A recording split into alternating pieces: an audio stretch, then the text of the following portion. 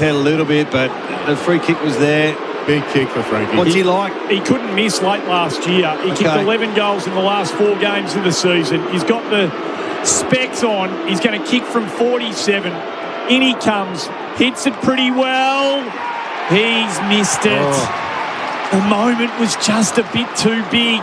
13-12-90, 13-8, 86, mate's internet mobile scoreboard. Well, they just can't let the ball out of this 50 here, out of their front half here, the Blues, if they're going to win. 2 minutes to go. Time is getting away from them. 2 minutes 13 left on the Elders clock. It's the Roos by 4 points. 90 plays 86. It's been a huge comeback from the Kangaroos. We're 22 down at three-quarter time. Is there a blood rule? There's the blood Looks rule. like it. Matty Carroll's coming off. Yeah, blood around the nose. Massive comeback by the This Kangaroos. is extraordinary. And Luke McDonald, I think, might be coming off as well. Yep, he's got blood coming from his right eye, underneath his right eye. Dare I say, but the North Melbourne banner on the bench, and I hate these cards, but it was 6-7 quarters. One for the 7. kids out there. I thought that means probably get a +1 behind the play. So Luke Parker to bring the ball back in. Chooses the Dockland side. Pitnet's got the sit here. Coming over the top, though, to spoil was Darling. Handball comes to Newman. Newman puts it back inside 50 for Carlton. Comben does the spoiling. Fall of the ball as Hollands attacks it. Got it off to Evans. Evans kick. What a smother. Desperate smother. I think it was Wardlaw who did the smothering. Chera wanted his leg. Chera's legs were taken. Absolutely. What a smother from Wardlaw. That should have been a free kick. A ball up. 40 out from Carlton's goal. Pitnet leans over the top. Tapped it to Davies Uniacke, though. He hacks the kick out. Newman got bowled over. Picked up here by Dirksen, who gets bowled over, and he kicks it out of bounds on the full. It's a free kick just outside defensive 50 for the Roos. Again, the They lead Blues by are going 4. for a 140 left on the clock. hack kick. Had to be a handball. Inexperienced kid. So Stevens has had some moments. He goes down the line. Big pack here. Up goes young Mark Dirksen, wrapped up by a couple. Darling's one of them. He was the one that laid body on Dirksen, won the free kick 30 seconds ago for his team. We'll have a ball up in front of the interchange gates. Where you don't tackle if you're Carlton, just let it go. Get the ball on the outside either way. Pitnet, Darling, out the back to Cripps. Toe pokes it down the line. Evans lays it off to Jagger Smith in a bit of room. Lovely little touch kick to Mackay. Wheels around, drops it into the path. Mark can't be taken. Hayward's been quiet. Is he going to have his moment? Hard up against the boundary line. Brilliant, Stevens. Hold it. Battered it down. Had to be Hayward. You had to take it. Ball to be thrown in. 25 out from Carlton's goal. Still just over a minute. Plenty of time for the Blues to manufacture something. They're down by 4. It's inside their attacking 50. Pitnet gets the front position against Darling. Great tap to Cripps. Mowed down by Wardlaw. What a tackle. Hacked out by Darling. Back outside defensive 50. Could have been a free kick to Carlton. Play on is the call. Knocked out in the direction of Cowan. Cowan to Smith. He's ripped off the footy. Dersmer's got it. He kicks it into space. No one inside 50 for the Roos. Getting there first for the Blues is Boyd. Dangerous kick. Turnover.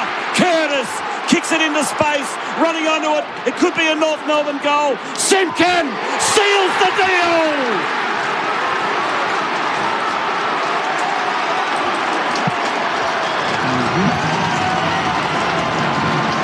Heartbreak for Carlton.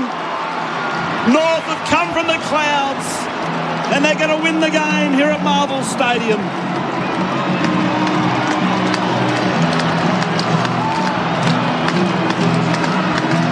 Well, I suppose you get what you deserve in this game in the last quarter. Contested possessions have tidied up a little bit, but the clearance work from the Roos sort of set them up. Contested possessions got over +10. It's back to +4 now. With tremendous effort from them and for Carlton. Left wondering again. Well, they've kicked the last 5, North. They thoroughly deserve it. 7 goals to 2 this quarter. They have not stopped coming, and they go again. O'Sullivan thumps it deep into attack. Ball off the hands. Larkey had a chance momentarily. Carlton look to repel. Handball comes out towards Florent. Runs onto it. Wrapped up by Darling, whose body work in this last quarter has been pretty telling. Yep. His maturity. Him and Parker have been the two that the maturity level really stood up. This is going to rip the heart out of Carlton, you suspect. Darling around the body. Dirksen gets it. Looks for Elijah Hollins, but time's on the fly now. North have done enough, and there it is. A magnificent win as these Kangas start to believe that they are heading the right way. Clarko gave it to them at three-quarter time, and like a team ready to be better, they responded. More heartbreak for the Blues. It's the Kangas by 10. Good old North Melbourne, they're champions, you'll agree. North Melbourne is the team that plays to win for you and me. Goal kickers for North. Dersma with 3, another breakout game for him. Trembath, what a revelation he is. 3 goals as well, 2 each to Larkey and Curtis. Singles to Sheasel, Simpkin, Darling and Zerha for the Blues. Kemp kicked 3, 2 each to Mackay, McGovern and Pitnet. One and all, join in the chorus. North Melbourne's on the ball. Good old North Melbourne, they're champions, you'll agree. North Melbourne is the team that plays to win for you and me. What a final quarter. Heartbreak for the Blues, as we've touched on. North Melbourne now 3-1 to start the season. Fantastic. The Blues 1-3. I don't know what to say, Adam Simpson. You're much more qualified, you and Gerard, than Andy and I to just... What's happened? The last quarter, I mean, the third quarter we saw, you know, Carlton probably playing to their strengths, didn't we? You know, the DNA around the clearances, the contest, the tackle pressure after half-time went through the roof. And then at three-quarter time, you know, we saw Clarko. We saw what he was doing over there, and he's through, you know, the old kill one to save 1,000. He went after McKercher and set an example with him, and they got beaten at their own game. That's what happened in the last 15 minutes. The clearance work and the contest work. So there's a lot of free kicks given away from the Blues for panic. Didn't help McKercher. He only had 2 touches. Yeah, but the rest of them might have responded. Some of the one percenters from Wardlaw in the last 5 minutes. Yeah. Amazing. Smothers. Phenomenal. Just throwing his body around. Yeah, we spoke about Parker and Darling, their work. Just some maturity. Parker took 2 telling marks in the back half. You know, the Blues couldn't get it out of their D50. You know, Wettering goes down, and everyone probably starts to worry a little bit about what's down there. And every time it went inside 50, it looked like it was going to be a score. And, you know, they went at 46% scoring efficiency in their forward 50, but that's not overly high. But when you have, you know, 14 inside 50s, you're gonna score some goals. 45,919 people. Great for the club. And the noise in the last 5 minutes. Yeah, well, I don't think I've heard a crowd that loud for North in years. You know, I haven't been to a lot of North games, but... They just said that because that's exactly what I was thinking walking up the stairs. That is one of the great rules. Well, sometimes it's the opposition crowd that overpowers North, even when it's North's home game. So, tremendous for the club and for Clarko. They stated it. They stated at the start of the season, we're not in rebuild. We're expecting to climb up the ladder and... Well, it was a hell of a win, though, when you consider where they were. They were down and out. Blues, okay, they lost one player, and he's a darn good player. A very important player. Yeah, he's a darn good player. But they still had to find a way, and they found that way. 7 goals in the last quarter. It's a big quarter. Well, LDU, he's had 8 possessions, 7 contested, 6 clearances, 3 inside 50s. In the last quarter. Wow. And he ran out of steam with that one which would have been the goal of the year. It's just his legs just couldn't keep going. So, the question coming from Carlton fans is, okay, did they choke?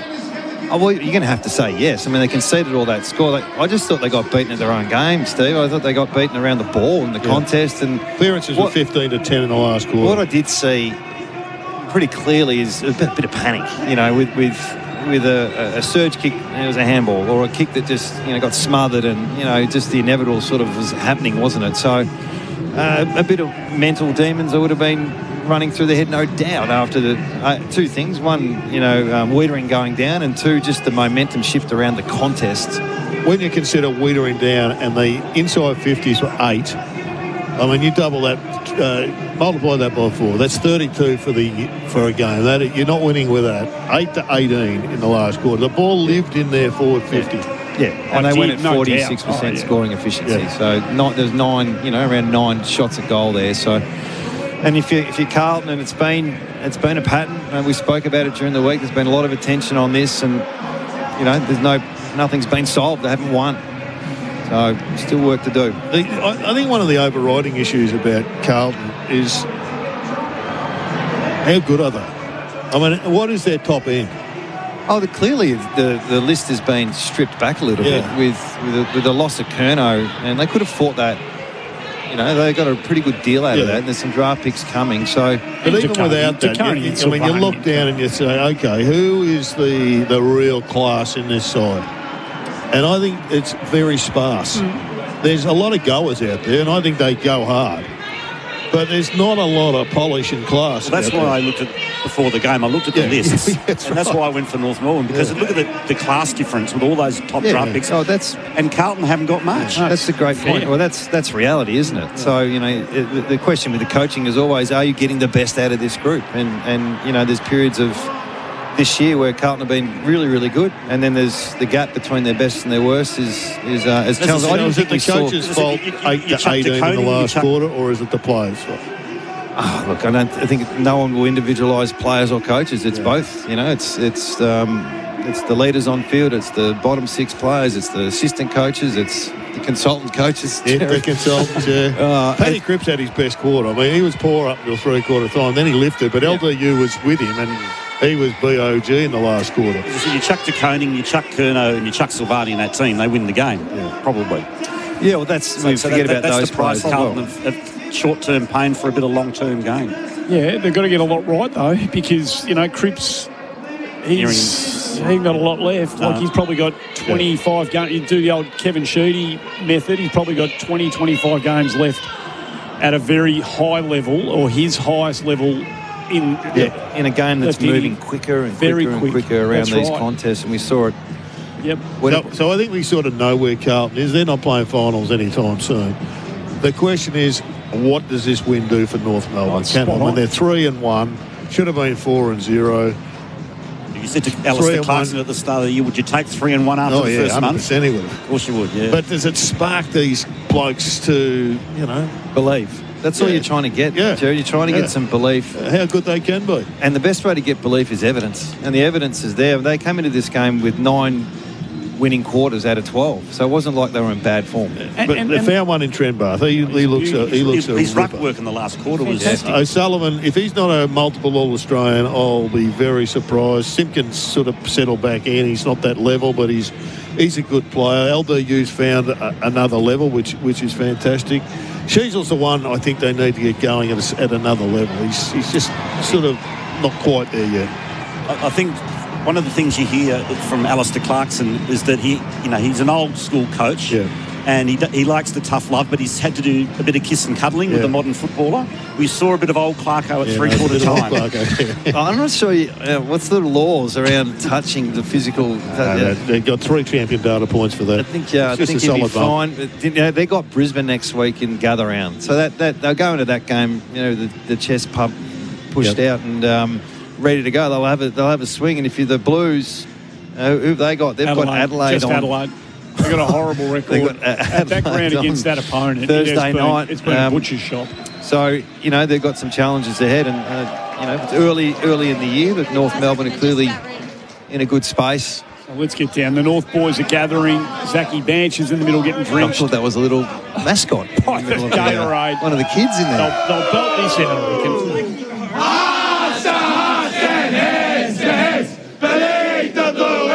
We shack off, bless our native land. North Melbourne, how we come to play. Just recreation, take pastime way. Lots of parties, fun, joy, yourselves day. North Melbourne, put down the beat when they come back to play. So, join in the chorus and sing it one and all.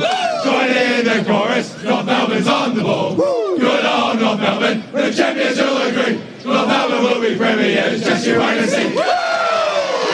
And very shortly we'll be speaking to Luke Davies, Uniac, down in the room. Dillon Stevens, that's the best game I've seen him play. He's played the two best games of his career. Well, it's his strength is the distance he can get with that left foot. I didn't see him spotting tremendous targets long, but I saw him playing to his strengths, which is all you can ask for. He probably hasn't delivered his draft order. He's pretty high up in the draft, wasn't he? But 5. Yeah, he's probably not that level, is he? But he's played his role tonight in a way where he complements his other. How many top 5 draft picks did we see for North tonight? 5 or 6? Yeah. Sullivan, Sheasel, it sort of Wardlaw, felt like Dersma. They all had moments, didn't they? Dersma had his moments. Wardlaw, LDU was sensational. Sheasel, as much as he wasn't A grade tonight, he was still the big goal at the end, though, wasn't it? Absolutely. And they'll believe, Simo, they'll believe they've got 5 goals between Zurhaar, Curtis, and Larkey.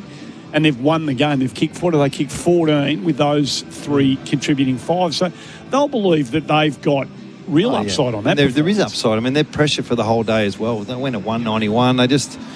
And Combin, I think we sort of... Because his pick was around 30 from memory, but he's becoming a really good player. Yeah. And then, over the course of the game, the defence held up. They've kept Carlton to 86 points, and that's what I wanted to see today, what kind of defence North are going to produce. We spoke about this one-on-one mindset that Clarko wanted his backs to have, and it worked pretty well. Didn't see much of the talls at the other end, did we, with the Blues? No, we did not. So we go down to the North Melbourne rooms. Luke Davies-Uniacke was part of the engine room that drove North Melbourne to that magnificent win. They go to 3-1 on the season. He's our temper player of the game. Hey, Luke, thanks for joining us, mate, on AFL Nation, and congratulations. What a win by you and your teammates. Yeah, thanks, boys. It's unbelievable. I probably haven't been in a win like that in my career ever.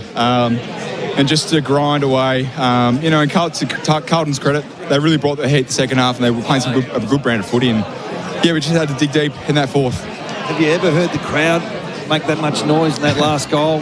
45,000 here today. It's a flagship game for the club.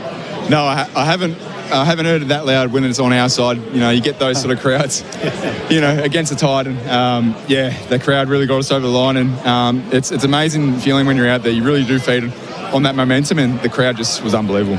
Talk us through the three-quarter time conversation from Clarko. Was it about you and the team, what was needed, or was it, the vulnerabilities that perhaps Carlton may have presented?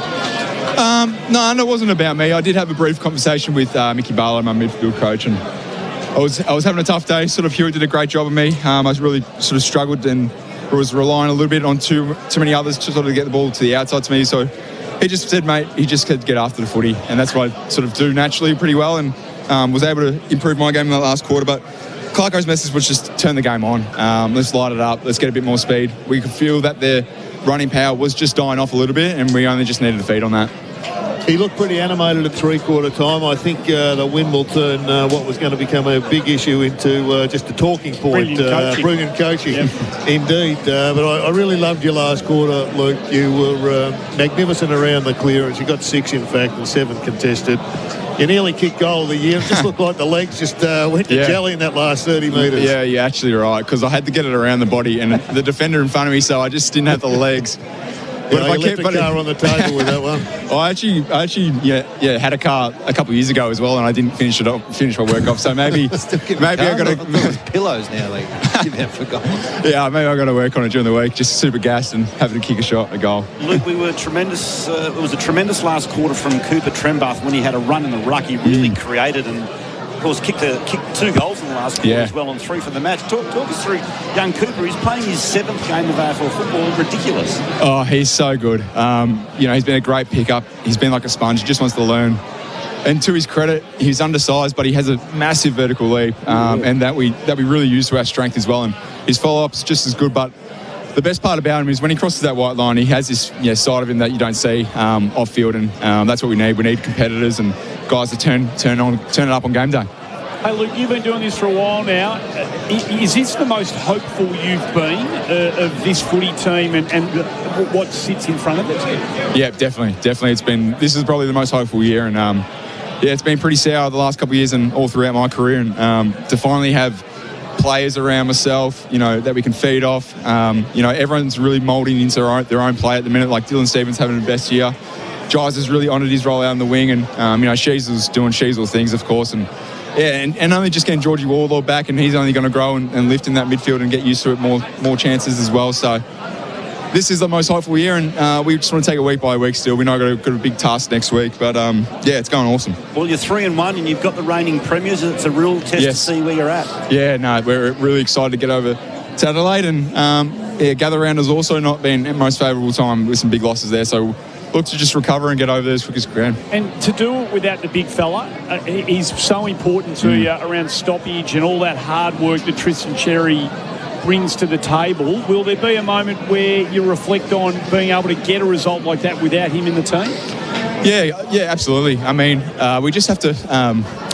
this was the first week of looking at what our football and brand looks like without Big X there, especially for the next 2 weeks. So I'm sure coaches will go to work to see what we need to improve on without X there, because as you could probably see, we probably just fell a couple short in some stoppages and sort of that contested ball potentially. And I mean, we'll go to work on it this week, and we'll identify what we need to work on. Look, can I ask you about the sling tackle?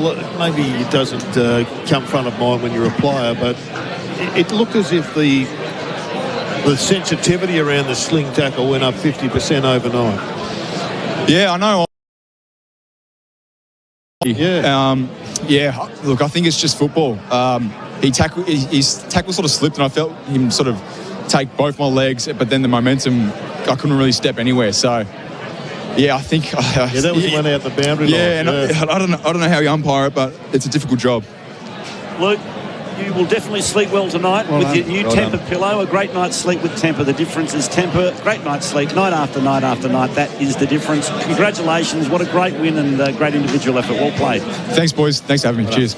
Luke Davies-Uniacke, what were his final numbers? 22. 9 clearances is the standout, isn't it? The last quarter. He just dominated. Yeah, he was the highest rated player on the ground for the day in the end with the champion data ratings. Well, he's well paid, and we could have gone elsewhere and probably even got bigger money, but he's stuck fat, and good on him. Yep, absolutely, no doubt about that. And that's what they want to see from him. That like the clearance stuff that's his bread and butter. But 6 tackles, and it feels like there's a couple of these guys now. He is a leader, like a genuine leader of this footy team now, and he played a real leadership type role in that last quarter. He gave them what they would be hoping to get from him. Manhandled by George Hewitt was probably one of Carlton's best, if not their best. Yep. And you're down at 3/4 time, or you're just going okay. One of the hardest things is to break even and take control, and like he did it. They don't win without him today. No way. No. In that last quarter, so it was brilliant. Yep.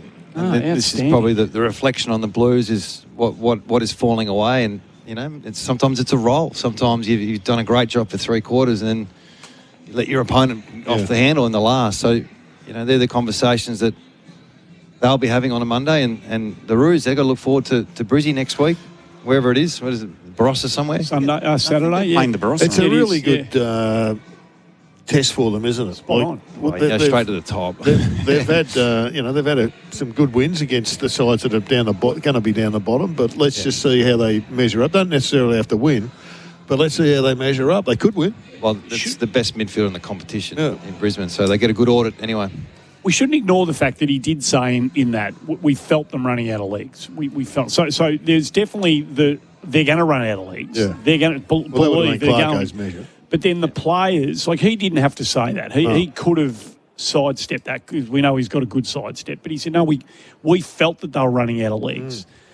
And that feeds whatever the coaches, whatever you're saying to them, that starts to feed. This is what you got to try and break, because it's the opposition perception that, whatever it is, whether it's a team you think are soft or tough or get on the outside or be in the end, whatever the perception is, you can sort of make that reality just by osmosis. You get into that phase where you go, I knew they'd be slow, or they knew they'd be weak in this area, and it's a real advantage to have. But on the flip side, to break that, there's only one way to break it. And that's to win. So, unfortunately for Carlton, they go into another game against Adelaide with the same perception sitting there, albeit it was slightly different tonight. And not an awful lot to... Obviously, I wouldn't think Wiedering will be playing next week. No, it'll be interesting to see whether that was just blood or HIA. So he didn't come back on, did he? No, he didn't. And you were talking to me before the game, Andy, about the VFL team. There's nothing left for key position. There's no key position talent down there. And when I say talent, there's no key position players down there. The 2 tall blokes they had playing today were Ruckman, O'Keefe and Reedy. The only key position defender they had is a bloke who's not on their list. there's no O'Farrell, there's no Dean, so they won't be available next week. I don't think Dean will be available next week. I think they said he's out for 2. Yeah. So they're going to be in real trouble, like real trouble. They are so thin in key position stocks. Yep. And it's only going to get tougher now. Yep, and they're going to have to front up. It's round 5 next week. So there's work to be done, and, there's no easy way out. No. They've got to find a way to get, and Hayward has to find a way to He's been really disappointed. More of the ball, Yep. like just 6 touches. And gave away 2 undisciplined free kicks. Yeah, that was just really unforgivable, really. I mean, you've got the run of the game, you're fair way in front, you basically gift them a nice, easy shot at goal, which turns into a goal. So they're thin enough on the ground for talent, I reckon, Carlton. I don't think Carlton people understand. I think they think they're a better team than they actually are. That is the thing. That is the millstone around Carlton. Yeah. The club, that's the millstone around their neck. The supporter base lacks a little bit of common sense at times. They are a group, and I'm part of it, but they are a group that can, in a number, get ahead of themselves. If things don't living in the past type well, scenario? of course they are, Steve. This is the same syndrome that Essendon suffered. Of course they are. Yeah. They are. There's So I no think question someone like about it. Ainsworth, he's a good player. They've picked him up, and Hayward I'm a fan of, but you can't have 6 possession games, and that's his problem. But I also think they've got to work out a way to maybe move him up the ground. He stayed down the front half a fair bit. They've got a lot of guys that work really hard, and I'm not disputing their work capacity, but there's just so much turnover of footy and bad decision making, and you end up chasing bum too often. Yep. And the connection piece, I think was a really interesting point you made. I'd love to hear you and Horse talk about it later on in the week. What sort of game does this club, should they play? And the same with North Melbourne, they're playing a game style that was going nowhere for a long time. You're driving home or you just happened to tune in, 45,919. Fantastic crowd at Marvel today for the Good Friday Royal Children's Hospital match. It was the Blues leading by 1 at quarter time, by 3 at half time, and by 22 at 3/4 time.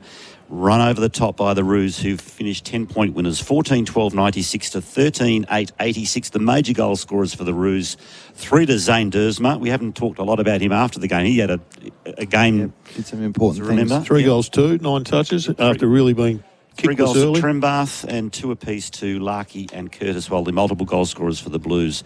Brodie Kemp with 3, Pitnet with 2, and also Mitch McGovern with 2. We're going to take a break. When we come back, all our awards. This is AFL Nation for 4 and 20 Pies, Australia's original fan food, and for Tyre Power, your trusted tyre experts.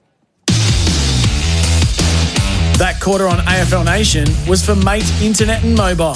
$25 off for 6 months with Mate Internet. Use promo BINGE25 at checkout.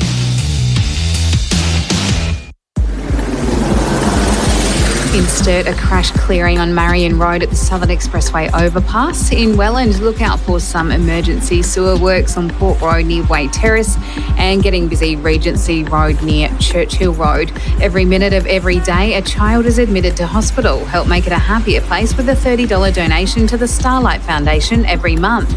Donate today at starlight.org.au. That's the latest traffic on SEN SA, made in SA for SA. Wherever there's adventure, you'll find the Isuzu D-Max. With greater fuel efficiency and up to 3.5-tonne towing capacity across the range. Meaning, wherever your adventures take you, the Isuzu D-Max has your back. The best part though, adventure is everywhere. Go find yours. Visit your Isuzu Ute dealer today. Some players just make it look easy. And at Revo Fitness, they make training easy too. With no lock-in contracts and no hidden fees. Just $9.69 per week for 24/7 access to any Revo Fitness across Australia. Yep, that means you can train when you want, how you want, at a price that's surprisingly affordable. Revo Fitness. Train like the pros. Visit revofitness.com.au to find your nearest club. It's the place we can all play respectfully at night time. The Palace, Adelaide's premier gentlemen's club. Whether you're out for a couple of drinks or you're booking the Bucks party he'll never forget, the Palace is Adelaide's best. Undressed. Good times, great vibes. The Palace is Adelaide's premier gentlemen's club for a reason. Come along. Upstairs, 111 Hindley Street. Open from 8 p.m, 7 nights. So much fun. thepalace.com.au. Game day, training day, or just couch day watching the footy, here's a simple win. Ditch the chips and grab a healthy handful of Aussie almonds instead. They're packed with plant protein to help support muscle recovery, they've got good fats for sustained energy, and they keep you feeling fuller for longer. No greasy fingers, no mid-arvo crash, just natural fuel that goes the distance. So next time you reach for a snack, fuel like Aussie almonds. Nearly 5,000 servicemen and women leave the Australian Defence Force every year. They take with them advanced knowledge and skills that are highly sought after in the civilian sector. If you're looking to enhance your workforce with these highly trained veterans, contact Green Door. As a veteran recruitment specialist, Green Door understands the value that those who served our country can bring to an employer and is the expert in connecting them, along with ex-first responders, to civilian businesses. Visit greendoor.com.au.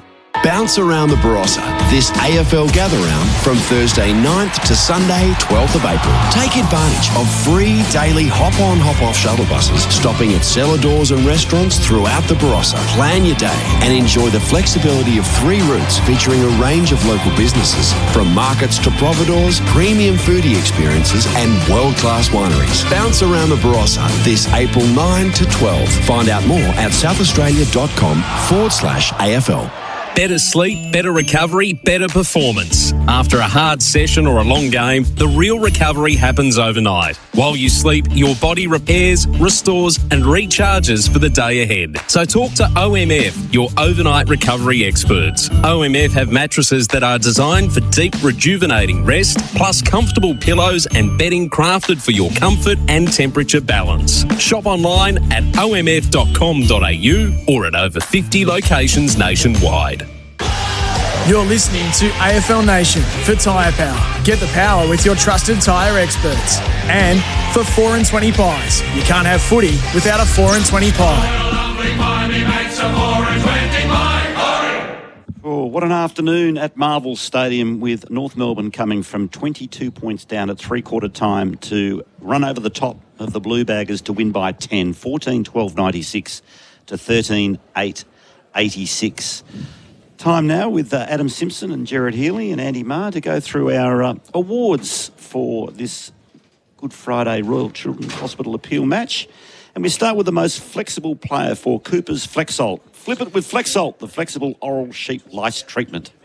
Well, I didn't see a lot of flexibility other than the ruck change. Yeah, Trent Barth, he was the last quarter, yeah. so he looked like the one for us. 3 goals as well. Yeah, yep. On fire. Who picked him up? Was he just a mid-season draft pick?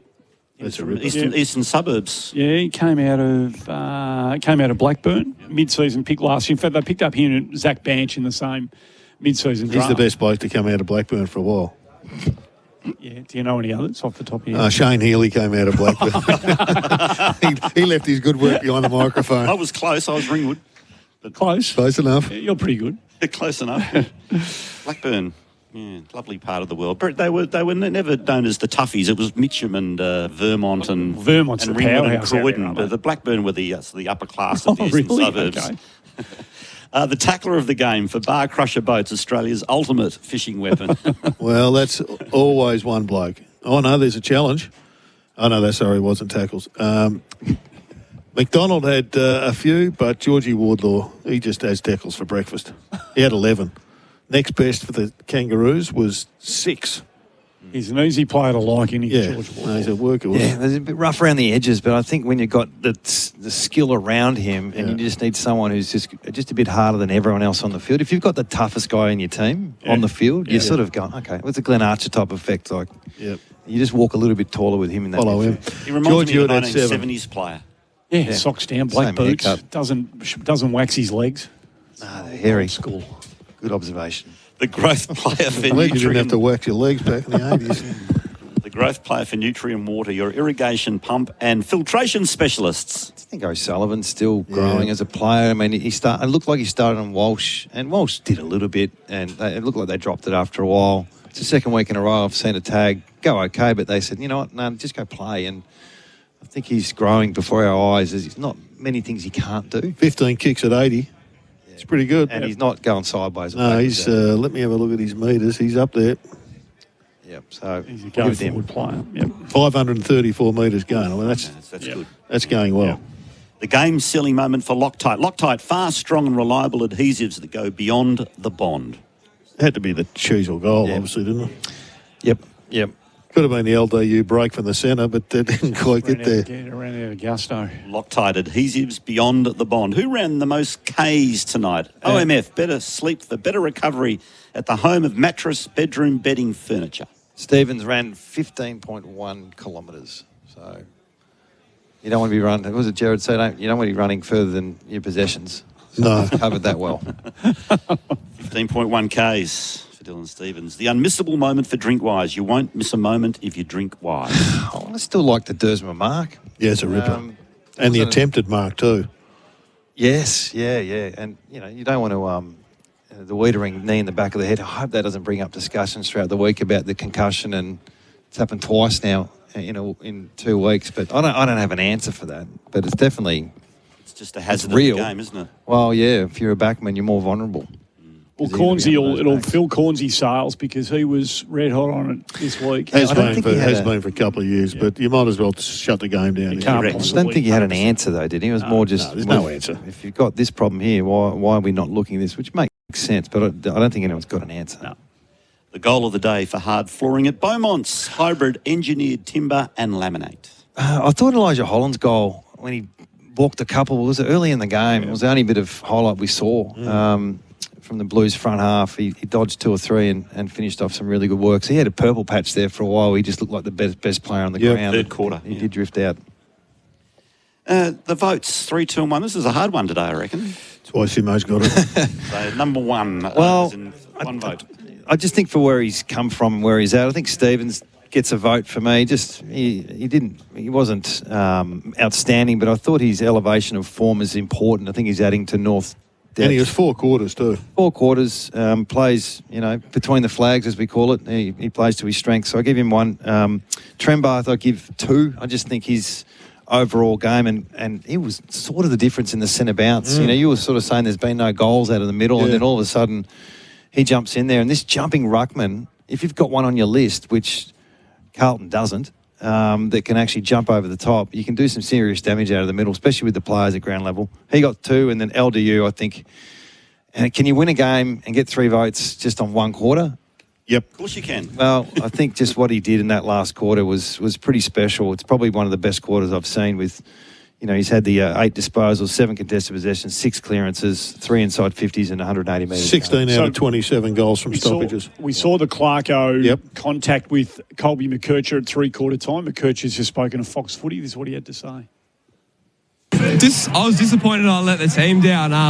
It was a forward 50 stoppage, and I kind of switched off mentally for a bit, and I think Jagger Smith might have stuck through and kick a goal, who was my matchup at that time, and I knew I'd made the mistake when it happened, and I could see him just beeline straight for me at 3-quarter time. I was like, here we go. But Clark and I have such a good relationship, so we hugged it out after the game. So I think it's just his way of showing care. He's just so hard on me because he cares so much.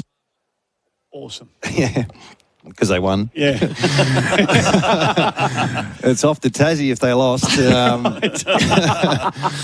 But, it's something that we all admire with Clarko as much as, he's got such a decorated background from his coaching. It's probably something that he's worked on to be a bit more calmer and being present with the younger group. They don't respond the same way. But every now and then, done in the right way, and then the follow-up after is really important. So it doesn't look like he's too affected from that confrontation. This allows us 30 seconds to let Gerard relive when Ron Barassi used to go to the huddles. Yeah, no, did he follow up with a hug? No, they didn't hug it out after. He wasn't a hugger.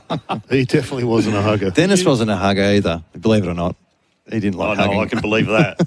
Were you there the day? Were you playing the day, Zantuck and Ronnie? Yeah, I was there. I tried to separate the two. Did you? Yeah, right. Yeah, that wasn't good. Wasn't good. There was. There's probably 50 of those moments. Everybody got one. Yeah. You just had to, when you knew it was your turn, just had to man up and look him in the eye and cob it Get on the with chin. it. We got 60 seconds, boys. Your thoughts tonight? A big game, Adelaide Freo. I think Adelaide Freo Oval. comfortably tonight is my... Yeah, I'm with Simo.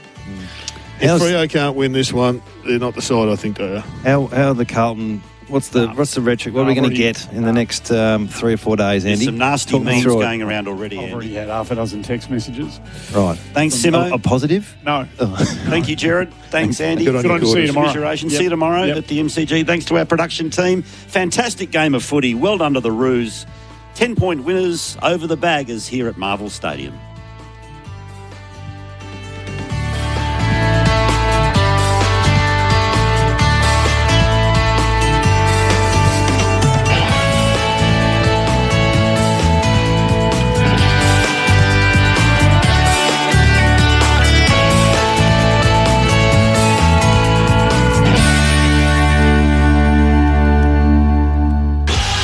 You're listening to AFL Nation for Tyre Power. Get the power with your trusted tyre experts. And for 4 and 20 pies. You can't have footy without a 4 and 20 pie. It's the place we can all play respectfully at nighttime. The Palace, Adelaide's premier gentlemen's club. Whether you're out for a couple of drinks or you're booking the Bucks party he'll never forget. The Palace is Adelaide's best. Undressed. Good times, great vibes. The Palace is Adelaide's premier gentlemen's club for a reason. Come along. Upstairs, 111 Hindley Street. Open from 8 p.m, 7 nights. So much fun. thepalace.com.au. Game day, training day, or just couch day watching the footy, here's a simple win. Ditch the chips and grab a healthy handful of Aussie almonds instead. They're packed with plant protein to help support muscle recovery, they've got good fats for sustained energy, and they keep you feeling fuller for longer. No greasy fingers, no mid-arvo crash, just natural fuel that goes the distance. So next time you reach for a snack, fuel like an athlete. Make it a handful of Aussie almonds. Got something big to budge? Budget with Budget. Little trucks, big trucks. You can do it all in a budget rental truck. Get exactly what you need and at a great price too. So remember, whatever you've got to budge, budget with a budget rental truck.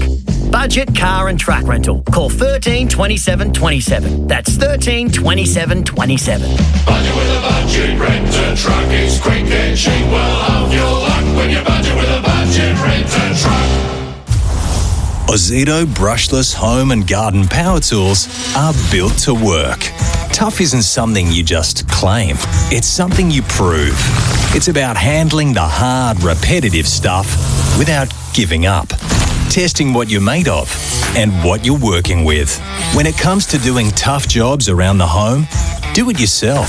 Ozito brushless power tools. Do you? Only at Bunnings Warehouse.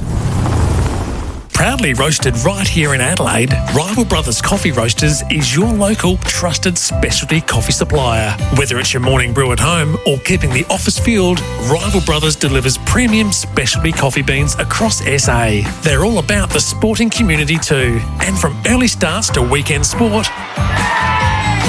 Rival Brothers is proud to keep Adelaide going. So grab your next bag of beans online or in-store and taste the difference of Adelaide roasted specialty coffee. AFL Gather-Round returns to South Australia from the 9th to the 12th of April. And so does the Festival of Footy. Go beyond the game with over 100 events and special offers across SA. There's local markets, watch parties, live music and opportunities to get up close to your favourite footy team or player. Bounce around the Barossa with free daily hop-on, hop-off shuttle buses stopping at cellar doors and restaurants throughout the region. Explore what's on this gather-round at southaustralia.com/AFL. Wherever there's adventure, you'll find the Isuzu D-Max. With greater fuel efficiency and up to 3.5 tonne towing capacity across the range. Meaning, wherever your adventures take you, the Isuzu D-Max has your back. The best part though, adventure is everywhere. Go find yours. Visit your Isuzu Ute dealer today.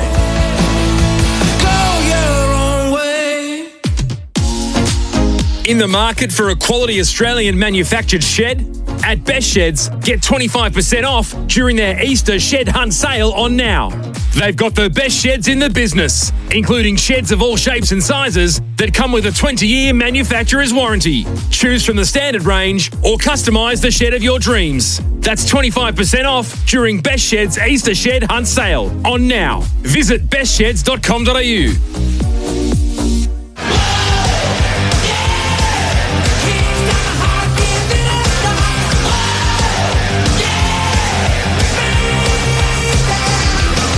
You're listening to Crows Nation for DD. Yes, I DD this footy season. We acknowledge the traditional owners of the land on which the upcoming match is being played. We would also like to pay our respects to elders past and present.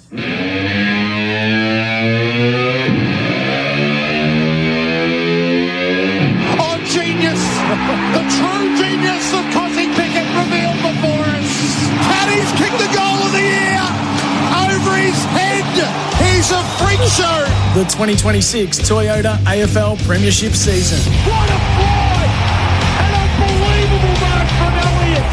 And it's one of the best he has ever taken. That is Withering at its finest. Holmes to go all the way home. The superstars rise when the occasion comes. Every game, every week. Short today, guys, from 50 on the arc. It's a thumping drop punt. And as if written by the god. Oh, there's a bit on in the aftermath too. Watson front centre from impossible angle. Watson! Unbelievable! Runs in, kick on goal, jets. It rolls, it tumbles, it spins. It is over. It is over. The Lions go back to back, and it stands to be admired as one of the greatest premierships ever won, enshrining the legacy of Chris Fagan. Welcome to AFL Nation.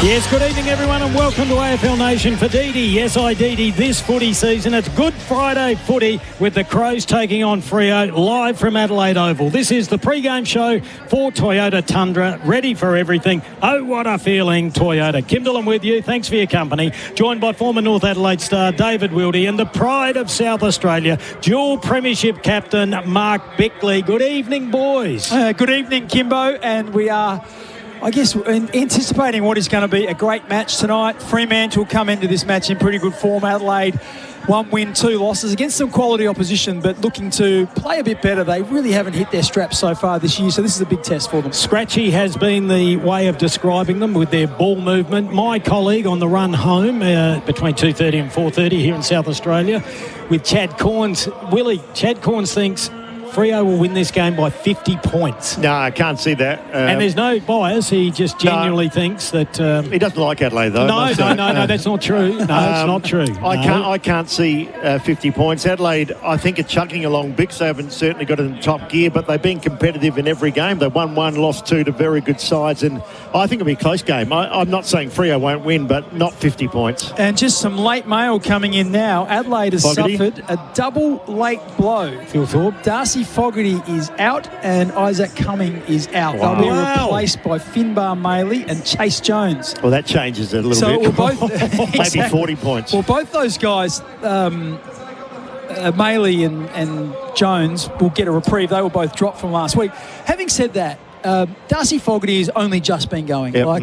I just looked at a stat today. He hasn't won. He's had 9 offensive one-on-one contests this year, and he hasn't won one. That's quite damning. Now, didn't kick a goal last week, gave away 2 50-metre penalties, and I guess some people's patience is running out. A lot of supporters sort of asking the question. Yeah, but they do that, Bix, when you're losing games, and the ball movement hasn't been good, has it? Hasn't been quick. Yeah, I know that, but I don't think he finished this season off fantastically well last year. This is the 9th season. People are saying, look, he's getting better, but... Is he injured, Bix? Is he playing with something? There seems to be. Well, I think, he's out here, so he's injured. Yeah. He had a back spasm. He didn't do the captain's run yesterday, so I'm assuming that's the reason why he's out today. Yeah, he didn't look a happy camper Wednesday night coming off the training. That's exactly right. So Finbar Maley gets another opportunity.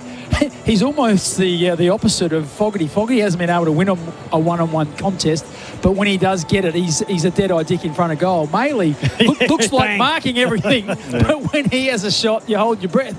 He doesn't have a super kicking technique, so he does provide a really strong contest ahead of the ball, though. So I guess in some ways they don't lose a whole lot by Fogarty being out. I reckon he was due. Last one on Fogarty, we had him on the show as well. And last year, I thought for the first half of the year, until he did that shoulder, that big crunching blow, he was in the best form of his career, arguably. And I said, were you okay when you come back? And he said, no excuses. I was getting needles. Well, if you're getting needles to play, and he looked like he was playing. But he said he was clear this year, didn't he? I was on that night with you. Yeah. He said he was fine this year, no excuses. But I'm with Bix. He just hasn't looked like the shadow of his former self. And I think another couple of outs, though, on top of outs, butts as well. It will be, if Adelaide can get over the line tonight, Bix is a really good win, really good victory. It will be. And look, they're going to be stretched down back. There's no doubt about that with some of the key tools that the Fremantle Dockers have, and of course with Butts out, with Keane out, that really does push Adelaide. So, and also Hinge, of course, who's not there. So probably they got half of their first choice back line out. Cummings went back last week. They've been really stagnant with their ball movement, and I think it's because they don't have great users back in the back half. They put him to half back after half time. Didn't really help, but he's a better kick than some of the others. But with him out, I just wonder whether we might see Cook back there. We saw him go back in the second half against Geelong. Kick. Yeah. Bix, congratulations too. This is the 100th game now for Chase Jones coming in. Yep. He wasn't originally picked. It's been a fairly long journey. He was a high draft pick, wasn't he? Picked 9 or somewhere around there. Yeah. And touted. I remember a couple of people saying the best youngster they've ever seen. He hasn't quite produced it on the track, but he's got 100 games, and that's a fair effort. Best youngster they've ever seen. Well, yeah, Tasmania, coming from Tasmania, they said over there, the best kid they'd seen. One of the coaches actually said it. So, yeah, but he hasn't quite reached the great heights. Look, he's once again, you don't play 100 games, you don't fall into 100 games, so he's just got to be a bit more composed. Like, that's been probably the biggest knock, that just a bit of a lack of composure when the game gets really tight. His kicking hasn't been absolutely perfect, but I'll tell you what he does do is he tries really hard. He's played wing or half back. He's in the top 3 or 4 fitness wise for the footy club. He's got some power about him in terms of being able to run and have pace and get out of a jam. So look, what's he now? He'd be 6 or 7 years into his career. Easily. So he really needs to, 26 years of age. 26 years of age. I'm pretty certain he hasn't had a top 10 finish in the best and fairest. So, look, he still needs to keep improving, I think. We need to talk about Fremantle. I'm not sure where you put them at the start of the year. I had them top 4. I had them in 3rd place, and I think they're chugging along nicely. Big Willie, you haven't been impressed with. They haven't beat much at this stage. No, there's more Bix we were speaking before. I think they have been impressive. I know they only played Richmond and Melbourne beat them convincingly. They kicked 8 goals in the first quarter against Geelong in Geelong, which I think shows you can play. If they get it right, and Bix, there are a few holes in this Adelaide side. If they get it right, I think they are a pretty solid side. The record is poor. Only 4 wins out of it. I think 4 wins and 12 losses or something like that. But I mean, if they're ever going to beat the Crows, tonight is the night. Well, Adelaide have beaten them 4 of the last 6 times they've played here. The average margin is the eye-opening part. 47 points is the average margin over those 4 wins. I think I got a better stat. What's that? Freo's won 5 out of the last 6 against Adelaide. Oh, yeah, most of them, nearly all of them are away. Away from home. I think what your point, Wilds, about Fremantle at Geelong is probably my doubt about them. They do have that soft underbelly, and the fact that you can kick 8 goals to not much against Geelong and lose, and a bit like last year, they're playing in that final against the Gold Coast Suns. Gold Coast, no finals experience, playing away from home, the game's in the balance and they can't get over the line. So that's probably, do they have the steeliness about them to be able to win games like this when they come up against an opposition who are battling a little bit and are down on some numbers? This is just one they just have to win no matter what. They beat Collingwood in Melbourne last year. I mean, I think they're a good side. I don't think I don't think they've got a soft underbelly. Just at times they perhaps don't know how to win. Well, if that's what you mean, similar type thing. If you can't get it done when you need to, Fair. that's more the point, I guess. Yeah, Bix, you do your homework. With Champion Data last year, they brought out all the figures and they looked at the age demographic and game demographic, and Fremantle weren't meant to be in the window until either this year or next year. They're slightly younger than the Crows. With a bit more maturity now. Yeah, I don't know. Not convinced. Shy Bolton in the middle now, getting 30 possessions. I'm just saying, he was there last year. Yeah, but not in the middle though. But rarely. That was only because he couldn't force his way in there. He wasn't in great form last year. Bolton. Where's their weakness, you think, Bix Freo? Because to me, I think they've improved their offence with. They've got Voss, Amos, Bolton, Sukowski, and Murphy Reid. They've got a fairly good mix now. Mm-hmm. The back line's fairly solid. Where do you see the weakness? I don't know. They're all in on Sarong and Brayshaw around the footy, I reckon. Well, Hayden Young's out. Yeah, he'd be another one. Yeah, his body has let him down a lot. I know that Sarong has been someone who is taggable. I don't think Adelaide will tag him. But I don't know. But that's why Shy Bolton's gone into the middle this year, and maybe he's matured as a footballer now because he's had over 30 in his last couple of games. Yeah. He's never done that before. Well, yeah, but gee whiz. He'd be 7 or 8 years in, and he's won 2 premierships. So how long do you need to mature? And was Richmond last week? Yeah, he couldn't get in again with Richmond. And they played Richmond. And to be fair, they should have won by 90 points last week. They kicked 13-25 or something ridiculous like that. 15-25. 15, yeah. So 40 shots to 13, and they were lucky it was wet, Richmond, really. All right, we need to jump into a break. When we come back, I want to talk about the rucks and Riley O'Brien coming in, whether you're happy about that or not, Bix. But before we do that, this is the pre-game show for Toyota Tundra. As we go to the break, let's get a Trots update. Head to thetrots.com.au for expert harness racing tips and in-depth analysis from all major Victorian meetings. Thanks, guys. There's some really big few weeks of harness racing coming up. We've obviously got the 2 Good Friday meetings today across the country, one at Stawell and one at Cranbourne, but tomorrow night's exciting. We see the return of Babe Biscay, last year's Eureka winner, the world's richest harness race, and he's back in action at Melton. But I'm going to be going against him in this race. Race 8, number 3 is my best bet. Bulletproof Boy. He's so in form, and he's one of the oldest horses running around at the moment in these free-for-all ranks, but it's not stopping him. He is a star. Looking forward after Saturday night. We are so excited for next Sunday's yearling sale. This is the Nutrient Equine at Standard Bred yearling sale. In my personal opinion, this is one of my favourite yearling sales. This is where people find their next champion. I really am excited to be there. It's going to be a really good day next Sunday at Oaklands Junction. This is where you're going to find your next champion. The day before, Mildura Cup night is also going to show harness racing's finest on the northern part of the state. So really big few weeks coming up in the industry. Head to thetrots.com.au for expert harness racing tips and in-depth analysis from all major Victorian meetings.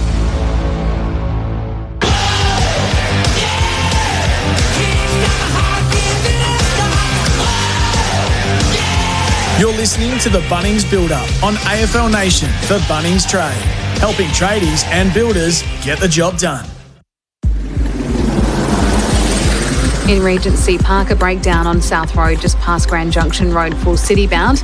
In High Marsh, speeds are down to 25 along Mountain Street outside Coopers Stadium for the A-League tonight. Look out for a speed camera, Darley Road, Paradise. Every minute of every day, a child is admitted to hospital. Help make it a happier place with a $30 donation to the Starlight Foundation every month. Donate today at starlight.org.au. That's the latest traffic on SEN SA, made in SA for SA. Let's have a quick chat about spiders. Get away from me now. Exactly. Well, we're not the biggest fans either. But that's okay because unlike you, spiders are our business. I'm Mel from Murray Pest Control and we've been solving spider issues for over 50 years. So put away the broom and slippers and leave it to us, okay? Give us a call or book online and we'll be round in a jiff. Spiders? No worries. We've got this. With the team from Murray's. murraypestcontrol.com.au. Tundra.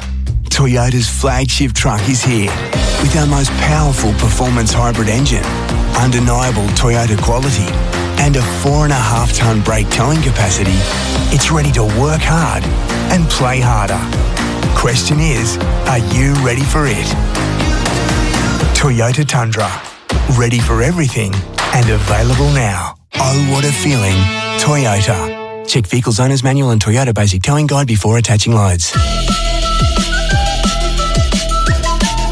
That's the sound of saying yes to another Spreссy Marts with the girls and other fancy bevies like that.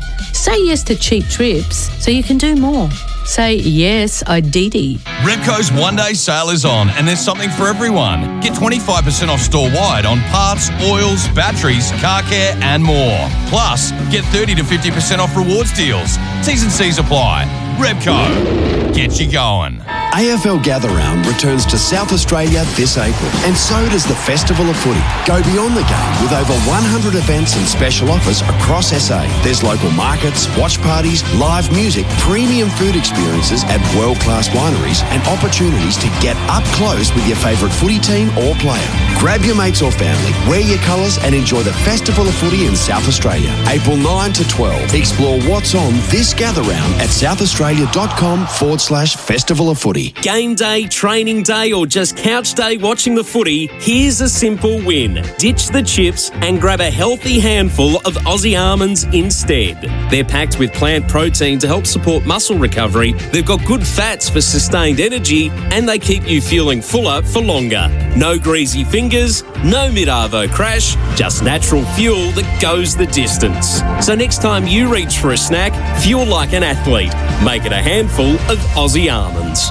It's the place we can all play respectfully at nighttime. The Palace, Adelaide's premier gentlemen's club. Whether you're out for a couple of drinks or you're booking the Bucks party he'll never forget. The Palace is Adelaide's best. Undressed. Good times, great vibes. The Palace is Adelaide's premier gentlemen's club for a reason. Come along. Upstairs, 111 Hindley Street. Open from 8 p.m, 7 nights. So much fun.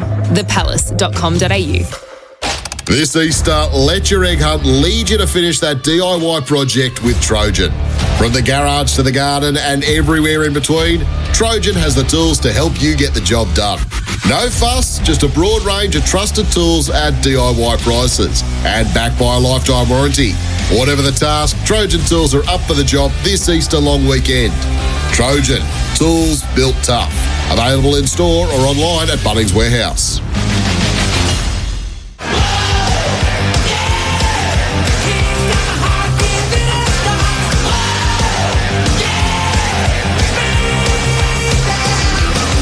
You're listening to Crows Nation for DD. Yes, I DD this footy season.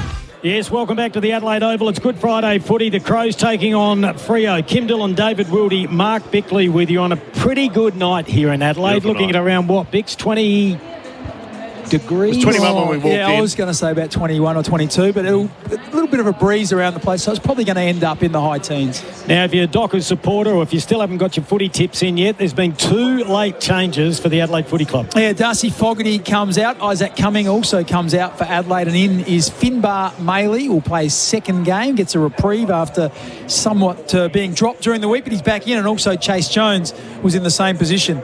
Out on Thursday, in on Friday. Yeah, so, gee, I hope his family had time to come over and for his 100th game. His 100th game from Tassie, probably not. Big shout out if they're listening anyway. He's done well. It's not easy to reach 100 games in AFL football. Bix, we speak to you every Wednesday on our show. We did touch on it, I reckon it was 2 weeks ago, about whether Riley O'Brien could ruck along with McAndrew. Yeah, I think at the time, I said the only time they would think about it would be against a team who's playing 2 genuine rucks. And that's what you get tonight when you play against Sean Darcy and also Luke Jackson. And Jackson's been in fantastic form. And I think the fact that Lockie McAndrew has only played a handful of games, what's his game number 7 or 8? Yep. So it's a big ask. Number 3 for centre-bounce attendances. Yeah, exactly. So he's done a power of work, and he's sort of brand new into the system. Made his debut for Adelaide this year. He'd only played 2 games, I think, for 2 or 3 games for Sydney before that. So, yeah, you just feel like those 2 guys running and jumping into him all day. And I know that Adelaide have also had a desire to keep Thilthorpe out of the ruck and keep him close to goal. So, in the end, I guess, with the extra player on the interchange bench, you don't lose a whole lot. You've just got that extra interchange player is really just going to be Riley O'Brien, and those 2 ruckmen will share that 1 extra spot. Can I pick your brains on one more? If Fogarty wasn't out, would have you preferred Finbar Maley to stay in and be the other ruckman as opposed to Riley O'Brien? No, I probably would have just said, look, there's every now and then we are going to have to use Phil Thorpe in the ruck. And, I'm with you. And you try and protect him from the centre bounce. You don't mind him going up around the ground and, it's shoulder on shoulder and the guys aren't jumping into him. But I think I would have went that way.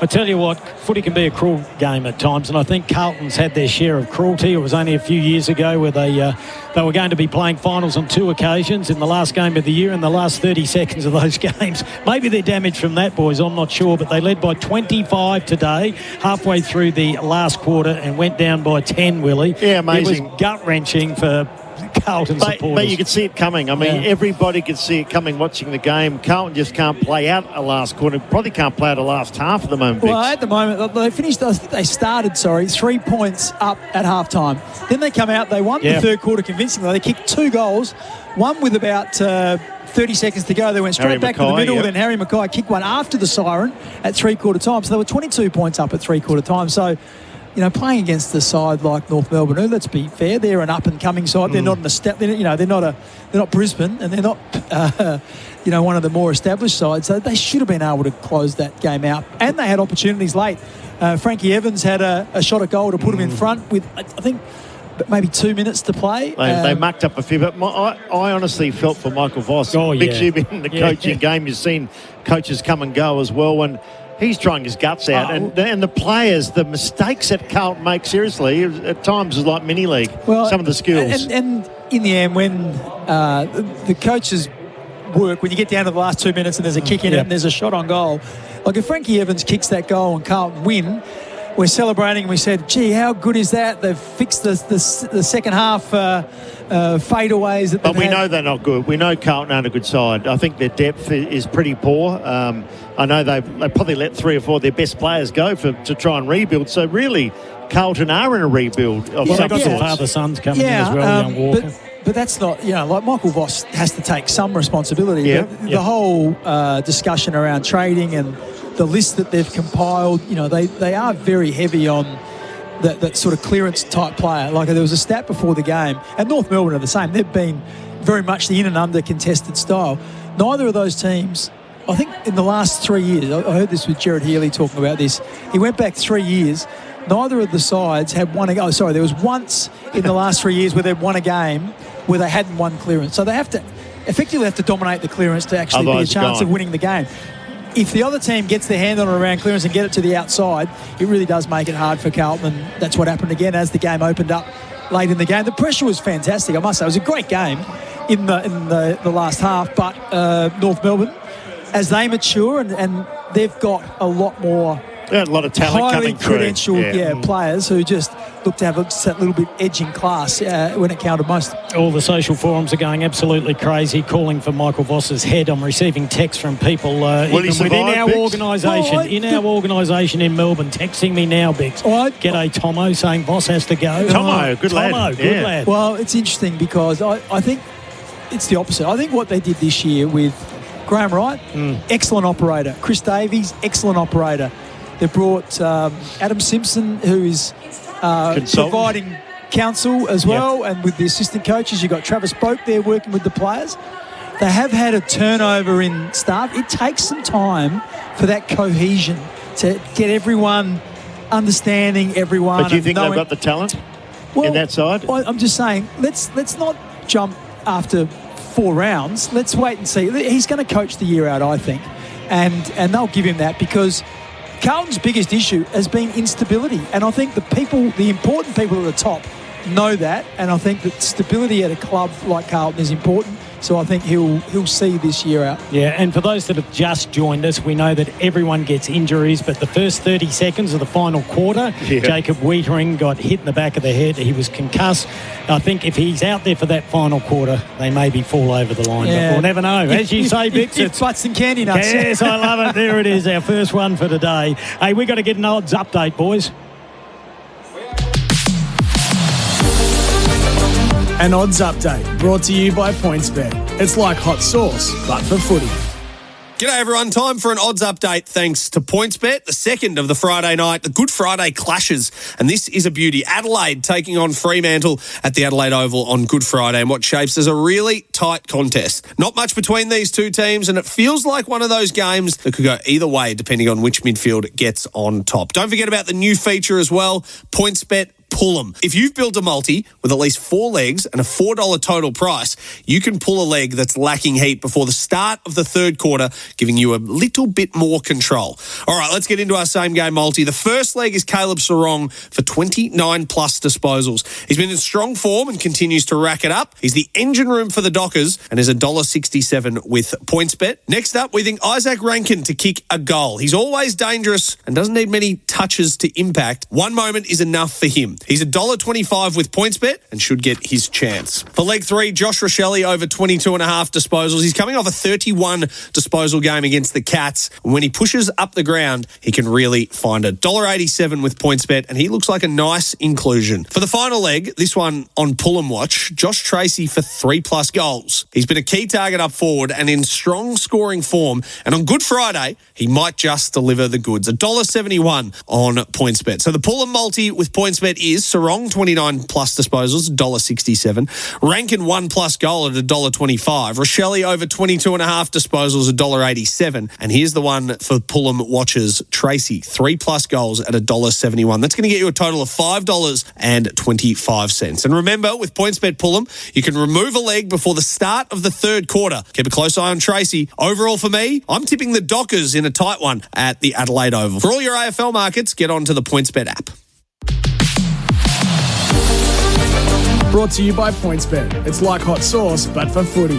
PointsBet, built different.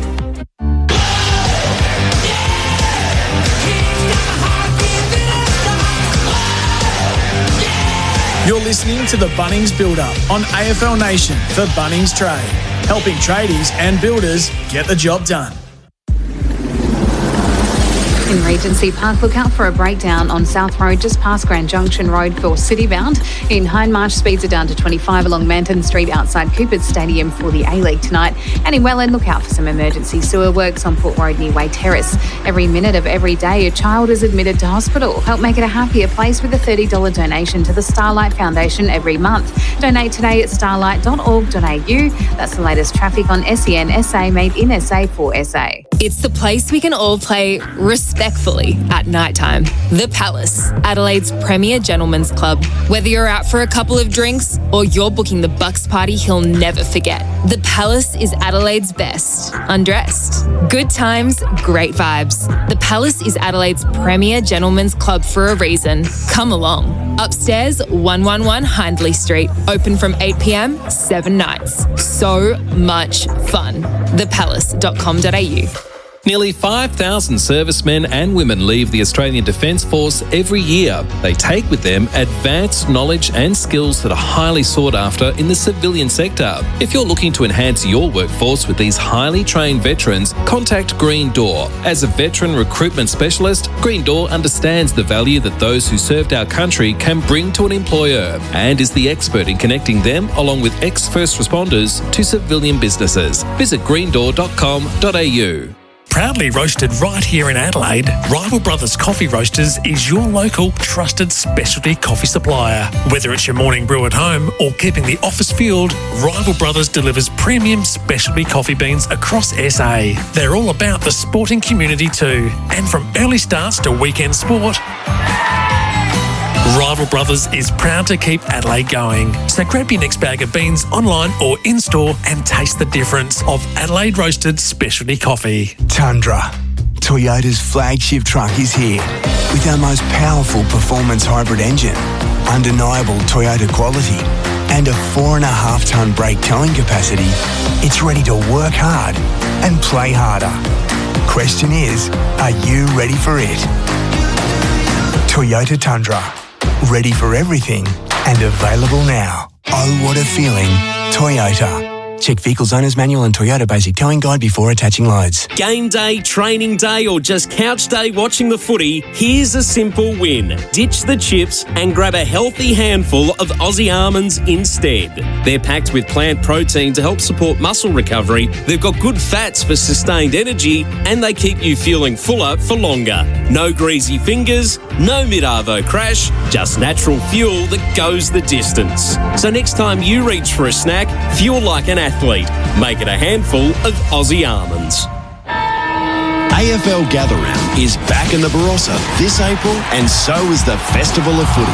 Go beyond the game at Barossa Park and explore this world-class wine region with a range of events from local markets, watch parties to live music and premium food and wine experiences. Explore what's on and check out transport options, including free shuttles from Adelaide at southaustralia.com/AFL. South Australia's Festival of Footy, April 9 to 12. At Choices Flooring, we know choosing the right floor or window furnishings can feel overwhelming. That's why for over 60 years, we've been more than just a retailer. We're your partner in making the right choice.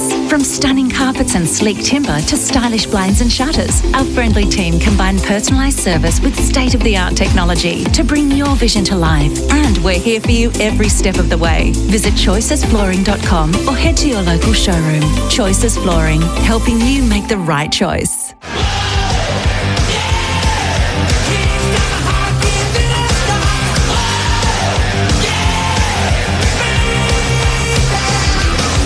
You're listening to Crows Nation for DD.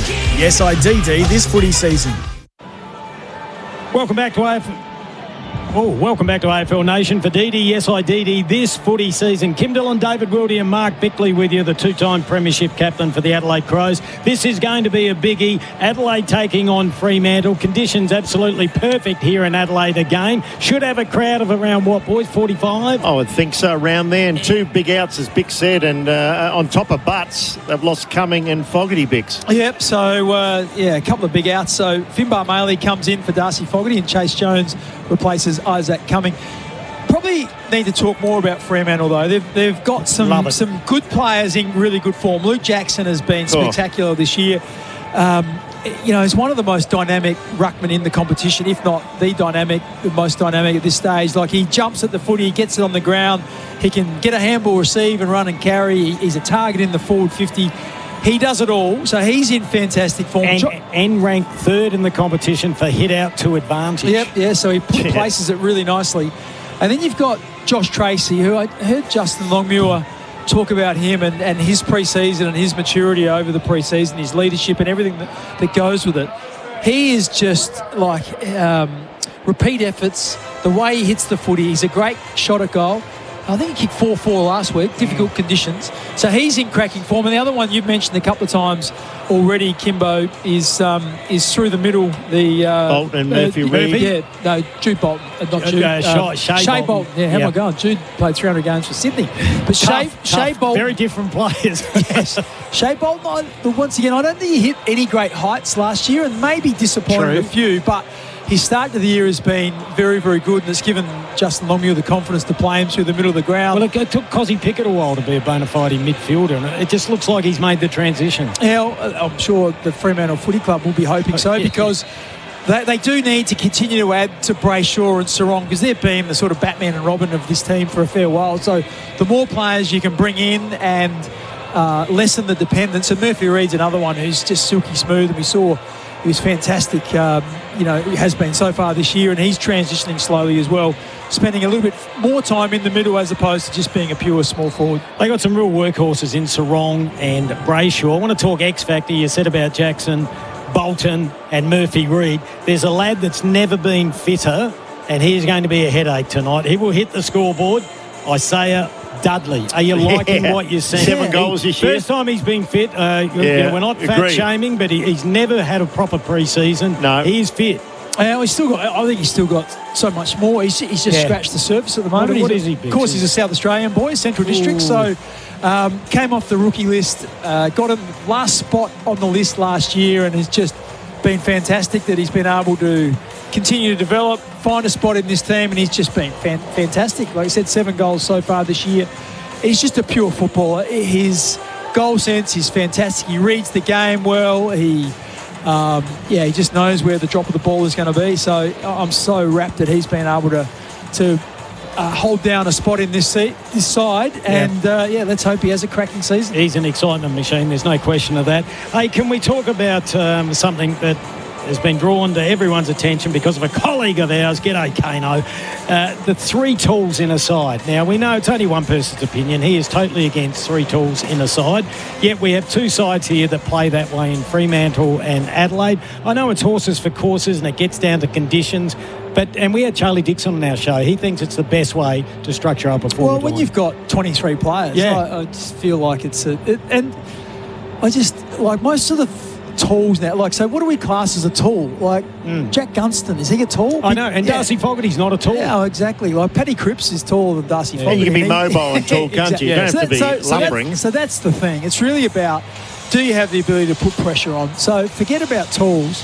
The question is, the Fogarty, Walker, Thilthorpe, when the ball hits the ground, do they have the ability to put maybe enough pressure? Taylor Walker doesn't. I think the other two. That's why I think they're trying to protect him in terms of managing his game time. Didn't play last week, so when he's fresh, I think he does. He's able to do that. But Voss and Tracy do. Those two can get at you. So forget about the tools. It's can you put pressure on? Is a much better argument to be able to make, I think. Spoke to Chad Corns about this over the last couple of weeks. Always been big on this stat, tackles inside 50. Do you rate it? Is it a barometer? Well, tackles inside 50 is it can be skewed if you have a lot of stoppages. If you have 3 or 4 stoppages in a row, generally there's probably 3 or 4 tackles in there as well. So I guess you're hoping to be able to create stoppages, because when you do that, the opposition have to flood numbers in to try and protect the shot on goal, which means you get a chance to set up defensively. So, it's a pretty good indicator that you've been able to hold the ball in your forward line, as opposed for coming in spoiled and then bouncing straight back out again. One of the other reasons I asked that, we get some great information from Champion Data, but Adelaide's ranked 18th in terms of keeping their ball inside their 50. Yeah, that's offensive. The other thing as well, I think what we've seen so far this year, Adelaide are 18th also for time in forward half. Yeah, sorry. So also what we've seen a number of times, they've been quite efficient. So if you go in there 8 times, I think in the last quarter against the Bulldogs, they might have scored, I think they scored 80% of the times they went inside forward 50. So if you do that, it doesn't rebound very many times, does it? So stats can be misleading. Who do you reckon had the most pressure acts, if you like, or contested possession for Adelaide last year? You like doing these little tricky ones. Last year, the most pressure acts. Well, probably obviously not someone I'm thinking I'll of. Contested ball. Go contested ball, probably better. The most contested for Adelaide. It sort of shocked me, Bix. Oh, dear me. Lairds always had it and tackles. And normally it's a midfielder, isn't it, Bix? Because you're around the action. Just about every ball that Riley Thilthorpe gets is contested. Because he's got a bloke hanging off him. So it depends on where you play. It's Isaac Rankin, and I would not have thought it'd be Isaac Rankin. I know he's around the ball, but they lock down on him. So every time he goes, because he's so good, you need someone that got an arm across him every time. So you think of him as an outside running player, don't you? At times it can cut you to bits. But he only had 6 touches against Geelong, but every one of them was very classy. And I'll not for the life of me understand Bix why he wasn't thrown in the middle. Well, the response we got when we had the assistant coaches on was they were expecting someone, they needed someone that could do something magic up forward. Well, you need to get it up there, don't you? Yeah, I think he had a couple of squirts through there, but he just couldn't find it. That's it looks rusty. It really does look rusty. Well, he had a Sheen Mullen on him, who I think is the best tagger in the competition as well. That's probably one of the issues as well. And Bix lookalikes had a tag, Lockie Neal, every time he goes on the ground, he still gets the footy. But also, I think they probably, going into that game, were thinking Rochelle Rankin will do the sort of 1-2. Rochelle was good. Well, that's right. So he would have played a lot more. They would have kept him in the middle a lot more because he was getting his hands on the footy, whereas Rankin looked a bit rusty and maybe thinking, well, he's not going to find it a whole heap of times. Let's hope that if he finds it twice, he sets up 2 goals or kicks a goal. You've sat in the coach's box and as a senior coach for 6 games with a 50-50 record. You take that, I think. How frustrating is it when you have someone like Josh Rochelle, and we see it week in, week out, couldn't get back on the ground for about 10 minutes last week at a most crucial time? Yeah, well... How hard is it? Can you not get a wingman that's closer? Well, the trouble is you've only got 75 rotations. Yep. And so... Didn't use them all, though? Okay, well, how many do they use? 72 or 3. Yeah, so if you take someone off that's close just to get Rochelle on and then here comes someone else, it might burn through 2 or 3 rotations. And you can't get a runner out there, only after a goal. You're not allowed to have a runner out there. And so the only other option is someone to run off and you leave someone on their own. It's one of those things. But you would think there would be a way they could manufacture it. Maybe a forward pocket can run up and send pick up the ball to that side, kick the ball to that side, get everyone there. That'd be a start. But it's not exclusive to any one team. There's plenty of people that have been stuck on the bench, but it's frustrating, there's no doubt. All right, you may know the answer to this. I know Big Willie loves doing little quiz questions, but who is the best contested side in the competition this year?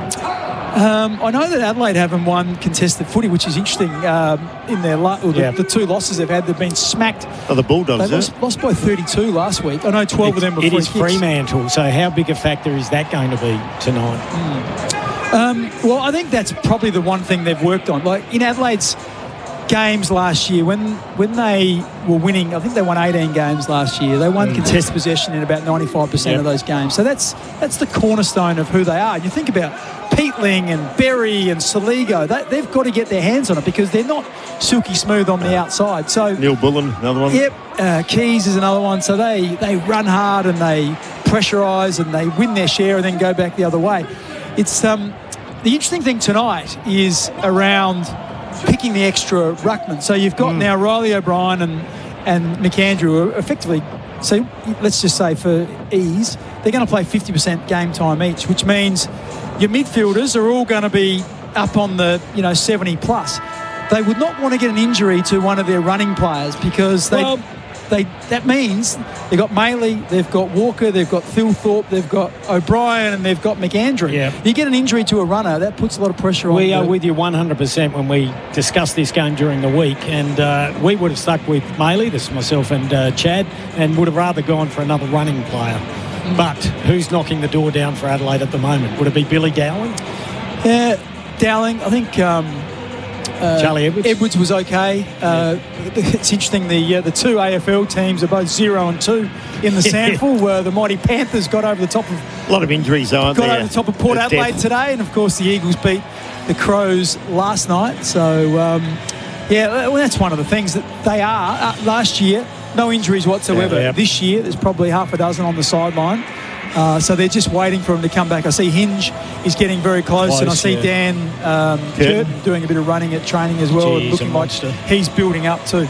This is the pre-game show for Toyota Tundra. Ready for everything. Oh, what a feeling, Toyota. Kim Dillon, David Wildy and Mark Bickley with you. Let's have a look at some of the matchups, boys. Can we give us your thoughts on both ends, who you'd have going to who? Good to see Brennan Cox out there. 17 possessions last week. Had calf problems over the summer. Good Woodville West Torrens man. And Pierce has to go to very different look, Brennan Cox at the moment, Willie. You're the accurate one, but you won't miss him tonight. No, they've got the bald head. I think Bix would agree. Phil Thorpe, Pierce. Yeah, well, Pierce is the best matchup in the competition. He's 200 centimetres. Yeah, he's a giant of a man, so he physically he matches it with Thilthorpe.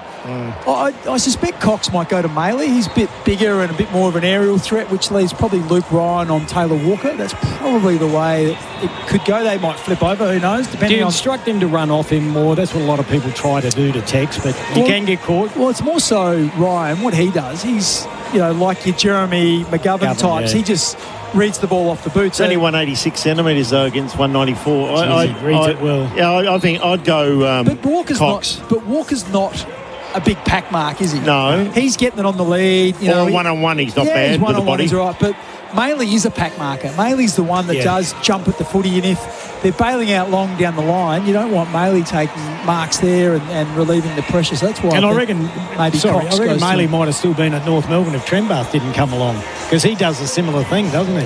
Yeah, well, I think North Melbourne have upgraded, haven't they? I think Trembath. Yeah, and Maley's 197, so Cox, it doesn't really matter, does it? We're going to see a tag tonight, boys, anywhere. We know Adelaide doesn't normally do it. I think McPhee might be interesting to see whether he goes to someone. Does it, Rankin, would they lose? They looked at what happened with Mullin last week. The other one for me, Warner and Wagner get a job now and then too. The other one, I think, if I'm playing against Adelaide, there's two players. Dawson? Dawson is one through the midfield. He's their A-grade midfielder. He's the only A-grade midfielder Adelaide have at the moment. And the second one is Miller across halfback. We've spoken about how Adelaide are not super by foot across halfback. They're not adventurous. He's the one guy who can pierce it through the middle.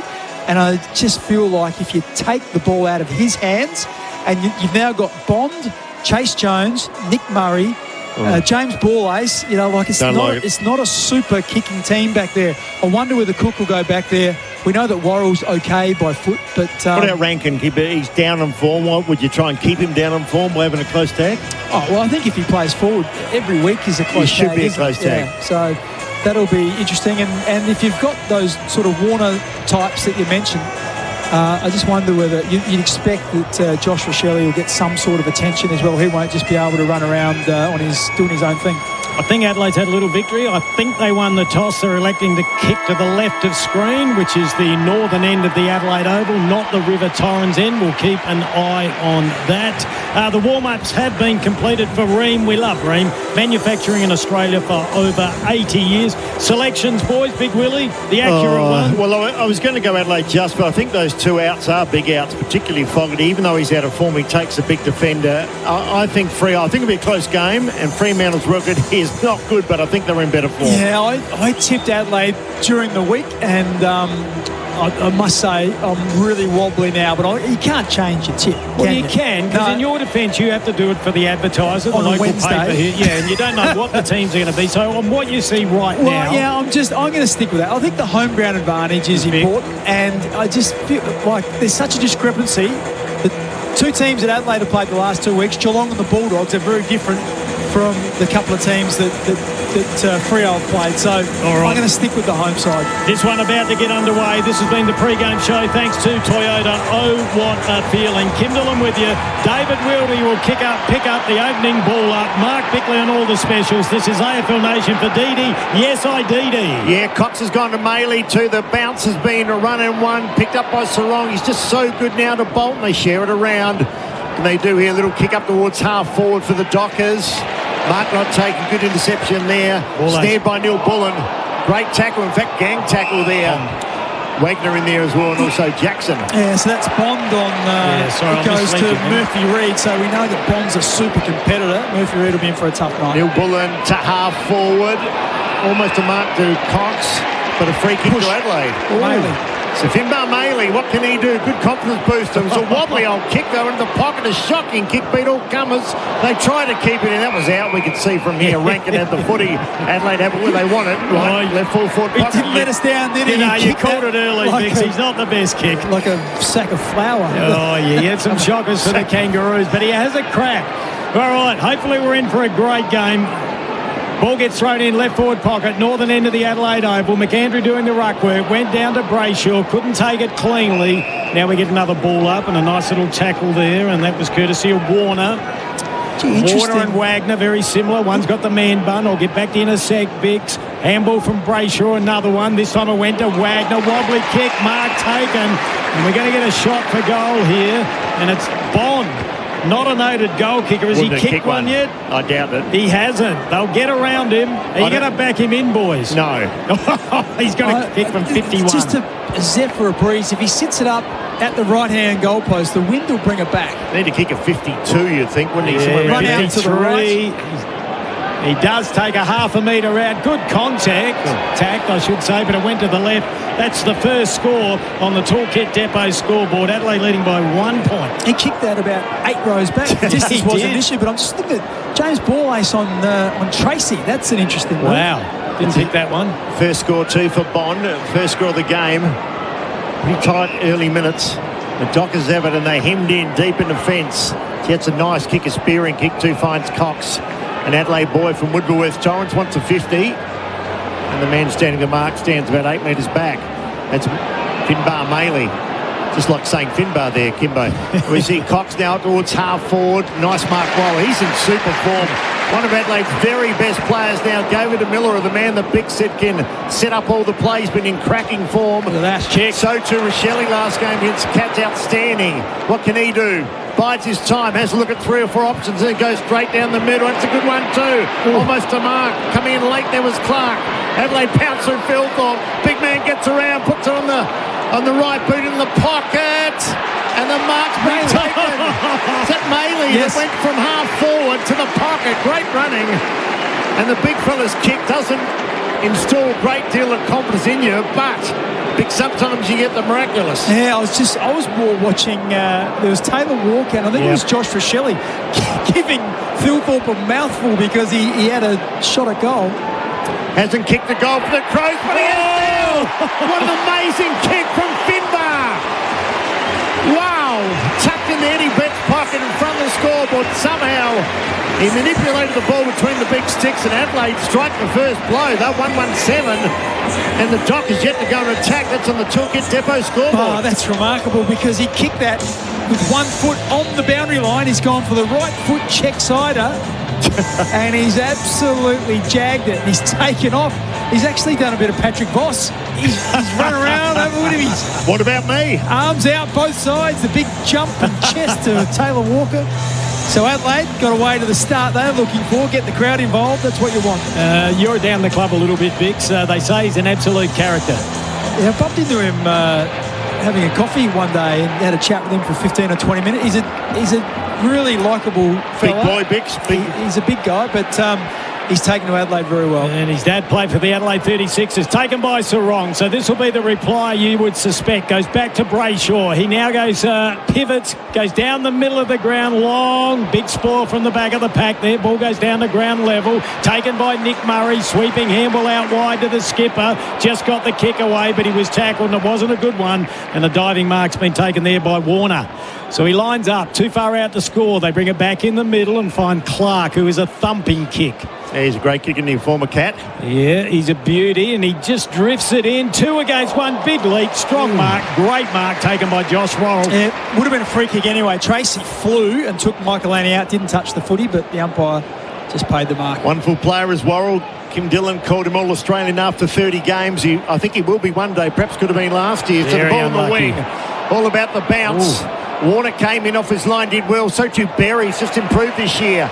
Gives it off to Neil Bullen. Wobbly little kick to Taylor. Was it too high? It was. No, ducked into it. Umpire crossed the arms. We're on true centre wing here. Nice night in Adelaide. Very little breeze. Around 21 today, and Adelaide lead by 7. Just had a look at the replay thanks to Rival Brothers. Keeping Adelaide going. Bix, thoughts? Yeah, maybe just lowered his body bits. I don't mind the umpire calling that a ball up. Bolton gets another touch. Adelaide have the numbers. Well rode by a big man in Murray. Hamble wasn't that good. Tracy, that's on the ball. No, he just got rid of it. And they might be a chance here. The ball paddled forward by O'Meara. It's a race for pace. Sarong is there. Dawson there as well. Trying to paddle the ball forward was Cook. Adelaide's got to get out through weight of numbers. Ball comes back to Cook. Can he hit a target? Good use of the body by Brennan Cox. Pedler. Ball on the outer side. Pedler needs a big game. Free kick. What for? Push in the back. Just got rid of his man trying to run onto the loose ball. All right, that'll go back to Warner. He's got the pink boots on, so we'll keep an eye on him playing in defence. Good start, Adelaide, though. Freo have only been to attack once or twice. Been pretty well the Crows early days. Michael Andy comes to lend a hand, couldn't get there. Dudley was good. He's kicked 7 goals this year. Kimbo, you like him now. Nice short kick to Murphy Reid. 52 metres out for goal. This guy is just going to be an absolute superstar. Rising star last year. Kick up to centre half forward. Missed all comers, went through the hands. Adelaide under the pump here. Tracy, Dudley high. Free kick to Freo. I want to see it again. Oh, no, that was there, Kimbo. Yep. We saw it from 100 metres away. Free kick Freo, 20 out straight in front. Here's the replay. Oh, yeah. He's down picking the ball up. That's the one there, that is Josh Frichelli. Josh Frichelli wins the ball. Yep. And then has a handball that's 1.5 metres, and instead of going to the body, it goes to ground, and that's why Dudley was able to run onto that. Incredible what fitness can do. You call that, Kimbo. Isaiah Dudley, still a young man, only game number 20 from Central District. He looks so fit. 7 goals for the year. Outstanding. Should make it 8. 25 out, directly in front, southern end. Kick on its way is a beauty. Straight away, he turned his back. He liked it, Freo like it, and they get one back. 1-1-7 Adelaide, 1 straight the Dockers. Just a mistake, pure mistake from Adelaide. It was good work from Rochelli. He's a midfielder who went back, he filled the hole up, stood in front of Luke Jackson. Ball came to ground, he won it on the deck, and then he was looking for his skipper and Jordan Dawson, but the handball went to grass. And then that let Dudley come in, and he was down picking the ball up, and Dawson just didn't lower his body enough, and he caught him across the shoulder. Shows Bix, if you go flat out at the ball and don't try and play, you'll get the free kick, won't you, if you head down. So we could call that another turnover goal against Adelaide. Yeah, no doubt. Yeah, and Rochelle was the culprit there. As we take a look at the Toolkit Depot scoreboard, almost 10% off everything. Sale is on now. We love their support. Adelaide leading by 1 point. 1-1 to 1 goal. Ball back centre field. In there, McAndrew. Ball goes down to ground level. Jet came out quick. Jackson with a sneaky handball, but intercepted. That was good work. Handball goes over the top. Dawson couldn't take advantage. Jackson was really clever. Now Erasmus has it. Gets it to O'Meara. Dinky little pass. A good one. Beautiful football, Fremantle. And the prancing pony takes a mark. I look forward to the celebration. Well, that's 3 centre clearances for Fremantle so far. So it's been a bit of the Achilles heel of Adelaide. I think he's kicked 2-8 this year or something like that. Has it been off target, the pony? Let's have a look. You are spot on, 2-8. I don't think he'd miss this one, will he? Well, kicking to the River Tynes end. I get the feeling he'll whack this through. I've been wrong before. He's going to kick from 45 metres out. Loved it. Got it. Yeah, beautiful. Straight through the middle. They've hit the lead now. They lead by 5 points. That's on the Toolkit Depot scoreboard. And that's been the knock on Adelaide, hasn't it? The midfield. Yeah, you think back to the finals last year, and they were comprehensively beaten in both finals here at Adelaide Oval.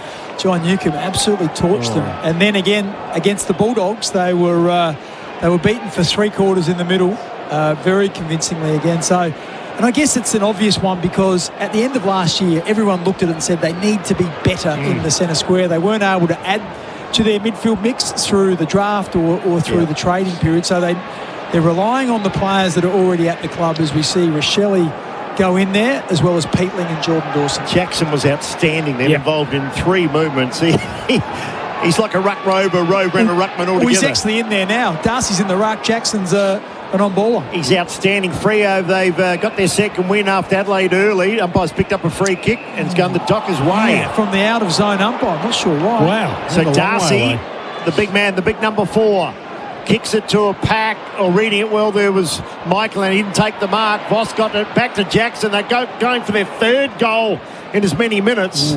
Just to the outer side, but they're pressing now 3-1. The Dockers 1-1 Adelaide Toolkit Depot scoreboard. Dockers just starting to get a little bit of mojo happening.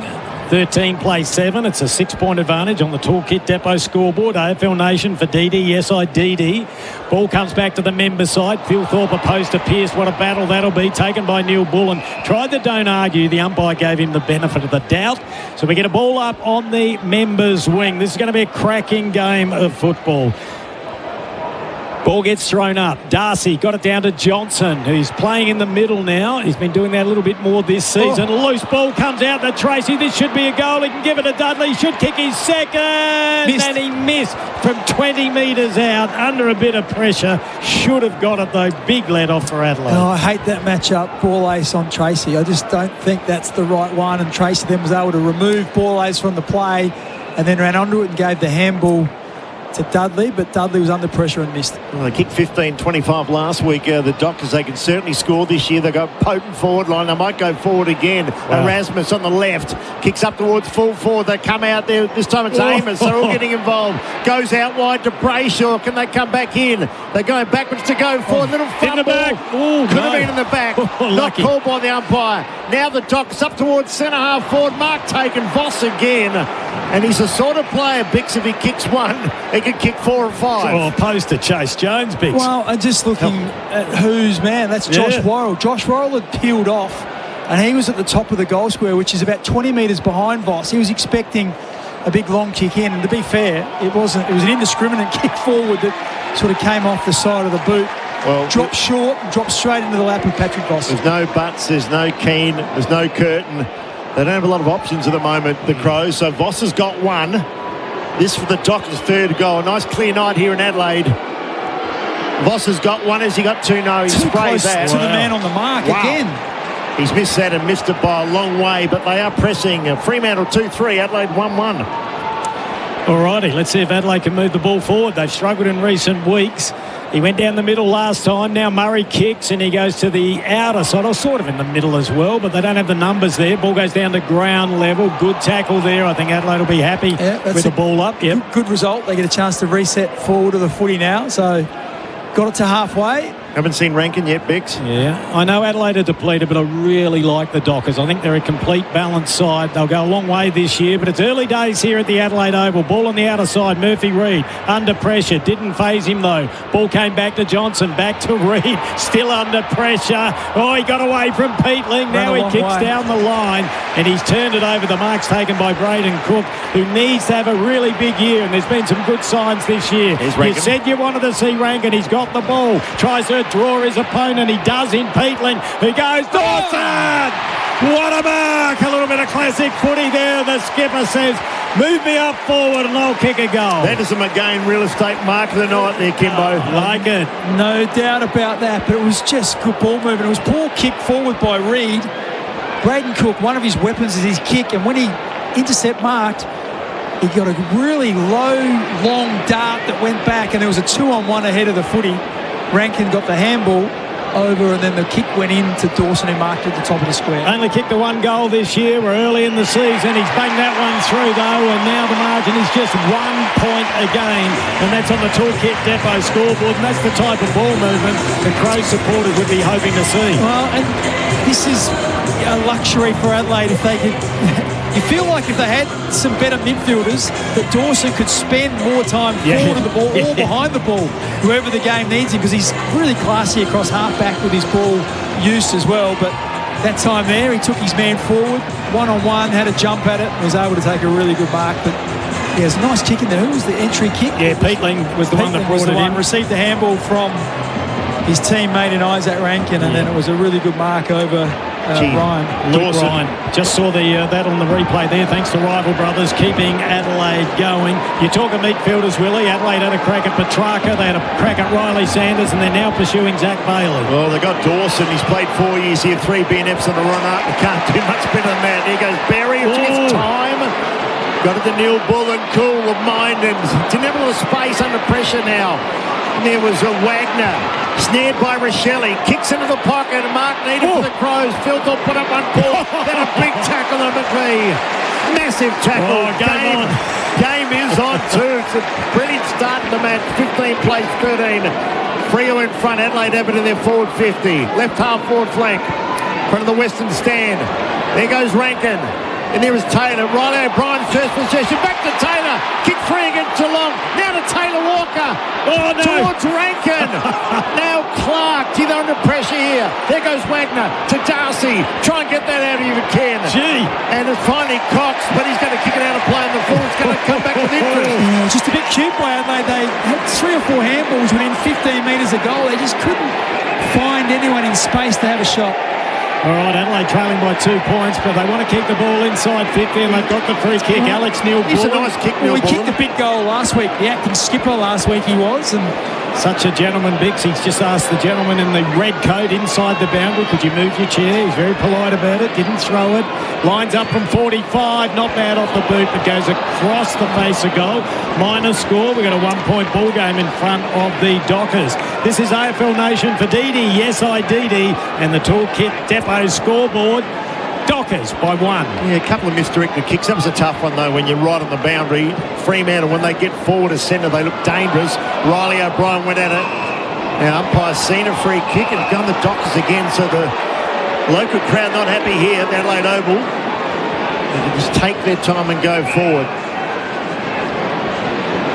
That Voss kicks up towards half forward, covering plenty of ground. Riley O'Brien and Darcy, 2 big men, 2-man mountain. Go after it. Erasmus came in off the line. Dockers now through Murphy Reid. Free kick too high. Don't know. So Reid, as we said, he can play. Kicks to a full forward. Mark not taken with the hands chopped. No. He's done the chop. We'll wait for the replay. Well, looking through the binoculars, it looked like they were. The locals aren't going to like any free kick, but Mark Bickley adjudicates this one. Here it is. No, he hit him in the back of the head. I think it was more high contact. He didn't get anywhere near his arms, but he did clunk him in the back of the head. So Amos, who has just been plugging away. I wouldn't say he's been in sparkling form. Hasn't really kicked a couple last week and a few shots. Hasn't dented the scoreboard too much. It's normally a beautiful kick. Well, I'll put the moz on him. Kick on its way. That is a beautiful kick. Umpire hasn't even twitched. The fingers come up and the Dockers get their third. And Bix, every time they go forward, they look very, very dangerous. Yeah, well, the goals have come from Amos and Voss and Dudley. Well, 2 free kicks and a mark so far. So they've had a couple of marks inside forward 50.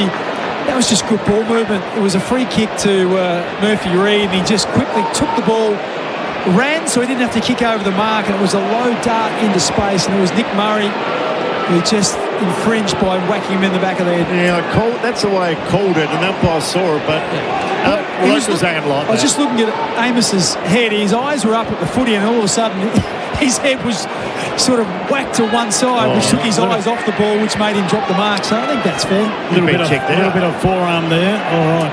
We go down to the boundary line thanks to Green Door Pathways. Yeah, Doctor just having a chat to Amos. Green Door Pathways linking employers with military veterans. Ball back centre field. Riley O'Brien got up really high, won the tap, but they don't win the football. Shai Bolton had a little fumble. Shelley had a little fumble. Gets another opportunity though. He's picked it up. Decides to kick. Drives it in long to a 2-in-2. Oh, what a mark! Taylor Walker was completely out of the contest and he leapt backwards. That is a McGain Real Estate Mark of the Day nomination. Almost a slips catch. Wow. He worked really hard to get back to the fall of the ball, and then caught one as well when Cox was coming through, but that's a fantastic mark. As good as it gets, I reckon, that one. I reckon he was 80-20 against to get to that ball, and he got there. Well, I thought Cox was going to take the chest mark. Yeah. It's interesting here.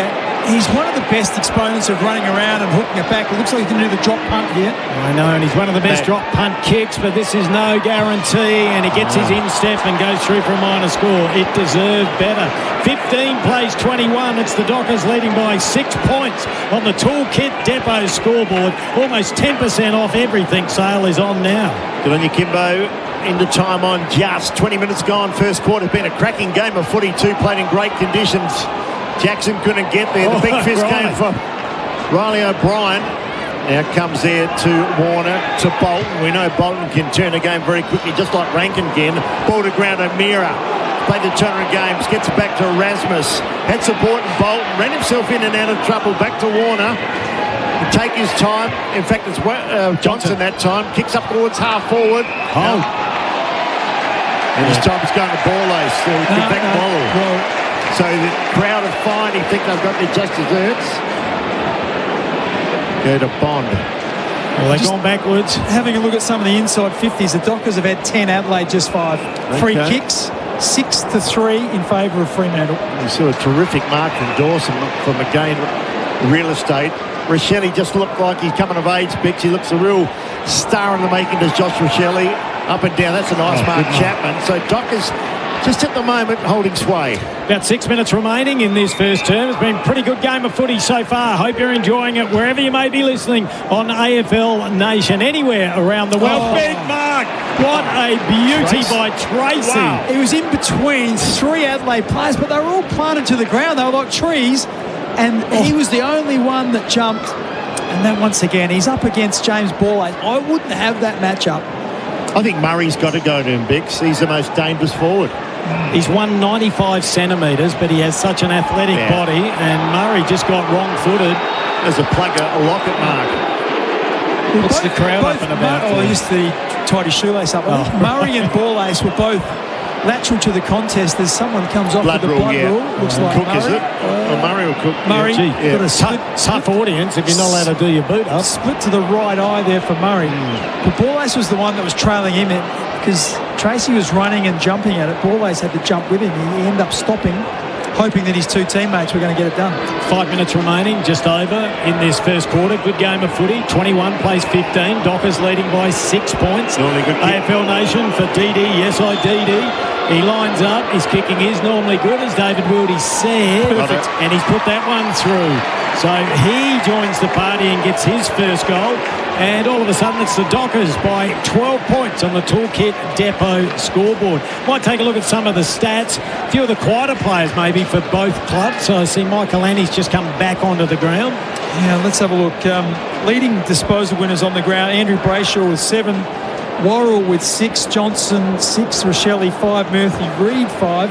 Now the other end of the page, Luke Pedler yet to touch it. Lockie McAndrew, James Borlase, Jake Saligo, Chase Jones, Ben Keys. All those Adelaide players yet to have a touch. Wow. I haven't seen Keys at all at the moment. I know. He got in one contest. Hey, just quickly, boys, gather round, as you know, is next week. We've got a number of really good partners. Explore the Festival of Footy program at southaustralia.com/AFL. Thanks to Budget Car Rental. Dockers' record here, not good. 4 wins, 12 losses, but they're looking sharp at the moment. Miller takes a nice defensive mark at centre half back, goes to Taylor. Miller runs by, ignores him. Now he lifts the eyes. They need a mark up forward, the Crows. Getting back, there was Darcy. Ball was in there. McVeigh went off the ground there too, former Demon. Now to Berry. Berry round the body. It's a good kick. It's better than good. It's perfect. And the Crows answer against the tie. Well done, Sam Berry. He's had a pretty good start to the year, Mark Bickley. Yeah, I'll tell you what, Bix, I know you'll be all over, but Finbar Maley was enormous then. Yeah, he crashed the pack, so just came through, brought the ball to ground. Then it was a slight fumble from one of the Fremantle small defenders. Just looking at who it was just looking there. Might have been Wagner. It was, in fact, it was McVeigh who fumbled it, and then Adelaide got onto it, handball to Berry, and he gets across his body and snaps a really good goal. But it was really good work from Miller at the centre bounce, because Fremantle got a quick kick forward. Miller marks it. Goes to Taylor. Really short kick through the corridor, and then Adelaide were away. Gee, Maley was good at ground level, 197 centimetres. He's very mobile for a big man. Adelaide still can't get their hands on it in the centre of the ground. Yeah, McVeigh did that little toe poke. Bought them a goal to Adelaide, but good tackle. Rochelle playing a lot more midfield minutes, and 31 possessions against Geelong was good last week. Centre clearance is 5-2. That's Fremantle's way. McAndrew down towards Sarong. Never plays a bad game. Here go the Crows again, though. Dawson evaded one tackle, evaded two, then under pressure. The left foot comes out towards the boundary. Players converge. They'll try and keep him, they can't. Last man to touch was Cook, but they'll throw it in. About 80 metres out from Adelaide's goal going towards the northern end. It is 27 plays, 21. Dockers lead by 6. Yeah, well done, David Wildy, Kim Dillon and Mark Bickley with you. 4 minutes remaining in this first term. It's been a beauty. Both sides having a real crack. McAndrew gets the tap, gave it straight to the opposition. That was McVeigh. Now a kick around the body goes down the line. Dawson could have marked it, spoiled it, went straight to Rochelle. Had to go in a different direction. Got it back to Cook, jammed it on his boot. They're inside 50. Adelaide crashing his way through his Pedler. Handball straight to the opposition. Big smother there. That was by Rankin. Ball still alive. Dawson was nearly going to take the mark, but the prancing pony came through at 100 miles an hour. Now the kick is long down the line. Good body work by Borlase, but the opposing 35 got it in Tracy. It's the Dockers now with a footy. Back to Voss. Voss in turn to Murphy Reid. Has a little bounce. Great composure. Great spoil, though, by Miller. Shopping, I think he said. Wow, what a scene again, Bix. Yeah, it's pretty hard, isn't it, being a defender these days? Dearie me. I think he got the ball. He made contact with his wrist, the wrist area. I get it if it's halfway up your arm, but when it's really close to the ball like that. The umpires, they've lost the plot. Big mark there, and it's been taken by McAndrew. So the two right, possibly. Yeah, give it to someone. Does a little kick. He says, I know what I'm doing. Goes across the goal. Adelaide now go back towards the members' side. Worrell, that familiar left foot, drives it long. We're 3-on-3. Going to ground. And a free kick will go the way of the skipper in Dawson. Yeah, Jackson got caught not looking at the footy and then was looking at Dawson and infringed. Just a wonderful player. Dawson works along the wing. Chapman in front. Read it better than anybody else. Took a nice chest mark. So could have gone out to Wagner, but he goes inboard now. They've got options. This is Ryan, been a wonderful player for a number of years, All-Australian. Kicks up and out comes Michael Annie. So just starting to slow Fremantle down a bit now. So they're going into their forward 50 and there's not as much space, and Adelaide defenders been able to help each other out. So Taylor Walker, number 13, opposed to Luke Ryan, number 13. Digo K. Pedler. Might have just been touched there. Yeah. thought it might have been out without getting it. So 4-3 plays 3-3. Can't be a lot of time left. 28 minutes gone. Yeah, we've got just over 2 minutes remaining. Green Door Pathways, boundary update, Walker off, Kilthorpe on. Good on you, Kimbo. McAndrew, one of his nicknames, the Big Mac, up against Jackson. The other one is Stretch. Yeah. 210 centimetres. I actually like Big Mac better. Boys, we got great support from Murray's Pest Control, your trusted pest experts. Best defender, who's lining up for that so far? Worrell's been pretty good. Yep. He's had a fair bit of footy. Yeah, I think none of the four. That's a free kick, surely will be to Fremantle. No, he must have said that he lowered his body down, didn't argue. Gee, I thought he was unlucky, Dudley. Okay, yeah, he's just putting his head back on too, a couple of screws there. So it's a pretty tough football, but hasn't gone anywhere for 30 seconds. Right in front of us here, true centre wing, more of a wrestle. Adelaide trailing by 6 points. We got 1:50 left on the clock here at the Adelaide Oval. Good Friday footy. Hope you're enjoying it wherever you may be on AFL Nation around the world. The ball touched over the line, close to the interchange gates. Bix's keys touched yet? No, still not a stat. Wow.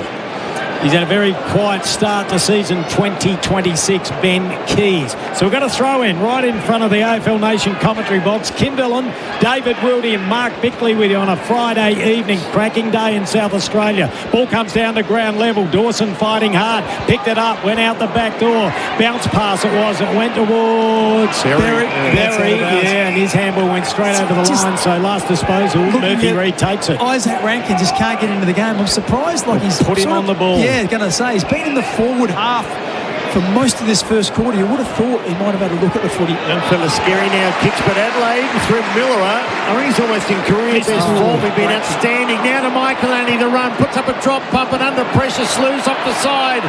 And almost to mark the Dockers there, a warner, not paid. Here's Rankin. Sips at a handball, cut off by McVee, pressure enormous. Erasmus did okay, Dockers under pressure. Erasmus has to go after it. He does pick it up, tries the torpedo, went about 8 metres sideways. Overbeat about everyone there. It's coming through as Amos. Back now towards Warner. Gee, they're mucking around with the footy, finding McVee. What can he do? Not a great kick. Gee, Michael has had a sensational first quarter. Hits the ground running. Kicks to centre half forward. Out there is Finbar Maley. Can't do much with it. Coming through Chapman.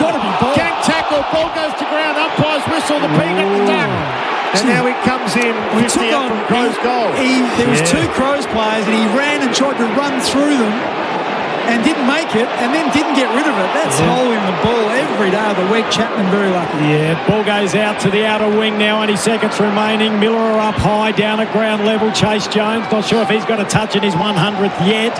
Umpire may blow the whistle. Still 25 seconds remaining. He does. Still time for either side to kick a goal. Have you got the feeling? No, not yet. Just a couple of seconds ago I did, but they didn't pay the free kick.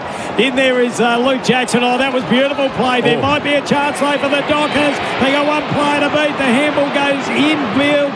And here we go. Isaiah Dudley will line up. 8 metres, I reckon.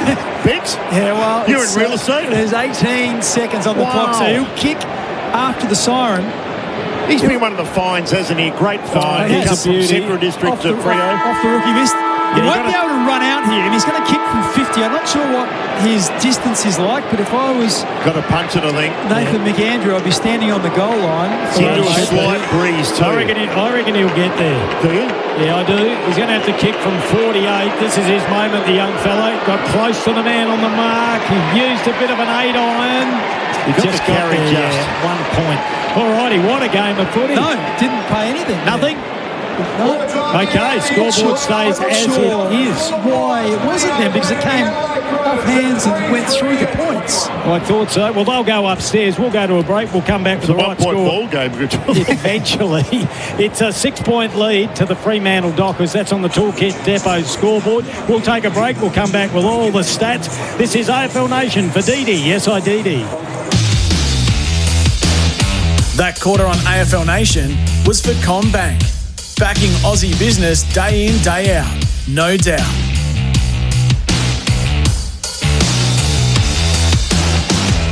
Running towards goal. Whoa, that's holding the ball. That commentary with a little adult twist is brought to you by Sexyland. They get it, now so can you. Right to the final siren. Australia's biggest range of sexy costumes, lingerie, couples toys and fun gifts and games for adults. Sexyland. Open till midnight, 7 days a week in 3 locations, including St Mary's Store. Or shop online for 2-hour delivery at sexyland.com.au.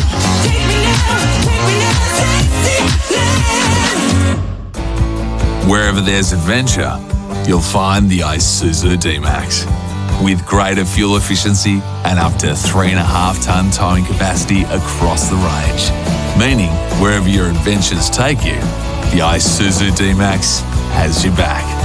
The best part though, adventure is everywhere. Go find yours. Visit your Isuzu Ute dealer today. Bounce around the Barossa this AFL gather-round from Thursday 9th to Sunday 12th of April. Take advantage of free daily hop-on, hop-off shuttle buses stopping at cellar doors and restaurants throughout the Barossa. Plan your day and enjoy the flexibility of 3 routes featuring a range of local businesses, from markets to providors, premium foodie experiences and world-class wineries. Bounce around the Barossa this April 9 to 12. Find out more at southaustralia.com/AFL. For those who demand more from every acre, there's no compromise. Deutz Fahr tractors, engineered in Germany, built with precision, driven by innovation. With a powerful tractor range from 62 to 336 horsepower, Deutz Fahr deliver premium performance, comfort and reliability season after season. This is what premium feels like in the field. Go to deutzfahr.com.au to see the latest offers and find your local dealer. The grass is greener with Deutz Fahr. Still installing gas water heaters? Mate, that's like bringing a fax machine to a job site. Powerbay's electric Gen 2 heat pumps are the new standard. Like a reverse aircon, they suck heat from the air using less power to heat water. That means fewer clients calling to ask why their gas bill's bigger than the mortgage. Tradies, get ahead of the game. Switch to Powerbay Gen 2 electric heat pumps. Smarter, cleaner, built for Aussie homes. Powerbay. Heat smarter. Now available online at Bunnings Warehouse. Rebates available to eligible customers. T's and C's apply.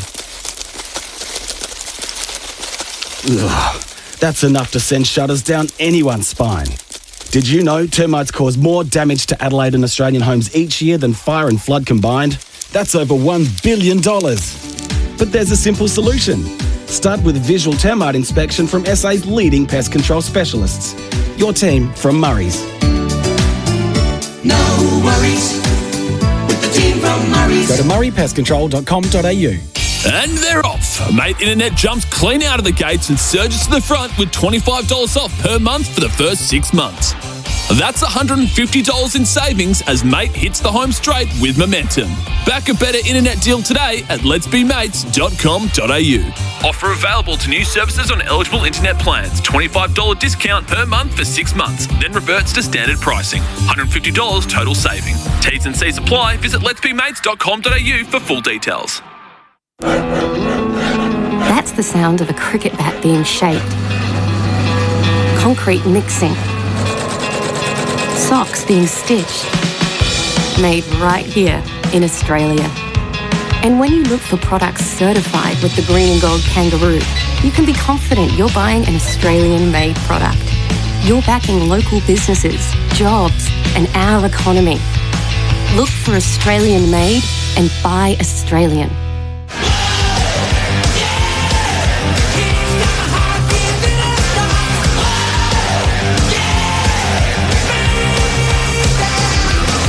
You're listening to Crows Nation for DD. Yes, I DD this footy season. On the right boot in the pocket, and the mark's been taken. Is that Maley? Hasn't kicked the goal for the Crows, but he has now. What an amazing kick from Finbar. Dudley in the pump here, Tracy Dudley. Dudley high, free kick to Freo. I want to see it again. Kick on its way is a beauty. He liked it. Freo liked it. Gets it to O'Meara. Dinky little pass, a good one. And the prancing pony takes a mark. He's 5 metres out. Lovely. Got it. Yeah, beautiful. Ball was in there. McVeigh went off the ground there too. Former Demon. Now to Berry. Berry round the body. It's a good kick. It's better than good. It's perfect. And the Crows answer against the tie. Well done, Sam Berry. Maccas, I'm loving it moments. This footy season, never miss a moment with McDelivery. Apologies, Maccas. I'm loving a moment from the first quarter. It was a pretty good quarter of footy. Kim Dillon, David Wildy and Mark Bickley with you. The Dockers leading by 6 points. That's on the Toolkit Depot scoreboard. This is AFL Nation for Didi. Yes, I Didi. Any stats, Bix, caught your eye? Yeah, look, let's start with disposals. The Dockers have had 101 to Adelaide 64. The clearances, Adelaide are getting smoked. 12-4, including 5-2 out of the middle. And contested possession, Adelaide minus 13. So they're lucky their back line, Worrell, Miller, Michaeloni, have kept them in this. Dockers to the northern end. Brayshaw got tackled by Dawson. Did really well now to McAndrew. I heard a whistle though. Play on. Richelli, good delivery.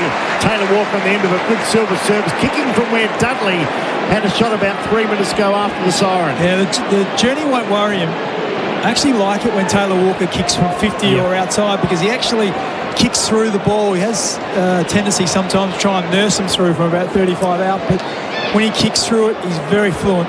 Well, he's delivered 683 times, Vic, so I reckon he might do it again. Taylor Walker loves this situation, but as he tried for the extra distance, and maybe a bit of breeze there too, you think? I don't know, but he held up a bit. Got very close to the man on the mark as well, so maybe kicking from 52, he was just worried about getting the journey, which is surprising. So it's in the right full forward pocket, southern end for Adelaide. They only trail by a goal. Given the stats, Big said that they'll be happy to be only trailing by a goal.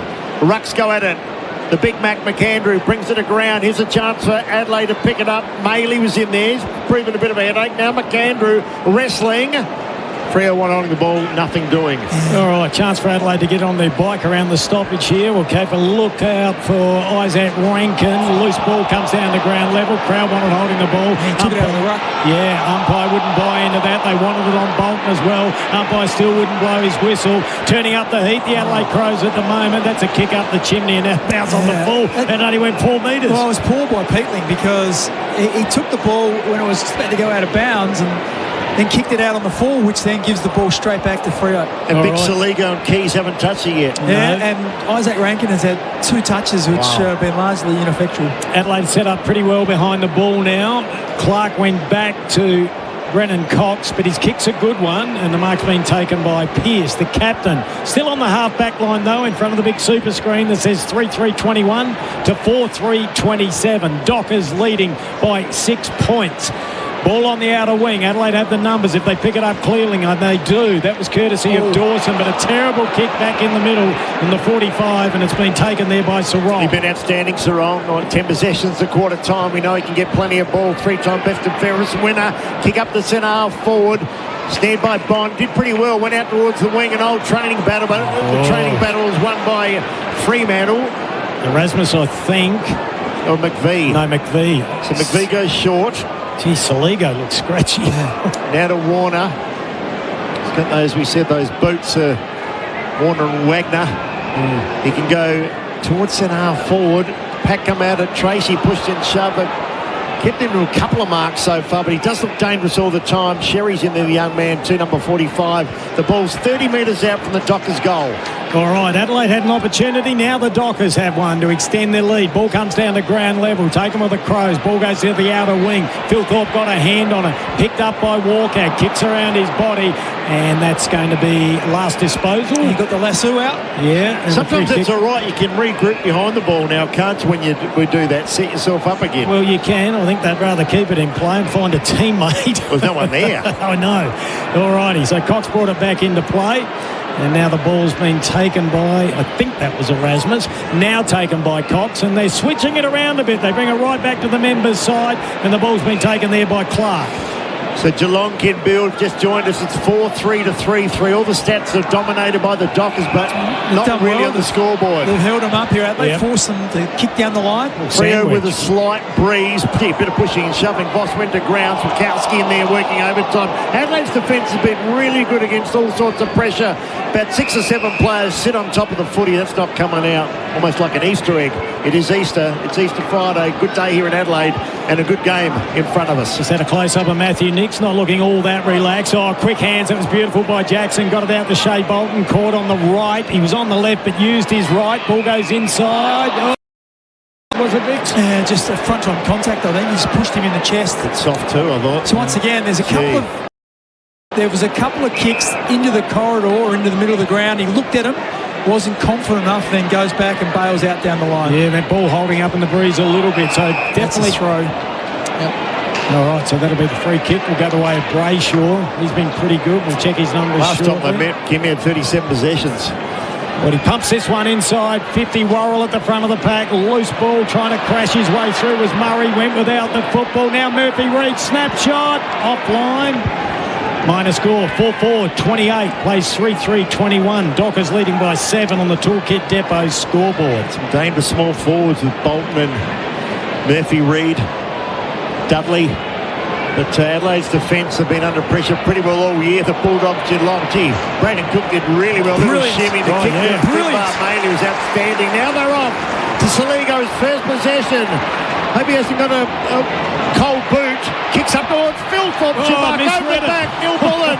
Can he snare the foot? He can't. Dockers now through Pearce. Big tackle. They want holding the ball. Umpire says play on. No, it was a free kick. Shocking bounce over top. There the walk up. Now to Rasmus. Dockers should clear, but gee, they made hard work of Ben that. Keys, Willie, I've got to say. Ben Keys played on to advantage, which was selfish because it was a free kick. Taylor Walker standing in the goal square. Keys tried to kick a goal himself. Didn't do the team thing. Bad bounce too. Cost Adelaide a goal. That was terrible. That was selfish. And the ball goes back towards Millerer. So it was a beautiful tackle and the free kick was paid. Now they get a chance. Ball comes out. Driven in long. And that's by McAndrew. Free kick going back the other way. Can't tell you what it's for. Wow. Have no idea on that one, but it's going away the Dockers. Big crowd, they're not happy too, I think it's going to Voss, is it? Yes, it is. Gee, that was poor play by Ben Keys to take that.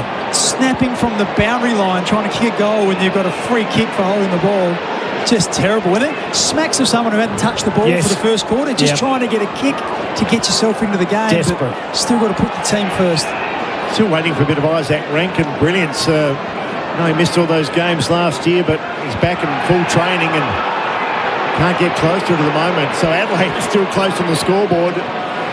Certainly within arm's length. The kick to centre half forward Fremantle. Tracy took on a couple. Once again, Adelaide's defence is good. Whoa. Dawson, McAndrew, don't handle to Ruckman. He did then. Dawson around the body, hooks up a high one. Johnson with the Dockers can't take the mark, and Cook came in and knocks it over and out in front of the Jack Odie stand. What a famous name here in Adelaide. It was interesting, wasn't it, then? Because Jordan Dawson, as good as he is, he was running towards the commentary side, but he just couldn't kick on his right foot. He had to do a U-turn to get back onto his left to kick it to where a whole heap of Dockers players were. Dockers leading by 7 points on the Toolkit Depot scoreboard. We love their support. That line goes out of bounds.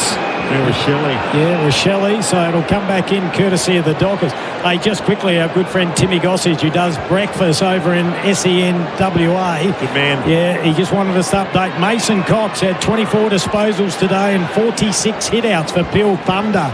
The career high, 24. Yeah, good on you, Goss. And he's tipped Freo to win the flag this year, and he's loud and proud about it. Here's an opportunity for a goal for the Dockers. Sweeping handball goes out wide to Bolton on the angle. Through for a minor score.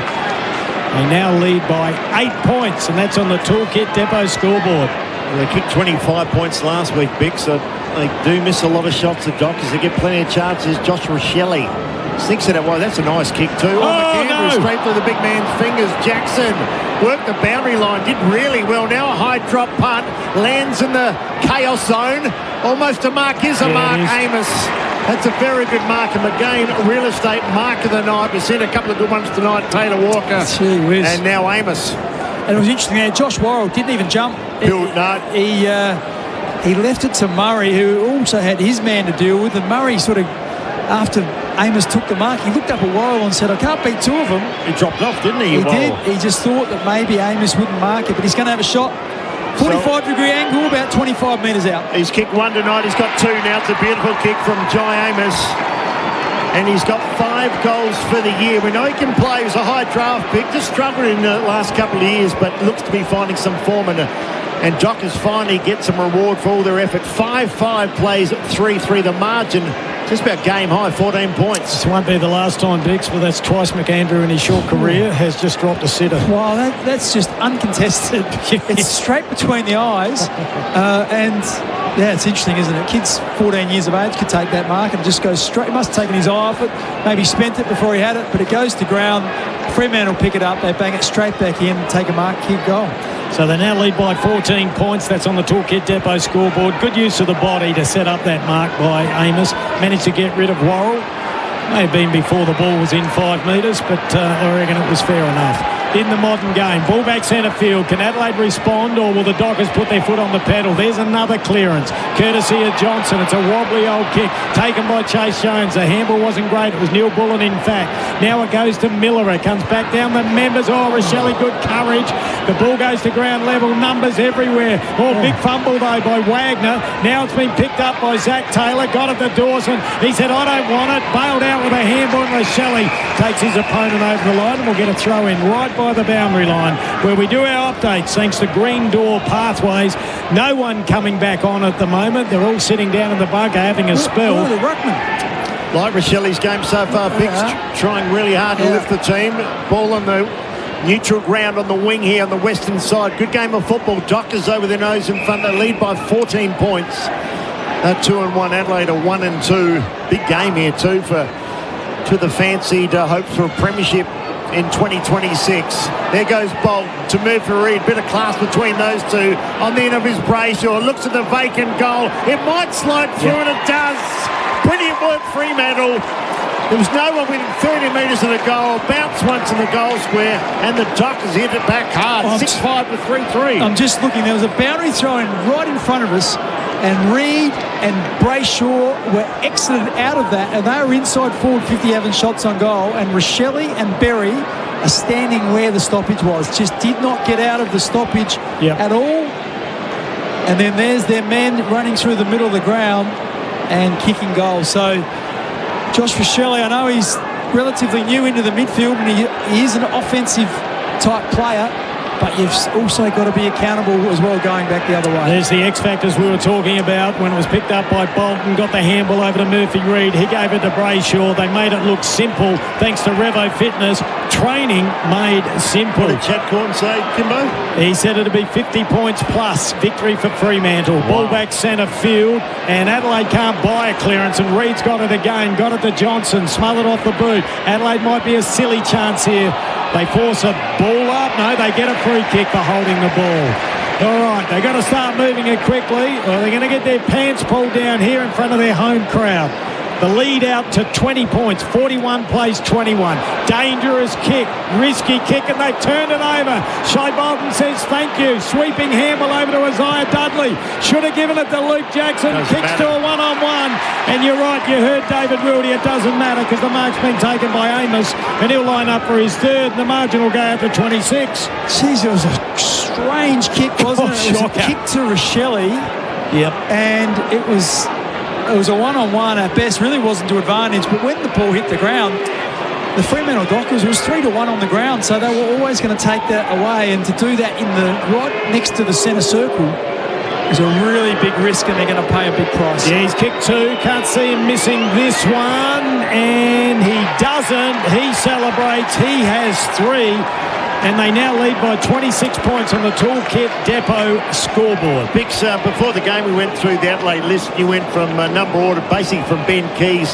And I reckon you listed about 12 guys that weren't up to last year's form or even the start of this year. And even Riley Philthorpe hasn't hit the heights of last year.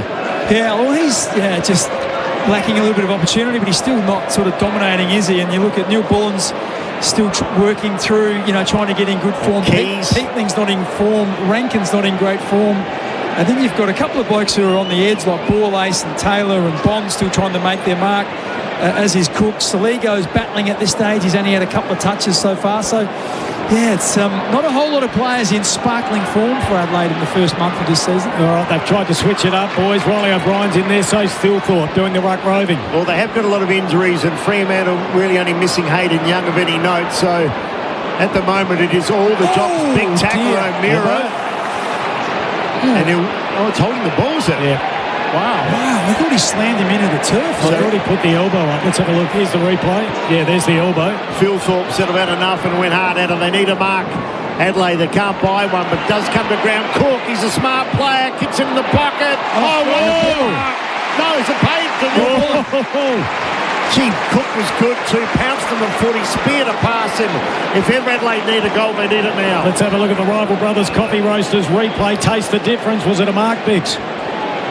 Yeah, took it to ground. I think that's pretty solid. Alex Neil-Bullen leading for the front. Adelaide need this goal, and they need the next one because the last 15 minutes have been dominated by the Fremantle Dockers. Southern end, 20 out.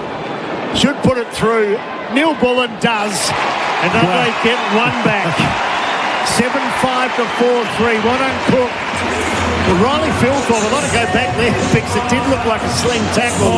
You reckon? No, I didn't think it did. Took him to ground. He put the elbow up. You have a look at it if you see it. It was certainly an elbow to the face. Well, umpire saw that way too. First, I guess, if it clocked you in the chin before he took him to ground, but I was just a bit worried there for a second. But in the end, Cook again, geez, he's a classy player, isn't he? He took the ball off hands and then he just lowered his eyes. He didn't ping away at goal. He was inside 50, but he saw someone at the top of the goal square, and it was Neil-Bullen that had some momentum. And just was able to jump in front of Wagner and take the mark 15 metres out and then kicked it really well. Gee, we spoke about this at quarter time. Phil Thorpe went into the ruck, as a ruck rover. Now we have Pedler in there as well. So they're starting to mix it up, Adelaide, because they were getting belted. Well, they were getting absolutely smashed. So where's Dawson? I think he went forward that last one. I think he might be off the ground at this stage. Can they win this one? Yes, they do. That was courtesy of Peatling. A dinky little kick, though. They got a hand on it. It's back to the centre. Ball bounced over Riley O'Brien's head. Murphy Reid picked it up. They're off and racing again. Picked up by McVie. Now a little dinky kick, and it's taken by Wagner on the wing. So Wagner now, Fremantle trying to go into attack. Little short ball again. That's 8 metres. Kick to the ruckman in Darcy, the big number 4. Marked it, Wagner was standing a metre away from him. It was so close to him. I think your call was right, because normally they say play on there, but Darcy, that was a flat pie towards centre half forward. Dockers have the numbers momentarily. Ball on the outside now. Adelaide just trying to hold on here. Big tackle, Reid. They all pile on top. Well, the crowd down there are unhappy because they had a front-on view of it. It looked like Ball Ace may have caught one across the chin. And the umpire was blindsided, so didn't see it. So Fremantle lead by 20 points. As we get close at half-time. That's on the ball. Was on the umpire saw it that way too. So he beat 2 and got caught on the 3rd. Pedler, another quiet player for Adelaide. That might lift his spirits. Always promises to be a breakout game, does Luke Pedler. He was a high draft pick. Kicks to the wing. Riley O'Brien, the big man, in for his first game this year. Takes the mark. Looks like a robot when he kicks. Kicks up towards half forward. Pearce in front. Good grab. I was just watching that. Pearce and Philthorpe were shoulder to shoulder. Philthorpe went to go at the footy, and Pearce just bench pressed him, pushed him out of the way. And not often that happens to Riley Philthorpe. Give that a Mark of the Day nomination. Thanks to McGain Real Estate. Ball goes down the line again. At ground level, Berry crashed his way through. Umpire says, give it to me. We'll ball it up across half forward. Members side, northern end of the Adelaide Oval. Hey, this is AFL Nation. Thanks to Didi. Yes, I Didi. Ball gets thrown up quickly. Wagner with a handball over the top. Went to Switkowski. He's 48 metres out. Kick the goal. But the mark taken by Worrell, who does a little kick, the short one, goes into Michael Annie. He goes short as well, finds Berry. He was dispossessed, the mark wasn't played. Good strength, handball goes out. Lucky bounce, went towards Nick Murray, got it back towards Berry, jammed it on the boot. It was awful, goes straight to Sean Darcy. So Adelaide under enormous pressure. Darcy on his own, little fumble, but the big man captured the footy. Now kicks to about a 6-on-6. Mark got a big from behind. 4 deep. One of the marks of the year. We said it was 6-on-6, and the man with the sticky fingers was Josh Worrell. That is McGain Real Estate Mark of the night. Absolute beauty. The man known as Wuzza. He's an absolute ripper. Kicks long. It's just down the line footy. Ducking his head a little bit there was Philthorpe. Loose ball. He used his body strength. They got it to rank, and that's a high tackle. They'll say holding the ball. Yeah. High tackle. tackle. Well, the high tackle that there. was the shrug. He actually shrugged his arm up and made the tackle slide high, so very lucky. Well, that's a terrible kick. He's just turned it over. Nix needs to get him on the ball and get him into the game because he's a talent being wasted at the moment. Good game of footy. It's a 20-point lead to the Dockers, 47-27 on the Toolkit Depot scoreboard. Well, Malcolm Blight used to put them all on the half-back flank to find form, Bix, you included, so maybe Rankin goes back there for 20 minutes. Warner with a football. What are you saying, mate? Not informed? No, you're always informed, but that's where you found your form. So that play out aside. Gee, Warner screaming for it again. Ignored. What are you going to do here? Sarong up towards was young Sherry. Ball to ground now.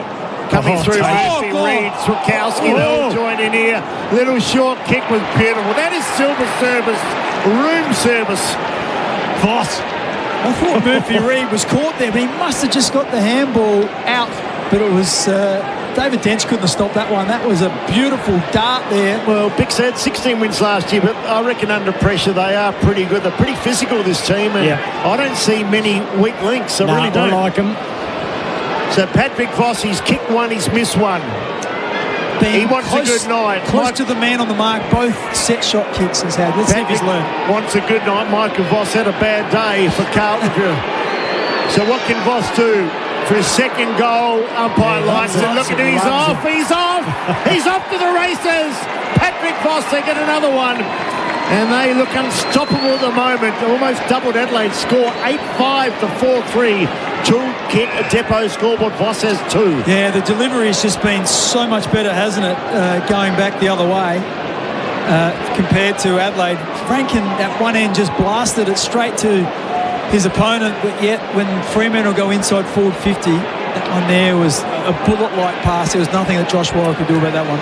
Well, they used to talk about the Adelaide forward line last year as a three-headed snake. I reckon the Dockers, they are a three-headed dragon. Yeah. They are big and powerful, and they are damaging Adelaide at the moment. Lead 26 points on the Toolkit Depot scoreboard. This is AFL Nation for Dee Dee. Yes, I Dee Dee. Kim Dillon, David Wildy, and Mark Bickley with you on Good Friday.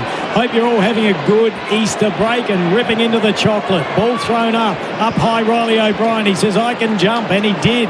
But Adelaide won't get a clearance again. Ball goes out the back door. Jackson's got it with the bright green boots on. It's a floating mongrel kick, and the mark's taken by Miller. Played on straight away to Michael, and he put him under pressure. He said, I don't want it. Gave it to Peatling. He gives it back towards Miller. They kick down the line. Adelaide need a mark. Couldn't take it. They win it at ground level. Michael Annie gets it again. Spears out a pass. Goes over the head of Walker. They'll take the boundary line, Adelaide, and they get it in the right forward pocket. River Torrens end, members side. Well, another example there. Walker's got 2 metres of separation, leading straight at the kicker. Michael Annie kicks it over his head and it goes out of bounds at the other end. That hit Voss on the chest and he went back and kicked the goal. Just going down to the boundary thanks to Green Door Pathways. Blood rule with Nick Murray. Well done, Kimbo. Dockers by 26. Here Devil the answer again. Jackson in there again. He's so fleet of foot for a big man. They work it back towards Borlace, who takes a nice mark. So Jackson and Neil Bullen, premiership teammates. Here goes Worrell. That's a long penetrating kick to the head of the square. Mark needed, not taken. Here goes Rankin! No! Oh, my goodness. I was going to say yes, but it was no, just missed. He kicked that 9 out of 10 times. Well, the crumb was exceptional. He hit the front of the pack. He burst through, left everyone in his wake. And then from the edge of the goal square, he missed. He was on a bit of a tight angle, but still should have kicked it. It was so congested there. We just had a look at the replay thanks to Rival Brothers Coffee Roasters. That was nearly miraculous. Miller trying to lift his side. Peatling gets the handball out. It goes towards Saligo. Dinky little kick. Here he is. Here he is, Rankin. Redemption for missing the last one, which was tough. He can drag the margin back to 19 points, and Adelaide need that. 4 minutes remaining. They need to go into half-time with a spring in their step because the Dockers have been the superior side. So he will be kicking from 44 metres out. He's on a, what angle would you call that? 60 degree. 60-degree angle. He's about 10 metres inside from the boundary. Members side, River Torrens end. He loves the pressure. He thrives on it. Adelaide need him. There's nearly 50,000 here right behind him. What can he do? He goes whack, and it goes just across. Gee, it was a nice strike. It was pure off the boot. Yeah. He missed the last shot. The snap missed to the right. That one missed to the left. Key still one possession, Sligo only two, so a lot of Adelaide prime movers not doing all that well. Have a look at the headband they're putting on Nick Murray down there to stop the bleeding. Looks like Tutankhamun. Yeah, he did. Good description there. Really well done, Bix. You are an authority on Egyptian history. Here's Pedler. Pedler now in the pocket. This is where they really struggled. He could have been a free kick, nothing doing. Doc has put it straight up the chimney. Dawson, we know he can take a mark. Spills over the back. Michael Annie's down there in forward line. What's he doing there? Ball stinks out the back door to Rochelle. Just waits his moment, pauses, then kicks to full forward. Almost a mark again. Gee, they're having so a many moment. players around the fall of the ball. Goes towards goal. Might go the way.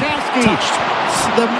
Push for a free kick. It was too. He was in the air. Pushed over the line. Tumbling up. So another forward deep in back. They've sent all the troops down. Sukowski, the hero. Just getting into the habit of just bombing it long to the front of the square. Packs of 8 and 10 players. That makes it easy for the Fremantle defence. Oh, good work there going against the flow. The umpire didn't pay the free kick. Was that Saligo? Warner thought he was Taylor. defeated. Zach Taylor it was. Did really well. All right, Adelaide have got a throw in now. They're 55 metres out from goal. They trail by 24. You don't want to be going in at half-time 4 goals down. A late one, really important. 2.5 left on the clock. McAndrew did well, got it down to Dawson, didn't have the leg speed to get to it first. Good tackle, though. So they have another ball up. Big Charlotte, Murphy Reid, he's right up there with He's always where the ball is, yeah. and he's just so clean. He's just classy. And his most disposals last week. He's hitting on that. I think he's up to 14 and 15 now. As much more midfield time as opposed to just the small forward he was last year. Sarong's just a superstar. He missed the first one. He went back and got his own ball. Now to Dudley. Tackled by Miller. Put a saddle on him. Put him to ground. That's ridiculous. Wow. He had no chance at all. That is just absolutely ridiculous. Spot on, Bix. So Miller with a footy. Once again kicks to a wall. The players hard on the mark. Adelaide don't mark it. Keys in there looking for possession number 2. Just been so quiet, unlike Ben Keys. Adelaide are having a massive 5 or 6 minutes but can't capitalise on the scoreboard. They just need one, don't they? Just to reward them for their effort. Just ball's been living inside their forward 50.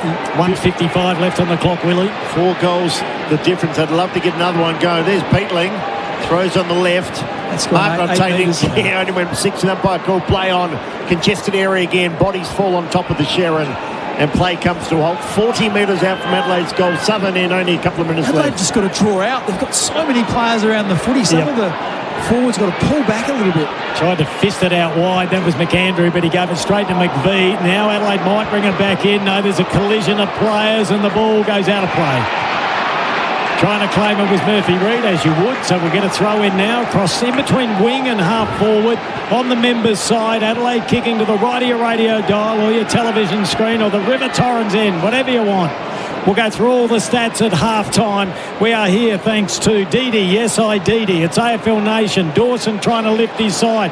Adelaide have had so many opportunities in the last 6 minutes. Rankin tried to get it. Pedler was brutal. Getting the kick away there was Peatling. Taken nicely by McVie. He's had a few moments in the last couple of minutes. Johnson goes inboard. It's a beautiful kick to find Luke Jackson. And he plays on quickly. I thought they might pump the brakes. Gave it to Wagner. He bails out with it. Goes back to McVie, and they've been forced back to half-back, Willie. Yep, so Adelaide, you're right. Last few minutes, but they can't get it on the scoreboard. Last 7. 8-5 to 4-5. Dockers hold a commanding lead as they go into the big break. Comes to Sukowski. Manhandle off the ground, went Sarong again. Going in Johnson there for the Dockers and Peatling as well. Jackson, he's been good, always good. Now O'Meara. Contest, aren't they? McVie's had a terrific second quarter. Kicks up towards centre half forward. Mark not taken. Under the pump there, the man with the Egyptian mask on there was Murray. But it's Sarong. It's a long, long kick. It's all about the bounce and it misses. I'm not sure. Amos was tackled. Swung his leg at it and the ball just dropped. He made no contact. Point to Freo. They've been the better side, Fremantle, but if you look at the free kicks, they're going the Dockers' way, even with the noise of affirmation. I think they've been first to the ball, though, in fairness, Gimbo. Yeah, I know, they've been the better side. Ball comes back into play. Miller, Rochelle looks absolutely stuffed. The midfield's new to him. He needs half-time siren. Cook's had some moments. Big tackle on Sarong. What do we got, boys? We got 17 seconds left. And the margin is 24 points. Ball goes down to ground level. McAndrew, big tackle. Now we're down to 13 seconds. Ball gets thrown up again. McAndrew did well. Sarong stole it though. Big tackle by McAndrew. I reckon we won't get much more. Sarong, just every week, Bixie puts his body on the line. 3-time All-Australian, 3 BNFs. Just keeps on getting better and better. Here's Berry's opposite number 3. Oh, well done. Throws it down the back. Now they kick the wing. There's a siren. Fremantle won that, and they won it decisively because at half-time they lead 8-6-54 to 4-5-29, but they could have even been further ahead. But then Adelaide had the last 5 or 6 minutes, could not score. Yeah, 25 points is the margin. We'll jump into a break. There's so much to talk about. It's been a great game of football. Fremantle, the superior side, no doubt about that. They lead by 25, as David Wildy told you, on the Toolkit Depot scoreboard. We've got a lot to go through. We've got our best defensive player, thanks to Murray's Pest Control, your pest experts. We love their support. This is AFL Nation for Didi. Yes, I Didi. It's the Dockers at half-time on Good Friday by 25. That quarter on AFL Nation was for Host Plus, named Best Super Fund by Money Magazine, Finder and Mozo. That's a plus. Issued by Host Plus Pty Limited. Check the PDS and TMD at hostplus.com.au. AFL Gather Round returns to South Australia from the 9th to the 12th of April. And so does the Festival of Footy. Go beyond the game with over 100 events and special offers across SA. There's local markets, watch parties, live music and opportunities to get up close to your favourite footy team or player. Bounce around the Barossa with free daily hop-on, hop-off shuttle buses stopping at cellar doors and restaurants throughout the region. Explore what's on this Gather Round at southaustralia.com/AFL. Harvey Norman Easter Super Deals with 10% in bonus gift cards. Until Monday only. Get 10% of your purchase price in bonus gift cards when you spend $500 or more on selected products. Shop TVs and fridges, laptops and mobiles, furniture, bedding and more. Spend $500 or more on selected products and get 10% in bonus gift cards. Hurry. Harvey Norman Easter Super Deals with 10% in bonus gift cards ends Monday. Terms, conditions and exclusions apply. Gift card valid for 1 month. In footy, you pick teammates you trust. In plumbing, it's no different. Holman Plumbing is your go-to partner in PVC, DWV, stormwater, pressure fittings, a full range built to keep you moving. Certified strength, built to Australian standards. Designed to perform without the drama. On site, you don't want guesswork. You want product that holds its line and gets the job done right the first time. Holman Plumbing, trusted quality across the full range.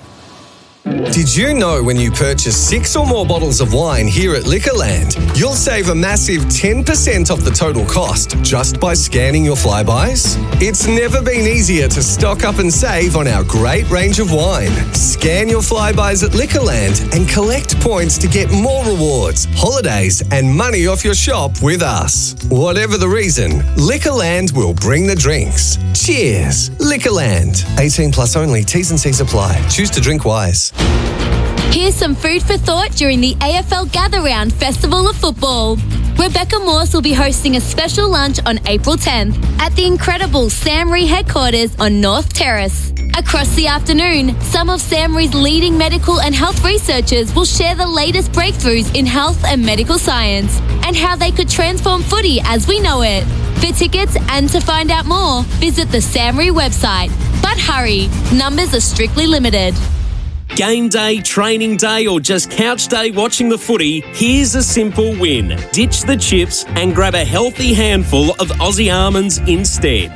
They're packed with plant protein to help support muscle recovery, they've got good fats for sustained energy, and they keep you feeling fuller for longer. No greasy fingers, no mid-arvo crash, just natural fuel that goes the distance. So next time you reach for a snack, fuel like an athlete. Make it a handful of Aussie almonds.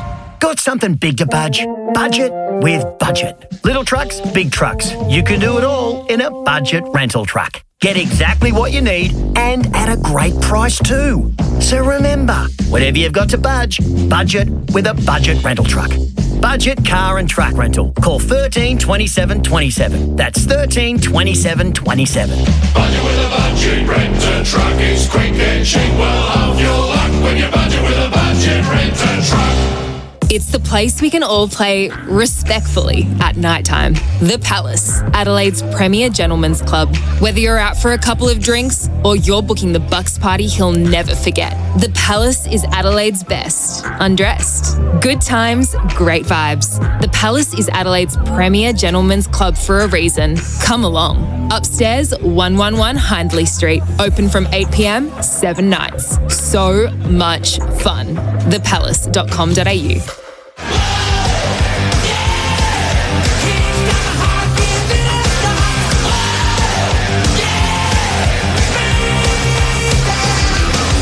You're listening to Crows Nation for DD.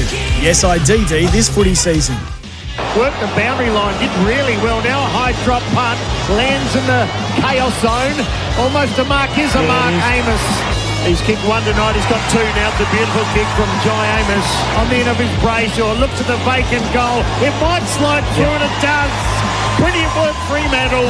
Should have given it to Luke Jackson. Kicks to a one-on-one. And you're right, you heard David Wildy. It doesn't matter. Can't see him missing this one. And he doesn't. He celebrates. He has three. Coming through, Reed, Swakowski, little joint in here. Little short kick was beautiful. That is silver service. So what can Voss do for his second goal? Umpire lights it. Look at him. He's off. He's off. Maccas, I'm loving it moments. This footy season, never miss a moment with McDelivery. Half-time here at the Adelaide Oval, and they were the Maccas. I'm loving it moments from the first half. The Dockers leading by 25 points, 8-6 to 4-5. Adelaide had about a 7-minute moment late in that quarter, but could not capitalise on the scoreboard. Let's get into the half-time floor show for Choices Flooring. The Halftime Floor Show for Choices Flooring. Style, comfort, quality, helping you choose with confidence. Choices Flooring, helping you make the right choice. Kim Dillon, David Wildy taking a quick break, but the dual premiership captain, Mark Bickley, with us, the pride of South Australia. Been a great game of footy, Bix. It's been enjoyable. Yeah, it has. There's been good pressure, but it's just there's been a stark contrast in the way both sides have handled it. The Fremantle team have been much cleaner by hand. They've won the contested footy. They've been on top around clearances, and because of that, they've seen the ball go inside their forward 50 much more than what Adelaide have seen. So you're looking at the inside 50s, 28 to Fremantle, just 17 to Adelaide. So, you know, you double those numbers and it ends up being something like 56 to 34. That's a pretty one-sided effort if it continues like that in the second half. Alrighty, who's been the best defender? Thanks to Murray Pest Control. There's been good ones for both sides. Yeah, well, look, for Adelaide, who they've had a bit more to do, 28 entries. It's been Josh Worrell's been good, and I think Wayne Miller has been pretty solid as well. And I guess if you look at the other end, I really like what Alex Pearce has been able to do on Riley Thilthorpe. Yeah. A couple of times just manhandled him, pushed him out of the way, just pure strength. Thilthorpe hasn't kicked a goal yet, hasn't really had much of an impact on the game. Went into the centre square. He might have got a free kick or a clearance out of there, but other than that, we haven't seen him a real lot, and he hasn't had many opportunities. Alrighty, Pest problem, no problem with the team from Murray's. We love their support. You just have a look at it statistically. I know you'll go through it with David Wildy a little bit later, but the three biggest ball winners all belong to the Fremantle Football Club. Caleb Sarong's been enormous, 17. Judd McVie, I said during the call in the second quarter, he really came into the game. He's had 15. And Murphy Reid, 14, but every time he touches it, something happens. Yeah, and when you look at, you talk about the top three disposal winners, they've got actually 7 of the top 8 on the ground. So Sarong 17, McVie 15, Reid's had 14. And that's the other thing. When Reid gets it 14 times, it means that Fremantle then get it next possession because he's so clean and calm with ball in hand. Then you got Worrell for Adelaide, who's got 13, but then Luke Jackson's had 13. Johnson 13 and Erasmus 13 as well. So 6 of the top 7 possession winners on the ground are for Fremantle. Miller, as I said, he's been pretty important. He looks calm with the ball in hand, but just, you know, like Adelaide have got too much to do. When they win the ball in their back half, they've got to try and traverse the whole length of the ground and get it inside their forward 50 and score, but they just haven't done it with any fluency whatsoever. Jordan Dawson, he's had 12 disposals, went forward, kicked a goal. Well, took a hanger too, McGain Real Estate Market of the Day. And Sam Berry has had 11 disposals, but it's more so the players at the other end of the page. So James Borlase came in tonight, he's had 1 disposal. I guess Josh Tracy hasn't really been an impact. He's been manned up alongside him, so he's doing his job. But can I just jump in, because you mentioned Matthew Johnson, who's now part of the midfield rotation for the Dockers. Yep. He's one of their second-tier midfielders. You look at Adelaide, and I know you're heading there, and you've got, you said Berry with 11. Saligo, 2 touches. Keys has had 1, Jones 1, Borlace 1, Saligo 2, Pedler 3. Pedler did spend some time on ball as well. Zach Taylor's had 4, Hugh Bond 4. Cook's had 5, Rankin 6. So a lot of their players who are playing midfield, halfback, on ball, just are not getting their hands on the footy. This is AFL Nation, thanks to Didi. Yes, I Didi this footy season.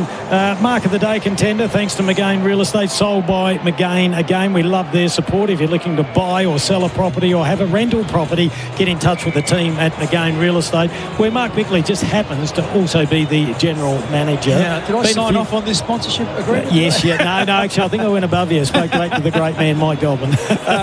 Well, there's a couple of really good marks. Josh Worrell took one in defence, which is always courageous, in the 30 metres out from your opposition goal, and he was 4 deep and flew for it, judged it better than anyone else. Took a really good mark. You mentioned Jordan Dawson took a really nice mark. That was in the first quarter when he marked and at the top of the goal scorer kicked the goal. They've probably been the 2 best at the moment. Fremantle haven't quite had as many contested marks because they've been much more systematic when going forward. Footy, so most of their marks inside forward 50 have been blokes on a lead and the ball's been put to advantage. So probably says a little bit about the way that Fremantle are attacking. We'll give you one more, Bix, before we go to a break. Then you can come back and dissect all the team stats that'll tell us clearly why they've been the superior side, Fremantle. Who's made it look simple? For Revo Fitness, training made simple. Look, I think I really like Amos, John Amos, who's kicked 3 goals in the first half. We sort of said he'd spluttered a little bit in the first 3 weeks, and there were some people saying they needed more from him. But Josh Tracy, who looked like he was the most dangerous forward for Fremantle coming into this match, well, he's been reasonably well held. It's been Amos that's been the one that's found himself in space. He's led really well and he's finished off really well. He's looking good. Thanks to Revo Fitness. No lock-ins, 24/7 gyms from just $9.69 per week. You can have a rig like Amos or Mark Bickley. We're going to take a break. It is the Dockers leading by 25 points. This is AFL Nation for Didi. Yes, I Didi this footy season. You're listening to AFL Nation for Tyre Power. Get the power with your trusted tyre experts. And for 4 and 20 pies. You can't have footy without a 4 and 20 pie. Everywhere you look, there's a sign popping up saying sold by McGain again. McGain Real Estate, celebrating 50 years helping South Australians reach their real estate dreams. Contact your local McGain agent today. Wherever there's adventure, you'll find the Isuzu D-Max. With greater fuel efficiency and up to 3.5-tonne towing capacity across the range. Meaning, wherever your adventures take you, the Isuzu D-Max has your back. The best part though, adventure is everywhere. Go find yours. Visit your Isuzu Ute dealer today. Here's another top tyre tip from Tyre Power. We all love a good road trip. But before you go, make sure you run a few safety checks. These include overall tyre condition and tread depth. Plus, make sure your tyre pressure is right for the load you're carrying. If in doubt, give the experts a shout at Tyre Power. Visit tyrepower.com.au or call 13 21 91 for your local independent owner. Adelaide, Sexyland is ready for you. With 3 stores in Adelaide, we offer Australia's largest range of adult products, open late 7 days a week. Shop in store or online with fast, discreet 2-hour delivery across Adelaide. Trusted by thousands of locals for choice, privacy and convenience. Come see your local store today or shop online at sexyland.com.au. Take me now, Sexyland. Top midfielders run over 15 kilometres a game. That's sustained performance. Just like Host Plus, who have sustained strong long-term returns over 20 years. A top-performing super fund, that's a plus. Issued by Host Plus Pty Limited. Past performance is not a reliable indicator of future performance. Consider the PDS and TMD at hostplus.com.au before deciding. Search Compare Host Plus today. Proudly roasted right here in Adelaide, Rival Brothers Coffee Roasters is your local trusted specialty coffee supplier. Whether it's your morning brew at home or keeping the office filled, Rival Brothers delivers premium specialty coffee beans across SA. They're all about the sporting community too, and from early starts to weekend sport, Rival Brothers is proud to keep Adelaide going. So grab your next bag of beans online or in-store and taste the difference of Adelaide roasted specialty coffee. Let's have a quick chat about spiders. Get away from me now. Exactly. Well, we're not the biggest fans either. But that's okay because unlike you, spiders are our business. I'm Mel from Murray Pest Control and we've been solving spider issues for over 50 years. So put away the broom and slippers and leave it to us, okay? Give us a call or book online and we'll be round in a jiff. Spiders? No worries. We've got this. With the team from Murray's. murraypestcontrol.com.au. AFL Gather Round returns to South Australia this April, and so does the Festival of Footy. Go beyond the game with over 100 events and special offers across SA. There's local markets, watch parties, live music, premium food experiences at world-class wineries, and opportunities to get up close with your favourite footy team or player. Grab your mates or family, wear your colours and enjoy the Festival of Footy in South Australia. April 9 to 12. Explore what's on this gather round at southaustralia.com/Festival of Footy. At Beaumont's, we're more than just tiles. Discover a full range of hard flooring, hybrid, timber and laminate for every style and budget. Plus, we can help with installation, making it easier. Visit in-store and find more for your floor. Beaumont's, more than just tiles.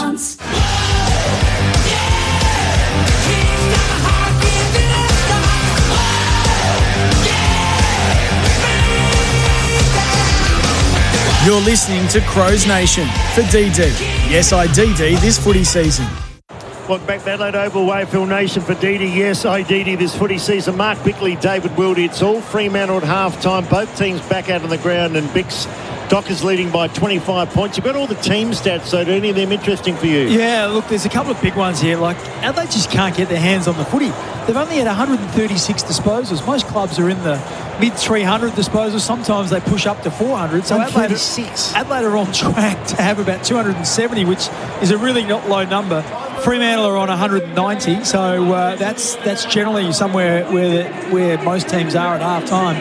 And, yeah, it's just really interesting. That's why Adelaide have only had 17 inside 50s. They were better that quarter with the contested footy, so at the moment it's 69 to 61. That's in Fremantle's favour, but I think they were 23 behind at quarter time, so they actually won the contested possession that quarter, but it's very much the uncontested possession where Fremantle are on top, 112 to 69. So marks, Adelaide have just had 33 marks for the game, so just can't get any fluency. That's a lot to do with the pressure. Yep. Once again, Fremantle haven't had a lot of marks. They've only had 36. So hasn't been that sort of game, has it, keeping the game has been pressure. A lot of pressure, a lot of tackling. Adelaide have had 39 tackles, Fremantle 31 tackles. But it's just been the system and the composure that Fremantle have. So they've just been able to always, when the pressures come, they've had an outlet to the outside where they've just been able to give it to a player who's got a second or two to raise his eyes and find a free player, whereas Adelaide haven't had that outlet. And when the pressures come, they've really just hacked it forward, and often it's been straight to a Fremantle player who have sort of kicked it straight back over their head. As I said, the clearances, what are they? Clearances are very much in Fremantle's favour. Surprisingly, Adelaide have had more hit-outs, 23 to 19, but the clearances are 21-12, so that's almost double the clearances. Centre clearances evened up a little bit. I think it was 5-2 at quarter time. It's now 8-5, so they squared it off at 3 apiece in that quarter, but around the ground, 13-7 in Fremantle's favour. So, Bix, for Adelaide to get back into the game, they don't have any clear passage in their forward. What do you think they need to do? Would you try and play keepings off for a little while? I think at the moment, like, Adelaide can't get any fluency because it's they're just under pressure the whole time. I wouldn't mind if they're able to find a mark, but it's no good just chipping around like we've seen them do the last couple of weeks and going sideways. What they need is, if they're going to find a mark, the ability to overlap. Like this year, they haven't had the player who's marked it and someone goes screaming past and gets a handball receive, and then all of a sudden Once you create run space. 10 or 15 metres, you can kick over the head of a lot of defenders, and you get out into space and to your forwards, and you get Philthorpe or Walker one out in some space. And Adelaide haven't done that at all. Every time they've gone inside forward 50, it's gone into high numbers. Yeah, good judge, Mark Bickley there. Second half just about to get underway. Fremantle come back for gather round next week. They take on Collingwood. That'd be a good game too. Because Collingwood are certainly under the pump. Oh, I'll tell you what, with Nick Dacos, has a lot of people saying, no, Nick, no, Collingwood. And it certainly proved that way. They looked pretty impotent last night. Yeah, no Pendlebury, no Darcy Moore. Second half just about get underway. If you just joined us, it's been Fremantle's first half. They've only won 4 times here at the Adelaide Oval over many years. 8-6 to 4-5 they lead. So in the middle for Adelaide, it's Peatling, Berry and Dawson taking on Brayshaw, Sarong, and also, who's that, Bolton, Shea Bolton. Okay, so Berry up against Bolton. Jackson got it down to Sarong, leading possession getter on the ground. They work it out towards the wing, and Cook takes a mark. Just waiting for him to really explode. The young man's got plenty of talent. Spearing ball to half forward. Clean bolt there was Philthorpe. Clark took the crumb, gave it to Dudley. Dudley back to Bolton. Bolton socked about 3 bits of candy to 3 different players and kicks up to Tracy. Just quick off the mark, Tracy. So powerful, just left. He's a big man. Left ball ace. It's a beautiful kick too. 11 goals, 5 for the year to big Josh Tracy. Works it inside Fremantle's attacking area. Miller couldn't take the mark, comes to ground, spills down to Michael, and he's played okay today. Bolt, Michael, and a big tackle, takes him out and the ball over and out. 60 out from the Dockers goal. The impressive thing about Fremantle is that they're not playing a spare behind the footy. They're matched up. It's 6-on-6 behind the ball, so they're backing in their defenders. Jackson and McAndrew. Ball to ground, bypass Bolton. Adelaide, who's going to be the igniter? Who can do it? Keys so quiet today. Only the one possession half time. He's been done for holding the ball. Just hasn't it been his year so far. It's only early days, but Ben Keys has been a best and fairest winner and also a runner-up and a third. Kick up towards Tracy again. The big man dropped to the first one, but he got the crumb. And from 35 out, Bickley would not back against him. Well, he looked ominous already. Won't have been going a minute 26. That handball from Jackson gave it to Brayshaw, who was just lurking just outside 50, and then it was Tracy on the move and a beautiful kick. What would he be worth if he came out of contract now? The last couple of years, he's one of the stars of the competition. Lots. So Josh Tracy, kick one tonight, 11 for the year. This will be the perfect start for Fremantle. They've dominated all possession, as you heard Mark Bickley a moment ago. For his second goal, southern end. I think he's missed it. He slaps the ground, didn't like it. Just leant back on that kick, and that's a big miss. Normally better kick than that, so Adelaide can clean out of Miller. Miller brings on the western wing now. So he said, who's going to be the lift up? Went Walker. He's been quiet today. Got the crumb now. Worked it out to Berry. Trying his heart out. Now they cut him board. Zach Taylor to half forward. Mark not taking their Keys. Can he get possession? They've got him again, but he got rid of it. Did it okay. Cox another big tackle. Adelaide just under pressure. Handballing to anyone at the moment. Finally swept out wide to Dudley. Dudley evades the tackle. Scurries away. Did well. Here's Wagner to the outer wing. Tracy there again. You back him in. Almost took the mark. Borlase with him. Tracy Borlase like a training drill. Now Dockers get their breath. Bolton spots something he likes. It's Sukowski. They're on the march again. The Dockers are looking dangerous. Up to half forward. Sticky hands. This guy's been good tonight, Amos. He's kicked 3 goals. We know he's a beautiful kick and within range. Yeah, a couple of missed tackles. Really key tackles there for Adelaide. Inside their forward 50, and then the ball goes the length of the ground. That's the one thing that Adelaide haven't been able to do. Transition from D50 to forward 50. Well, Fremantle did it just then, and now Amos shooting for his 4th. Yeah, Dockers have been waiting for the big man to be consistent football, a high draft pick. We know he can play. He's kicked a lot of goals. He's going for goal number 4 tonight. A real confident, gets close to the man on the mark again. Gets under it, and he too sprayed the same side as Tracy a moment ago. They get their second behind. 8-8 plays 4-5. It's almost comical at the moment that Fremantle have done it. I reckon Voss has done it twice. He was there just maybe really close, wasn't it? Searching for that extra bit of distance, but he got the distance easy. Why not run round? Yeah, they are slightly into the breeze. Ball goes long. You look at that kick, that re-entry, but the mark's been taken by Pearce, the Fremantle captain. He's giving Philthorpe a hiding at the moment. The big filthy needs the lift. Show a little bit of aggression. Get your hands dirty, son. The ball goes inside 50. Big leap. Ball goes down to ground level. The tackle from Dawson. Isaiah Dudley around the body. It's a 2-on-1. Oh, the mark's been taken by the prancing pony. He had his eyes on the agate and everyone lost it. I tell you, for the people that knock Voss, there are a few that don't like him. You'd like him in your team, though, Bix. When you're the aggression, he goes harder, he can kick a goal, he can take a mark. Oh, yeah, just watching the replay there, I agree with everything you said, but Josh Worrell wouldn't want to watch that because he just let Voss jump it because he thought Alex Neil-Bullen was going to contest the mark. But Second time he's dropped out tonight, Worrell. Neil-Bullen didn't make the contest, so... He kept his eyes on the ball, Voss. He should be rewarded with a goal, but he's not. They miss another one, and it keeps Adelaide in the game. Margin 28, and I reckon they should be 45 points up now, the Dockers. They've been the superior side. Well, they missed 3 set shots. They're all over Adelaide at the moment. All righty, let's see if the Crowies can do anything. Worrell brings it back in. He goes long down the middle, but straight to Brennan Cox. If you're going to use that as a game style and a plan, you need your teammates to be aware of it. No effort, no contest. Ball goes in long. Adelaide under the pump. Miller has been a star. Fell over, got the handball away. Worrell went back into traffic. Got it out to Peatling. He looks for McAndrew and he takes the mark on the boundary line. This is where you need overlap run. You don't want your kicking at 8 metres. Called to play on to the handball, back to the ruckman. He wasn't expecting that. Big McAndrew. Dawson free kick, I think it will be. To Adelaide, right in front of us here. Jim Fremantle burnt 3 golden opportunities, 8-9 to 4-5. Adelaide need to get down and score a goal, get back in the game and do it quickly. Early stages, third term. David Wildy, Kim Dillon, Mark Bickley with you. Dawson's kicks a penetrating one towards centre half forward. No one can take the mark. O'Meara weighted down. They gang tackle him. Good tackle there by Finbar. Mainly, and he's not going anywhere. Adelaide once again just going back, kicking it long down the line. There's numbers everywhere, 8 or 10 players flying for that footy. It's only round 4, but they've been doing it all year. They're not playing the same style they did early last year, but they are depleted with injuries. The ball comes out, Berry gets it, goes back to Peatling. That kick's not good. That'll be coming back. That's out of bounds on the full. Wow. It's just straight up in the air, straight over the boundary line. It's just... Once again, he had more time, but just the pressure that Fremantle have been putting Adelaide under, he just rushed his work and just slammed it straight out of bounds on the full. So Brennan Cox, the recipient of the free kick, he's deep in the left forward pocket, northern end, member side of the Adelaide Oval. He goes down the line, front position was Finbar Maley. Berry tried to crash his way through. Dawson picks it up. Walker's got to make a lot of ground, and he didn't. He got a knee in the guts, and the mark was taken, and that was legal.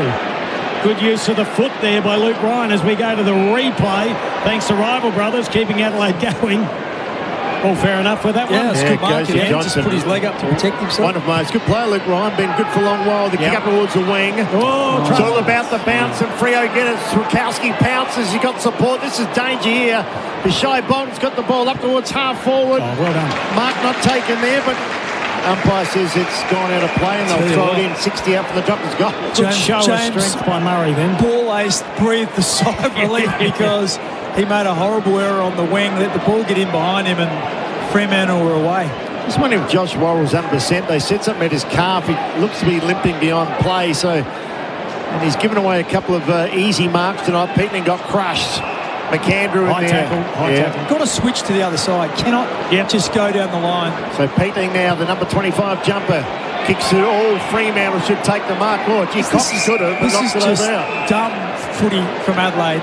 You kick it long to Walker. Ryan just anchors him to the ground, and then Brennan Cox just comes over and punches it straight out of bounds. How's that not deliberate, though, Bix? Well, you're allowed to do that. I know you are, but it's as deliberate as anything. Get on the commission, Willie, and change the rules. It's one of the anomalies of our game. Throw in right in front of the AFL Nation commentary box. Kim Dillon, David Wildy and Mark Bickley. Dockers doing it nicely at the moment. Adelaide need to get a couple of quickies to get back into the game. Saligo's only had 2 touches. It's picked up by Alex Neil-Bullen. Got it over to Keys, who's only had about 3. Goes back to Rankin, who might have had 5. His kick wasn't accurate. Ball goes to ground level. Handball there from Neil-Bullen, I think it was. He couldn't take it cleanly. Ryan came out of the back door. Trying to paddle it forward there was Walker. Oh, it's getting tough and messy. Umpire blows the whistle and we'll have a ball up 60 metres out directly in front of the Adelaide goal to the northern end. Oh, Adelaide are starting to get desperate now. They know that this game is in the balance. Yep. 8 goal in third quarter. Adelaide still only 4 goals, searching for goal number 5. Long time between drinks. Up they go. Bailey dropped it. Crum went down to McVeigh. Now Bolton bounced off his chest, but he might get a reprieve, but he does. He's off to the races. Shy Bolton has a bounce, can go for second. Cheeky little kick, but it's a beauty. And it's marked by Amos, is it? Yep. Wow, what play by Bolton. What a transition. It was beautiful play there from the Dockers. And Amos missed a moment ago, but he can go back and kick his 4th goal. Bicks, they look dangerous tonight. It is so stark, the difference. Every time Fremantle go forward, there's space everywhere. Their forwards have got room to move. That's why they've taken so many marks inside forward 50. Every time Adelaide go, it's slow, kicked up a chimney, and there's 20 blokes flying for it. Joy Amos for goal number 4. That's good enough. Doesn't miss that one. 20 out directly in front. And this margin now is getting alarming. 9 goals, 9 to 4-5. And where's Adelaide's next goal going to come from? Well, they're just not switching the play. They're not changing direction. They're just going back, kicking it long down the line to huge numbers. It's just, I'm not sure what they're thinking and how it's going to change. They've actually got to take the game on. So the margin, 34 points. That's on the Toolkit Depot scoreboard. They got a 10% sale at the moment on almost everything. So pop into Toolkit Depot. We'll be doing an outside broadcast down there in a few weeks' time. Alrighty, ball back centre field. This is AFL Nation thanks to DD. Yes, I DD. The Toolkit Depot scoreboard is looking brilliant if you're a Dockers supporter. So was Shy Bolton and Kimbo. Oh, yeah, it's just been... just the speed. Adelaide have looked slow, haven't they, over the ground compared to Fremantle when they've got the ball. The speed of ball has been very good. Really fumbly, Adelaide. When they make a mistake, they pay the penalty. Ball is loose again. You just watch this one come out. Adelaide pick it up first. It goes to Rankin, having a squirt in the middle. Long kick. Cox was back there. Ball goes down the ground level. Walker jumps on. Wants holding the ball. Crowd wants holding the ball. Umpire won't give it. I reckon it's fair enough. There's a courage of Cox and Philthorpe then. Gee. Big collision. Alrighty, we just look at the replay there. It was a big one. Ball gets thrown up 30 metres out from goal. McAndrew doing the ruck work. Chapman picked it up. He's beset upon. Is that holding the ball? No, says the umpire. Took on a couple of tacklers. Had one arm free. As long as they're consistent, they're giving them a fraction more time tonight. Ball still inside 50 for Adelaide, but this happened late in the second. They haven't been able to score. Key's got it. Oh, he's gang tackled. It's like a rugby scrum at the moment. Now, Willie, they're only 11 metres out from goal. Well, McAndrew's winning the tap. This is where you open it up and you hit it out into space. There's so many players inside Adelaide's forward 50. It was gang tackle. They're ganging up on Ben Keefe tonight too. It's been a difficult night for him. He's normally so dangerous for him. Yeah, we know he's a better player than that. He's been one of the best acquisitions for Adelaide for quite a long while. Been outstanding. Ryan fell on it. The Dockers are just going, they're ferocious at the footy tonight. They really are. They're playing well. Darcy, he got manhandled. There's Philthorpe. He can't get warm, more busy. Taylor around the body. Zach Taylor. That's what the Docker ordered. Finally, it was like pulling teeth, but they get one back. And Zach Taylor delivered beautifully. 3 against Geelong, 1 tonight. And Bix, this could be the start of a comeback. Who knows? Well, it was just repeat efforts as I'm looking at Lockie McAndrew come off. He's hobbling. He looks like he's spent. So Riley O'Brien thought, fortunately for Adelaide, they've got a couple of rucks. So Riley O'Brien will come on fresh. But that was probably 4 or 5 stoppages inside 450, repeat stoppages, lots of tackling pressure. Then finally they got the ball to the outside and Zach Taylor from about 18 metres snapped truly. Mark Bickley, exclusive to AFL Nation, and that's what it is. AFL Nation, thanks to Yes, I DD. As we take a look at the Toolkit Depot scoreboard again, it is back to 28 points. I don't know how the Dockers should have this one all stitched up, but Adelaide just hanging in there. This happened against the Doggies, and it happened against the Cats as well. But they had 2 late outs in Fogarty and Cumming. Can they come back from there? Riley Philthorpe's got it wrapped up in a tackle, so he's in the ruck with Riley O'Brien. Well, he's ruck roving Riley Philthorpe. Loose ball taken beautifully by O'Meara. Ball goes forward from Brayshaw, inside 50. Big fist away. That was beautifully done by Murray. No one out there, though. First player will be Johnson. Rankin gets him, forces him over the boundary. No, he doesn't. And that'll be a ball up. So Rankin's gone into the middle. Dawson's gone to full forward. I would like to see Dawson behind the ball rather than ahead of the ball. He's just such a good mover. They can't move it from defence at the moment. I like it. Adelaide get a little dinky clearance and a fortuitous mark taken by Pedler. He needs to lift. Plays on quickly. It's a long kick. Oh, Pearce, what a mark going back in the traffic. That's a McGain Real Estate Mark of the Day nomination. Great courage. Well, he's a big, strong boy. Mark Bickley said he bench pressed Riley Philthorpe, which is not easy. So he's played well tonight. The skipper Pearce, they bring it back towards the wing. Darcy got involved. So did Dudley. Dudley at ground level. Jay slipped out a beautiful handball. Tracy, that's gone, is it? Had to be. Holding the ball. Great tackle. Can I just say with that Pearce mark, it was a bloody awful kick by Pedler. It was, yeah. Chase Jones, game number 100. Feeds it off to Worrell. Adelaide just having a moment, but they need to take a mark in the forward line. Philthorpe up and down. Big tackle again. Such a congested forward line for the Crows. Well, at least at that stage there, it was handball received. Worrell got past. The trouble is he kicked a floater and it went about 35 metres. Here's Rochelle. Trying to work in a phone booth. Couldn't get it out. Keys, couple of possessions.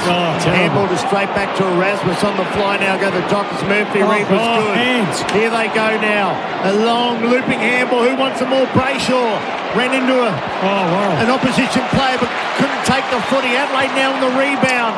Worked up towards half, but kicking's poor again. Wagner emerges. You've got Dockers queuing up here. 3 or 4 through the centre. Ends up with Sarong. Sarong's kick wasn't great. Goes into the pocket though. It's 2-on-1. Tracy, now it's 2-on-2. Here they go. It's Warner. Can look at the goals for Warner's missed. The side of a barn door. That's out of bounds in the full. But once again, I think this is where Adelaide's depth is being tested. Hugh Bond, that's a horrible mistake. They had 3 or 4 players going forward in space, and Hugh Bond kicks it on his left foot and kicks it. Oh, we're talking about poor skills. Straight Who was that just then? Who was that then? They've just kicked it out of bounds. It's actually Johnson that missed a moment ago too, so apologies to Warner. He's on this side of the ground. It might have been Chase Jones, was it? Yes. Yeah, that was a terrible so kick. the bottom 4 or 5 players for Adelaide just struggling at the level. Got to give credit to the Dockers. They've been the superior side. They're a nicely balanced side, and they're going to have a big season in 2026. So the margin 28, get the feeling, stating the obvious, if Adelaide can't nearly square it up in this quarter, all the flags have gone flaccid now, but it does seem like they have the breeze, Adelaide. Well, Adelaide can't score. They've kicked 35 points. They're averaging 10 points a quarter. Yeah. So that's... Second highest scoring team last year. That's going to be an issue for them. Philthorpe puts a high up and under. Mark that if you can. They fly for it. And it is a good mark in there. Terrific mark. Taken by Zach Taylor. Kicked their last goal. So little Zachy, as we said, got 3 last week against the Cats. Slow. Oh, it's a very slow spread, isn't it? So he's forced to go out wide. Goes to the eastern wing. To a 2-on-2. Oh, but Fremantle just about won every time. It has been 2-on-2. Chapman takes the mark. And this is this is the issue. Like Philthorpe's on ball, so when you bail out down the line, it's Alex Pearce versus turnover here. Dawson's got clear space. Oh, beautiful vision. Kicks out to Walker. Lumbering after. Tex can't lift the leg. Finally gets there. Breaks off Ryan. Or does he? On his left shoe. Sweeps it back in the middle. Taylor's there. In fact, Saligo. Now to Dawson. Something out of nothing. Lands in the square. Rankin's there. What a spoil. Does he win the free kick? The spoil was a beauty. Rankin pleading his case. No, he got all ball. Yeah, I think so as well. I don't think he made any contact whatsoever. It was Alex Neil-Bullen. Yeah, it was Alex Neil-Bullen. And the ball hit. He hit the ball first. Let's have a look at the replay. Thanks to Rival Brothers. There's beautiful defensive play. All right, we'll get to that shortly. Ball thrown in left forward pocket. Adelaide need to get a goal. Loose ball, come down to ground level. Shai Bolton was in there. And now the clearing kick came from Wagner. It's a 1-on-1. Good work. The 235s. Borley's got the spoil away. Didn't get the footy though. Now it's been picked up. That's by Tracy. Jammed it on the left boot. It's a awkward kick and the mark was dropped there by Saligo. Free kick. Gets a push in the back. They play on advantage and now the mark taken by Rochelle. And if anyone can kick a goal from 44 metres out on a 45-degree angle, it is Josh Rochelle. They're just a moment, aren't they? They are. Their pressure's been good, but it's like pulling teeth. Even their good ball users, Jordan Dawson tried to kick it to Taylor Walker, missed him by 15 metres, and Walker had to go over near the boundary line to pick it up. Just down on the boundary line, thanks to Green Door Pathways. Walker's gone off. Peatling's come back on. So too Finbar Maley. All eyes though. 45,000 Back him in, people Kimbo. watching Rochelle. The way they're going, I'd say no, but he's a beautiful kick and he drags it through the middle. Just it was going to the left. And he doesn't mind a little bit of crowd action. He gives them a bit of action back. So the margin's back to 22 points. Could they? I doubt it. Well, they could. Less than 4 goals.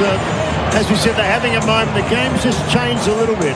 Well, Fremantle left the door ajar when they missed 3 set shots at the start of the quarter, because now this quarter, it's 1 goal to Fremantle and Adelaide have kicked the last 2. So the crowd's starting to get involved. What they're screaming out for is some clean ball movement where they can get some overlap run, get it onto the body and maybe get an easy goal rather than have to have 15 tackles and 4 turnovers to try and get the ball inside their forward 50. So Rankin has been into the middle for the last couple of centre bounces, yet to get his hands on it.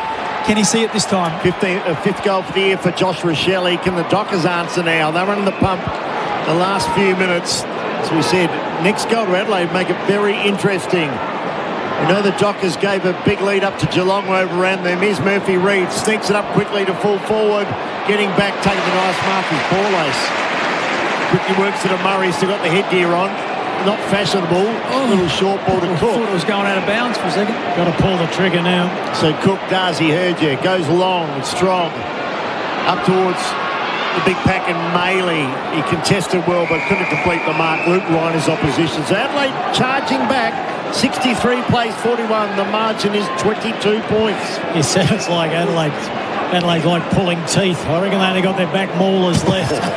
Or the wisdom teeth, maybe. Yeah, it's been hard work from full credit to the Dockers. They've come here to play. They don't have a good record at the Adelaide Oval, but it's still game on. Loose ball, couple of fumbles. Now picked up, paddled out though. Goes out as far as Wagner, the man with the man bun. Ends up with Sarong, right by the boundary line, by the interchange gates. Drives it along. Duck in the head there was Bond, but he got the footies wrapped up in a tackle. Yeah, we got a ball up, 55 metres out. He'll see that one in the review. Needed a bit more voice from behind to tell him to come back strong, because in the end there was no contact. Yeah, Riley O'Brien doing the ruck work. Ball goes down to Sarong, smothered off the boot by Peatling. He picked it up, squirted it out. What was it? High tackle to Peatling. Going back. Can they get it to the other side of the ground? There's a big lead there by Alex Neil-Bullen, I think. It's been ignored. He goes out wide, and they're going to get Chase Jones by himself. If they move it quickly, they turn it over. Well, Borlace just took too long. Tracy came in, didn't he? Marked by Amos. Here go on the attack now. The Dockers. Voss has it. A long way from home. High kick to the head of the square. Once again, a massive pack. Whoa. Adelaide bringing it to ground. Berry was there. The Berry for the Crows to Dawson by hand to Peatling. He's deep in defence. Kicks to the outer wing. Phil Thorpe's been hardly seen today. Invisible man comes off his hands out of bounds. You know they're not going well, Bix, when you're thinking out of bounds is a good result. Well, just going back, finally they switched the play. It went to Borlace. Yeah. And his teammate had run, and it was 20 metres goal side of his opponent. Took an extra step. Borlace stubs his toe and kicks it straight to the opposition player, then it goes straight back over your head. Massive 5 minutes for both clubs. The Dockers could win it here. Adelaide can get well and truly back into it. They've got to hit the scoreboard, I reckon, at least twice. Berry's trying to lift himself. Strong mark taken by Clark. No, shepherding to Keys. All right, so Keys has got it. Change direction again. They can't just go down the line. Sacked by the Brisbane Lions. Picked up in the rookie draft by Adelaide, and he's been a great player, but he goes down the line. Loose ball. Adelaide a silly chance. Need a big tackle. McVee's there. Tackled highly by Rankin. Did he give a free kick away? Ball still alive. Dinky little pass. Misses the target. Crashing their way through. Gee, that's the young fella in Sherry. First time we've called him. They turn it over, and Phil Thorpe takes a mark. And he'll line up for 40 metres out. Over to the pump at the moment. Freo. That's the first time today that they've looked sort of lost their composure. Who was that kicked that? That was a 15-metre pass.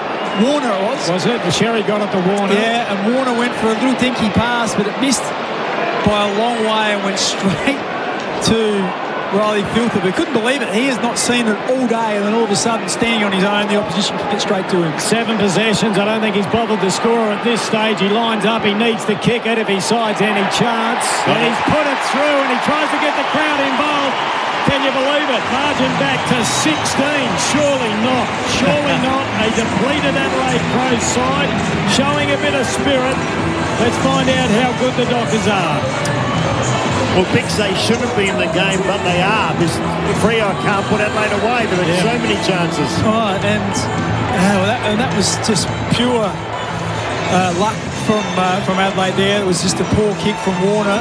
But I guess in the end, Thilthorpe had to go back. It hasn't been a good night for him. But he had to go back and kick truly, and he did that. So hopefully that gives him some confidence. Adelaide have now kicked the last 3 goals of the game. Got out to 34 points at the 9-minute mark of this third quarter, and Adelaide now brought it back to 16. He does make it look simple when he's kicking Riley Thilthorpe, thanks to Revo Fitness. Training made simple. Yeah, Warner's kick was a poor one. He could have come to the western wing. He went the other side, and Thilthorpe, the only man there, Jackson. Jackson gets caught by McAndrew. He's a big man, big beanpole. 3:30 left on the clock. Jackson again trying to work his way through traffic. Adelaide, as we said, they got their second win. Miller of Peatling had a couple of moments too. James Peatling goes out wide. Nice mark. A really nice mark. Is that Neil Bullen? Yep. Alex Neil Bullen. Normally uses it well. Premiership players, we know he's experienced too. Kicks to once again. Dawson couldn't complete the mark. Comes down to Warner again. Now to Clark. He's put it out of bounds in the form. So they are just a bit of panic at the moment, Bix. We know Freo, the last couple of years they've come here, they've lost on the last kick of the day. Yeah, well, just as well, they won the clearance out of the middle, so they've been able to sustain the pressure. Here they go towards full forward. Oh, gee, Finbar Maley went up. Here's Neil Bullen. Neil Bullen gets off the peddler, kicks straight the man. Dockers now trying to hang on. Brayshaw gets away from Maley. Boot to ball. Now Sarong. Sarong bypassed the footy. Dudley, big tackle, did well in the end. Brought his man down. Sling. Yeah. Is it? So it's a free kick. Chase Jones in his 100th. Umpires paid a sling. We'll go back to that. Yeah, they don't like it when they land on he hasn't paid it. Okay, they don't like it when they land on the AstroTurf like that, though. So we've got a throw in right on the 50-metre line on the outer side. In front of the Graham Corns bar. The irony of that, he doesn't even drink. Ball comes down to ground level. In there's Brayshaw wrapped up in a tackle. They are getting fumbly. We saw this late in the second term. Adelaide need to capitalise. 2 minutes 30 remaining on the clock. They trail by 16 points on the Toolkit Depot scoreboard. McAndrew doing the ruck work against Jackson. Big tackle there. That was by Dawson. Ball still alive. Crowd going crazy. Well, McAndrew's been great. Not only has he sort of won the hit-outs, but he's been the big tackler. As soon as the ball hits the ground, he's wrapped his big arms around a lot of the Fremantle smalls. You can order a Coke in the bar there, Cheeky-Bo. Cornsey, that's all he drinks is Coke in a bottle. And a big shout out to Chad Corns. He's listening to our coverage on AFL Nation. Yeah, he picked up Docs by 50 points. Yep. It won't be that now, you think. Chase Jones again on all fours. Fell over. Umpire gave him the benefit of the doubt. He was rolled nicely in the tackle. There's a chance he could have got sort of pushed in the back, but Fremantle did that well. 15 metres out from the northern goal. McAndrew, it's hard to get over him, that's for sure. There goes Dawson, tackled, got rid of it. In the back. Smashed him to the ground. Is it holding the ball? No, the ball's squeaked out somewhere. And now we'll have a secondary ball up. It's been living in Adelaide's forward 50 there. So many stoppages, so many tackles. They're really turning the pressure up. Here we go again. Adelaide going forward more like rugby style, 10 metres at a time. So generally what happens here is someone comes screaming through and there's an errant arm over the shoulder or a hold. Could it be Rankin? Here we go. Let's see what happens. Or it could go straight down the other end. Let's see. Shai Bolton got it. His handball wasn't great. Taken by Rochelle. Ball out in the pocket, taken by Zachy Taylor. Mark taken by Finbar Maley. Well, he kicked the check side from the other side of the goals in the first term. He's going to have to hook one around his body, and I'm not confident. No, nice grab. I actually think for blokes who don't have perfect kicking styles, kicking around the corner can sometimes be easier for them. Well, he knows what he wants to do. They can't come running at him until he gets back in play. Oh, and he's passed off. You're a clever Brewster. He gets it to Braden Cook. He fooled everyone. Well, Cook is a good kick. This is a great result for Adelaide. It was well played there by the big fella. Wasn't it? He sold the dummy. He had us all thinking he was going to have a shot. Well, I was sort of half hoping he was, because I was buying what you were selling, Bix. Those type of kicks. We'll never know. Yeah, we won't, but he better kick this. Cook is an excellent kick. Well, that's the kiss of death. They can drag it back to 10 points. Braden Cook's had a pretty good 2026. Bix knows him because he's a South Adelaide boy. Margin back to 10 points. How the hell did that happen? Well, Adelaide kicked 4 in a row now, and listen to the crowd. It brings energy and oxygen to this team when the crowd is up and about. This is Shades Bix of the Geelong game. They had a massive lead over the Cats. Well, exactly, and there'll be some doubt there, won't there, that does come back. Now, let's not write them off just yet, but it's just been Adelaide. They've won the territory battle. Everything's been in Adelaide's half. They weren't able to do that at all in the first 2 quarters. This quarter, a bit more hands on the ball through the middle of the ground, and then the pressure's been excellent inside their forward 50. Well, I tipped the Dockers by 21. That was before the 2 late outs for Adelaide, so I won't be changing. But, gee, Adelaide courageous at the moment. Captivating game of footy as we draw close to the 3-quarter time. Beautiful night here in Adelaide. Good Friday. Hope everyone's enjoyed the day. McAndrew took it out of the air. Adelaide pressing again. Can they get one more? Coming through Soligo. Tackled. But no, here they go. Peatling. Can look at the goals. Another one. Oh. Wow. Where's this come from? They were dead and buried 20 minutes ago. They were read their last rites. And they've gone bang, bang, bang, bang, bang. That is how good was McAndrew? He was fantastic. Won the ball out of the middle. And then there was a really good contest ahead of the footy. I'm thinking it was Taylor Walker. Got a little tap out and Soligo picked it up cleanly, broke the tackle. And Peatling's come from the centre square. And he ran to about 20 metres out. There was no one between him and the goals. And then he just dribbled all over the line. And the energy in this stadium is high. Incredible how's the celebrations? And it mightn't be your day, but it can be your moment. Soligo's little left-handed dinky handball that Mark Bickley described was absolutely brilliant. The crowd are on their feet. We've got around 45,000. It might be more. Ball back centre field. And we've got just the 24 seconds remaining in the third term. Adelaide trailing by 4 points. They were trailing by 6 at quarter time. 25 at half time. It went out to 34. Murray, big spoil away. He's got the headband. That was a high tackle. Ducking and weaving. That's holding the ball. Well, when you do duck and weave. Chase Jones should have been pinged then. He was a little bit lucky, wasn't he? Yeah. What do we got, boys? We've got 8 seconds to go. We'll see what happens. Now, Adelaide, at their discipline, they should just get another stoppage here. No, the clean kick comes away. Loose ball, ground level. They'd be happy for a ball up. No one can get it out. Adelaide get a clearing kick. We got about 3 seconds remaining. Ball comes out to Walker. Oh, damn it. Have a look at that. And he snaps on his left from 60. And a dribble through for a point. Good point, and apologies for everyone listening in WA. I showed my colours there. I hope you'll excuse me. A wonderful game of footy. As the crowd stands, they kicked the last 5 goals of the quarter, Adelaide, showing some appreciation. Well, I reckon nearly all of them had conceded defeat. They were trailing by 34 points, and I tell you what, the Dockers were absolutely dominating. A 5-goal third term, though, for Adelaide. We'll take a break. We'll come back with all the stats. What a quarter of footy it's going to be. This is AFL Nation, thanks to Dee. Yes, hi, Dee. That quarter on AFL Nation was for the Deutz-Fahr Warrior range. It's Deutz-Fahr Evolved.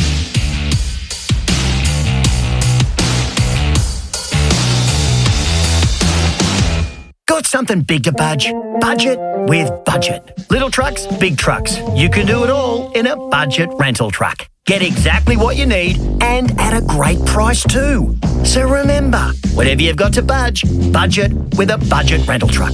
Budget car and truck rental. Call 13 27 27. That's 13 27 27. Budget with a budget rent-a truck. It's quick and cheap. Well, have your luck when you budget with a budget rent-a truck. running towards goal. Whoa, that's holding the ball. That commentary with a little adult twist is brought to you by Sexyland. They get it, now so can you. Right to the final silence. Australia's biggest range of sexy costumes, lingerie, couples toys and fun gifts and games for adults. Sexyland. Open till midnight 7 days a week in 3 locations, including St Mary's Store. Or shop online for 2-hour delivery at sexyland.com.au. Tundra. Toyota's flagship truck is here with our most powerful performance hybrid engine, undeniable Toyota quality, and a 4.5-tonne brake towing capacity. It's ready to work hard and play harder. Question is, are you ready for it? Toyota Tundra. Ready for everything and available now. Oh, what a feeling. Toyota. Check Vehicles Owner's Manual and Toyota Basic Towing Guide before attaching loads. AFL Gather Round is back in the Barossa this April, and so is the Festival of Footy. Go beyond the game at Barossa Park and explore this world-class wine region with a range of events from local markets, watch parties to live music and premium food and wine experiences. Explore what's on and check out transport options, including free shuttles from Adelaide at southaustralia.com/AFL. South Australia's Festival of Footy, April 9 to 12. Ugh, that's enough to send shudders down anyone's spine. Did you know termites cause more damage to Adelaide and Australian homes each year than fire and flood combined? That's over $1 billion. But there's a simple solution. Start with visual termite inspection from SA's leading pest control specialists. Your team from Murray's. No worries with the team from Murray's. Go to murraypestcontrol.com.au. This Easter, let your egg hunt lead you to finish that DIY project with Trojan. From the garage to the garden and everywhere in between, Trojan has the tools to help you get the job done. No fuss, just a broad range of trusted tools at DIY prices and backed by a lifetime warranty. Whatever the task, Trojan tools are up for the job this Easter long weekend. Trojan, tools built tough. Available in store or online at Bunnings Warehouse. Repco's one-day sale is on, and there's something for everyone. Get 25% off store-wide on parts, oils, batteries, car care and more. Plus, get 30 to 50% off rewards deals. T's and C's apply. Repco. Get you going. If you're a landlord looking to sell but worried about disrupting an awesome tenant, McGain Real Estate has buyers ready to purchase and keep your tenant, saving you thousands on marketing. There's a reason you keep seeing signs saying sold by McGain. Again. Visit McGain.com.au. K-pop Demon Hunters, Haja Boys breakfast meal and Huntrix meal have just dropped at McDonald's. They're calling this a battle for the fans. It is an honor to share. Pick a meal to pick a side. Available for a limited time at participating restaurants. Not for children under 15 years. At Beaumont's, we're more than just tiles. Discover a full range of hard flooring, hybrid, timber and laminate for every style and budget. Plus, we can help with installation, making it easier. Visit in-store and find more for your floor. Beaumont's, more than just tiles.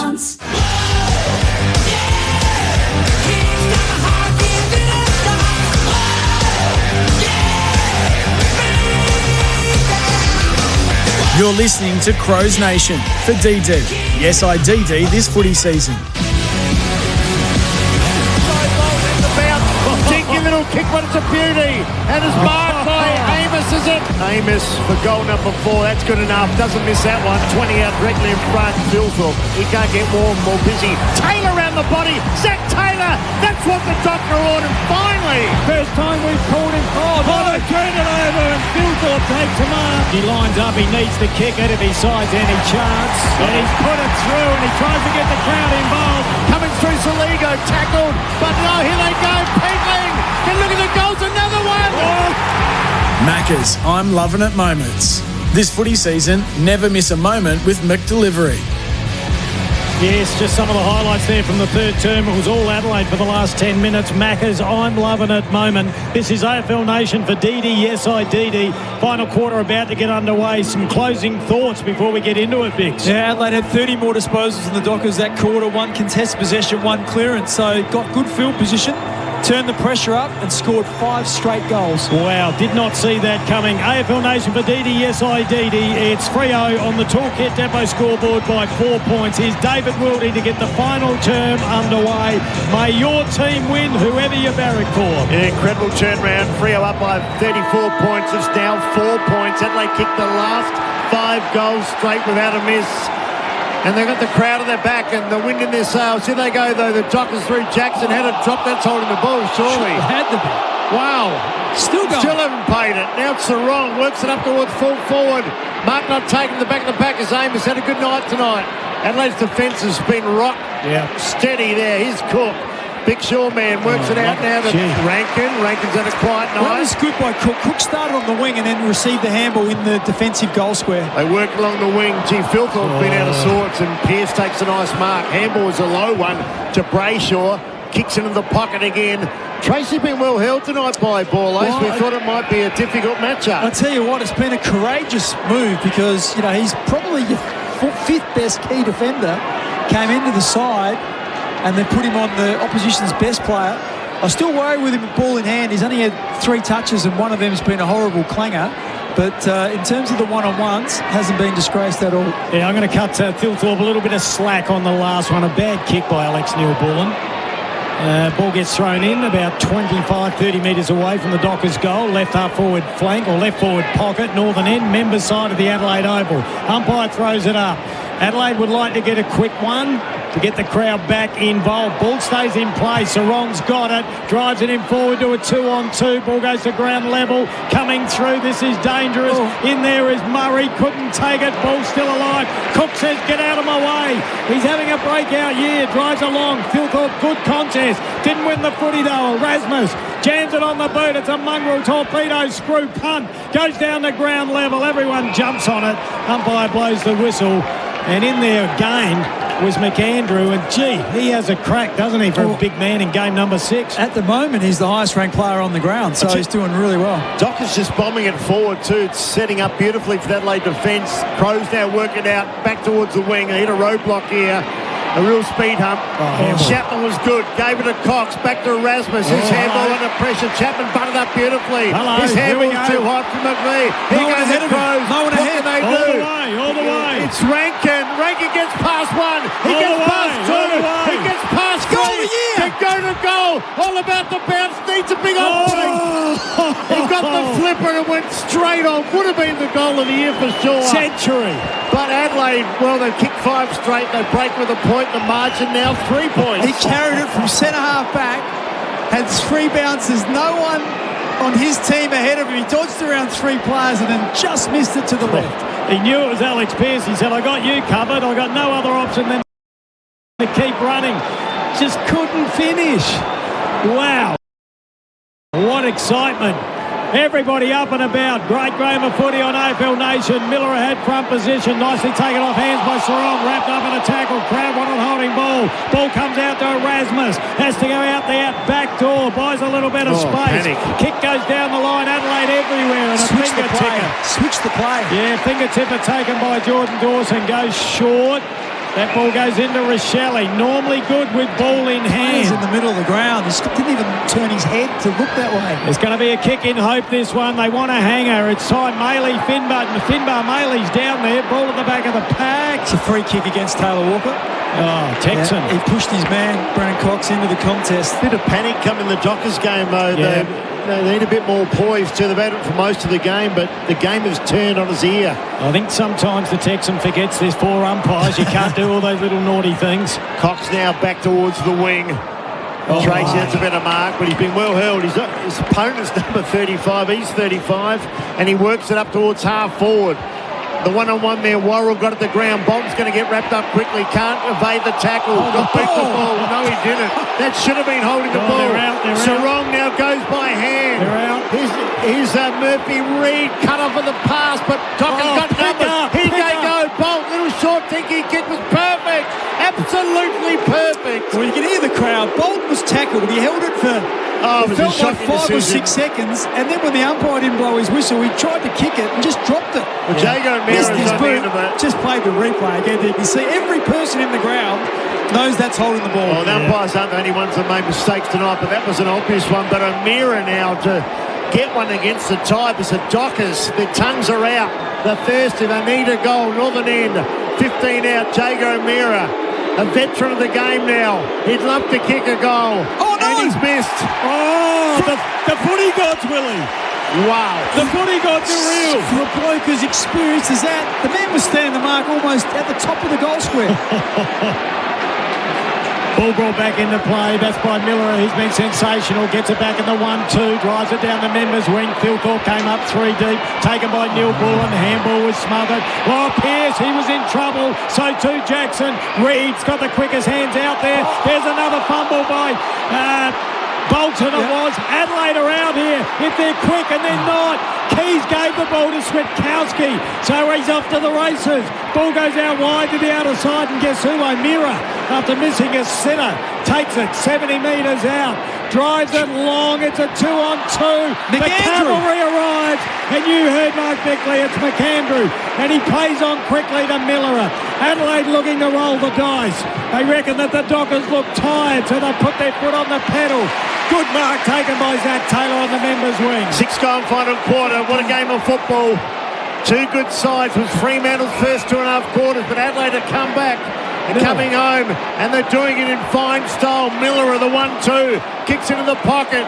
Can they take a mark? They should. Philthorpe got hit by Clark. Plays on quickly. Spots something he likes. It's the old skipper in Walker. And Taylor Walker. He's going to go back to put Adelaide in front. That's ridiculous. So O'Meara misses the other end from 10 metres out, and Taylor Walker, who's done it, as we said, 683 times, he could normally kick these with his eyes shut. He's 45 out directly in front. Well, it was interesting because your heart was in your mouth a little bit with Adelaide because they played that handball game, but the overlap just created so many loose players ahead of the ball, and there were just Adelaide players everywhere inside their 450. Taylor Walker, all eyes on the number 13 to put Adelaide in front. Yes, sirree! Came back! The finger goes up, it looked to go to the left, it came back to the right. And can you believe it?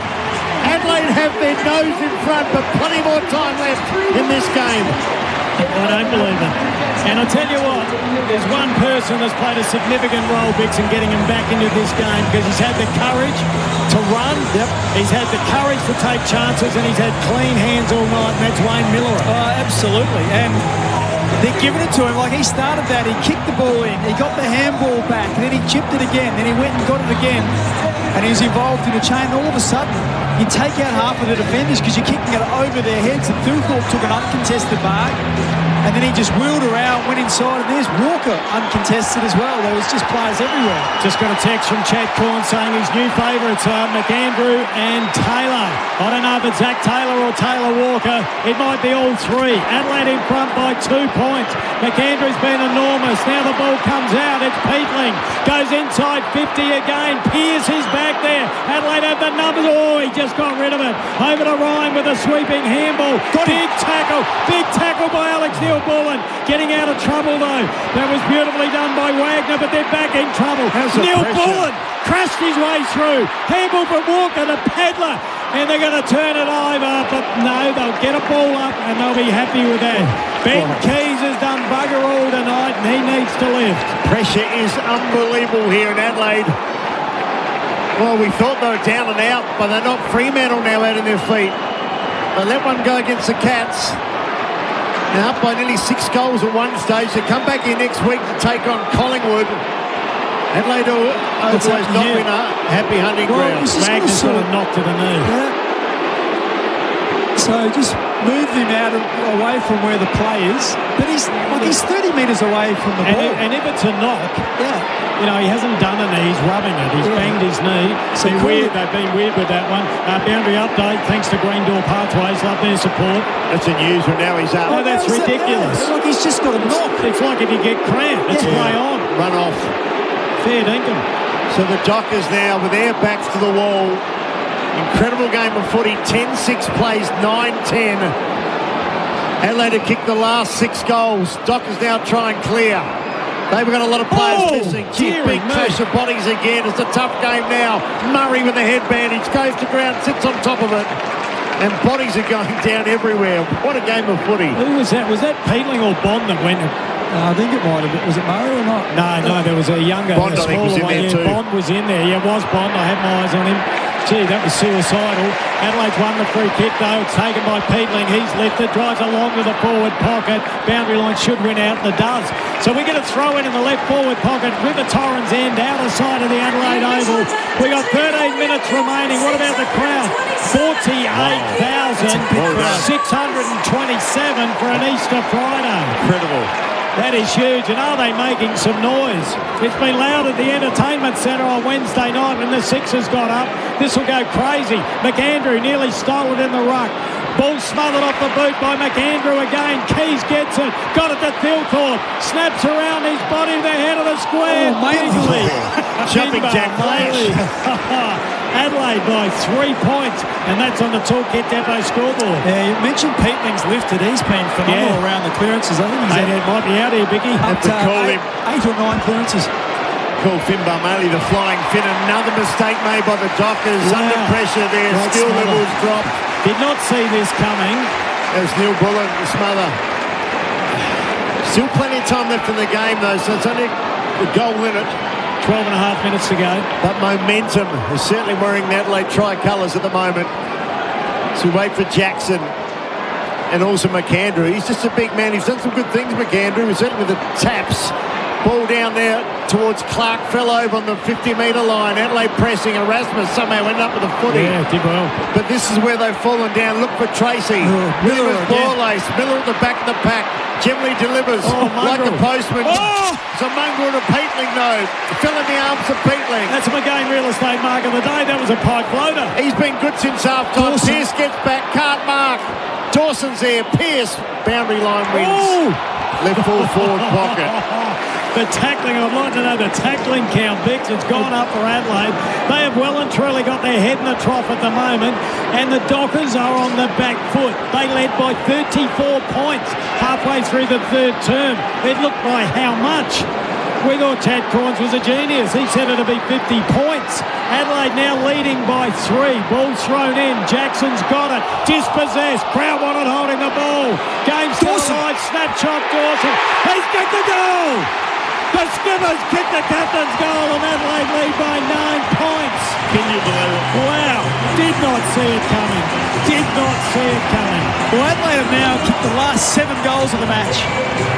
And we've talked about Matthew Nicks. He's rolled the dice a couple of times. He's put Riley Thilthorpe into the middle of the ground. He's put Dawson up front, and that time there Dawson was a midfielder who pushed forward. He was playing at full forward and he snaps a goal. There it is, the replay. Bix, take us through it. Yeah, just the ball fell to ground. Jackson tried to break a couple of tackles, couldn't do it. I think it might have been Saligo that won the footy and handballed the ball out. Was it Saligo? Yep, that's his second goal assist. He flipped it out to Dawson. Dawson's a left footer, so that made it easy for him. Oh, yeah, the advantage of being a left footer. Well, Riley O'Brien now comes on, and you have to feel like he's reasonably fresh. So you feel like Lachlan McAndrew is going to have his last rest and he should finish the game. I feel like Peatling's been a real lift too. Bolton emerged. They can't buy a goal at the moment. The Dockers really struggling. He dropped it. Dudley over in the football. Every football now is bouncing towards Adelaide Crows. Look at the delivery there. And look at the mark. Wow. Look at him go, Saligo. They are running in waves at Crows and the momentum of the crowd is enormous. Saligo got slammed to the ground. Will it be 50? I think it may be. He should have laid down.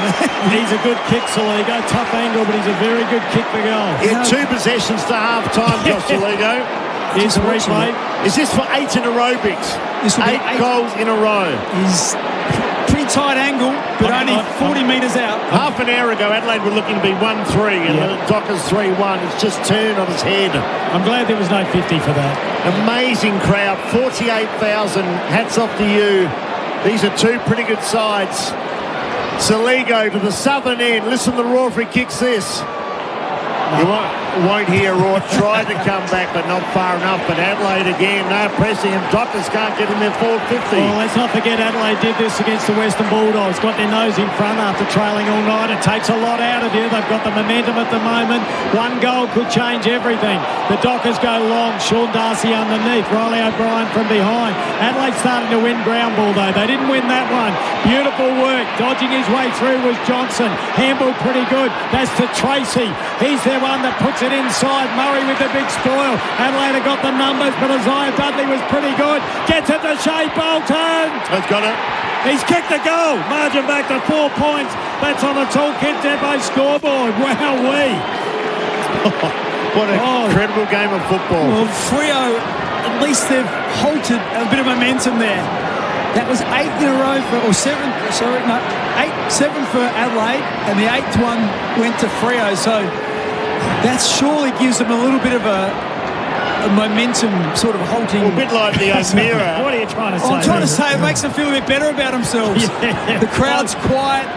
They are into this game up to their eyes. 2-goal turnaround, though. Saligo misses.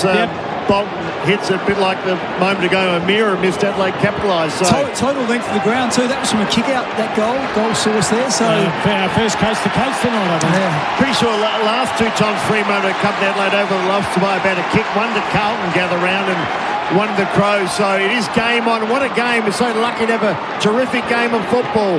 Could have been a free kick. The Dockers not paid. They work it up to half forward. Here goes Caleb Sarong. Bangs it towards Voss. Voss somehow picked it up. Here's Tracy. Round the body for 200 minutes. He missed. I'll tell you what else is happening. Since Riley O'Brien's gone in there, the next 2 clearances have been Fremantle. The ruckman's jumped all over him and given him a look. So if I was Matthew Nicks, he'd be saying to McAndrew, he's on the phone. Get yourself right. Suck a few deep ones in, then you're going back out there. 4 points the margin. Adelaide need to still keep attacking because there's still 9.5 minutes remaining. They drive it long. Finbar Maley pushed out of the contest. Umpire said it was legal. This man Murphy Reid, he's setting up all the play. Great smother there by Berry. Ball taken by Pedler. Couldn't get a handball. Wow. There's Murphy Reid again. He's a superstar. And a mark nearly taken. Goes to ground level. Michael Annie, have a look at him go. Inspired footy. Got it to Saligo. Murray says, get out of my way. No. That's holding the ball. Just handball. Why didn't he? He's a big boy. He thought he could run through a brick wall, but you can't. Oh, give it to Bolton. He had Bolton on his own. All right. Knocked out, I think, behind the play is Pedler. Well, why don't you stop the game? Well, they should, and I think they will now. What happened back there? Was it in the big impact, was it? Yeah. He looks like he's out, though, so they've got to stop the play. Wow, that's a big collision. Here it is. Oh, gee, knee in the head, the face, accidental there by Brayshaw. Yeah, but probably should have been a free kick. He was handballing the ball, and as he handballed it, he jumped in the air, Brayshaw. A bit what sort of Braden Maynard and his brother. A little different, but I can see where you're coming from. Well, he was in mid-air, so he couldn't stop himself, but... And I think he'll have a look at him there. He was out before he hit the ground. Then he hit his head on the ground again. Coming off. So he's off. He's done for He won't be playing against Carlton. So we're going to have to wait. We can regroup here, boys. We've got, not that we wanted to do it under these circumstances, but we've got 9 minutes. 9 minutes left in this quarter. Bix, you've coached before. What Adelaide need to do? Any moves you can see? Well, actually, they're actually going all right. Adelaide kicked 8 of the last 9 goals. Yeah. So Dawson, who was up forward, he's just pushed himself back on ball. If I was Adelaide, I'd be getting McAndrew back on straight away when there's 9 minutes to go. Well, right now, like he's had 3 or 4 minutes break. They're going to have another 3 or 4 minutes here while the stretcher comes off. Make that move now, and he's on for the last 10 minutes. This has been ferocious attack on the footy, though, Bix. I've just loved the game. I mean, Freo going in hard too. That's a massive collision there with Pedler. So we're just waiting. The mini ambulance is coming out. He's standing. If any family, friends are listening, he's standing, but he's clearly been concussed. I think it's safe for us to say that. Yeah, he's really wobbly. And I think he could have walked off, but once they called for the stretcher, why bother? Hey, Bix, Andrew Brayshaw hasn't been as prominent. He's had 18 possessions, but haven't noticed him anywhere near like you normally. Had 37 last time they played each other, so... Sarong always gets plenty of the footy, but they've had a few players that have dropped right off. Yeah, let's have a look. Sarong's had 30. Pedler comes off, Walker's come on. Are you happy with that for team balance? It's a forward for a forward, I guess. They've still got a couple of smalls up there. Keys is on there. Jeez, they've got three bigs, Finbar Maley. There's not a lot of leg speed there if it goes forward to 50. Well, they've moved it pretty quick and they've marked a few inside forward 50 the last couple of times. Isaac's lurking. It's just been an incredible game. The Bulldogs game has played with such velocity too, and we saw the Port Essendon game completely different, Kimbo. This is just, it's up a couple of notches, isn't it? Oh, yeah, no doubt about that. So I think it's going to be either Bolton or Rankin the match winner. Bolton's already done a couple of brilliant things. He's been phenomenal, hasn't he? Murphy Reid's been sensational. I think he's been the difference. Super clean. I like Peatling's game. I think McAndrew's been really good for Adelaide as well. Reid's up to 24 now, but I reckon every time he gets it, he gives it to someone. Here we go, Willie. You want me to take it? You got it? Get into it. Okay, with 25 out from the Dockers goal. Rugby stole. They went straight through about 3. He tried to put it over the line. Umpire says, give it to me. Throws up quickly now. 8 metres out. Peatling's been good in the second half. Really like his game.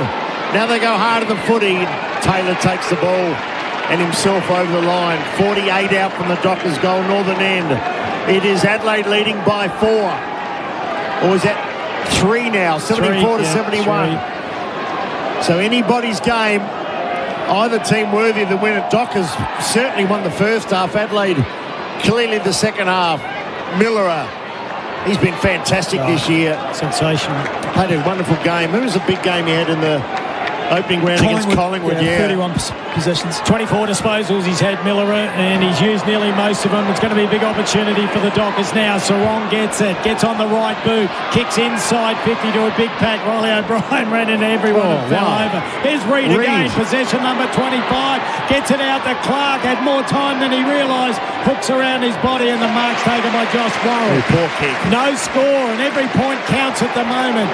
So Joshy boy in the All-Australian squad last year, plays on the left footer, kicks long to the outer side, ball at the back of the pack, big tackle there by Warner, ball squirts out, it's still alive, handball went out towards Dawson, look away, handball to Keys, kicks around his body, big attempt by Walker, managed to apply the spoil, ball still alive, picked up there, that was by Chapman, they've done well the Dockers, now it goes to Brayshaw, underground handball to Murphy Reid, Barry's got him, is it on the ball, the umpire says no. Not a lot of prior. Throw it in, it's got the crowd up and about. Well, when you look at it, he had actual prior. He tried to dodge around him.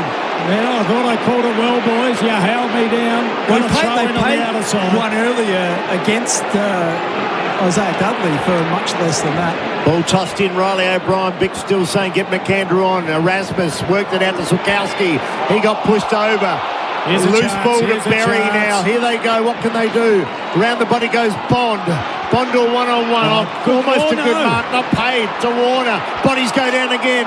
McVee comes up the side. Rankin just overseeing what's going on the ground. Last 2 balls going forward. Walker got one to ground. And that time there was Finbar Maley who was out of position but still affected the spoil. Ball tossed up again.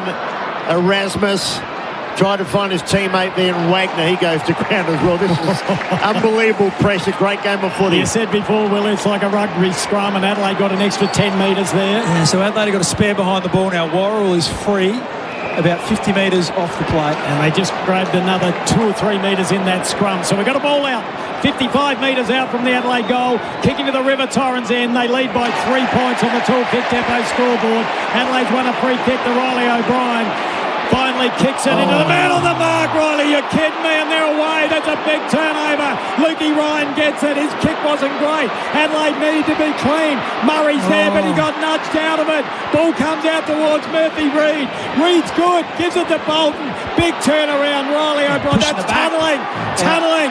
Oh, the umpire put his whistle to his mouth. Didn't pay it. This could be ugly. This could be a goal. Bouncing. Oh, it's gone through. A goal. That was a Josh Tracy has kicked one out of his clacker. There was no one on the goal line. Wow. It bounced 8 times. Dockers in front by 3 points. I was watching the umpire because Isaiah Dudley was behind Josh Worrell as Worrell went to jump. Here's a replay. He pushed him in the back, and the umpire filled his cheeks up, and I thought he blew the whistle because he can't hear anything. Same. But he didn't actually exhale. He just decided it wasn't enough. Just going back to Bix, it was Sean Darcy that read the ball off What was Riley O'Brien thinking? The big fella crashed through like a... I tell you what, Riley O'Brien, he's off there. I don't know if he's been terrible tonight. I just don't think he's competed well. We didn't want him in, Bex, did we? Dockers by 3.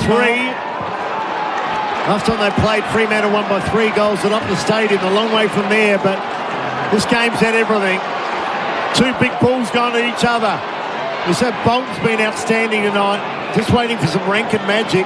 Haven't seen him or Phil Thorpe tonight. Bolton up to 20 disposals.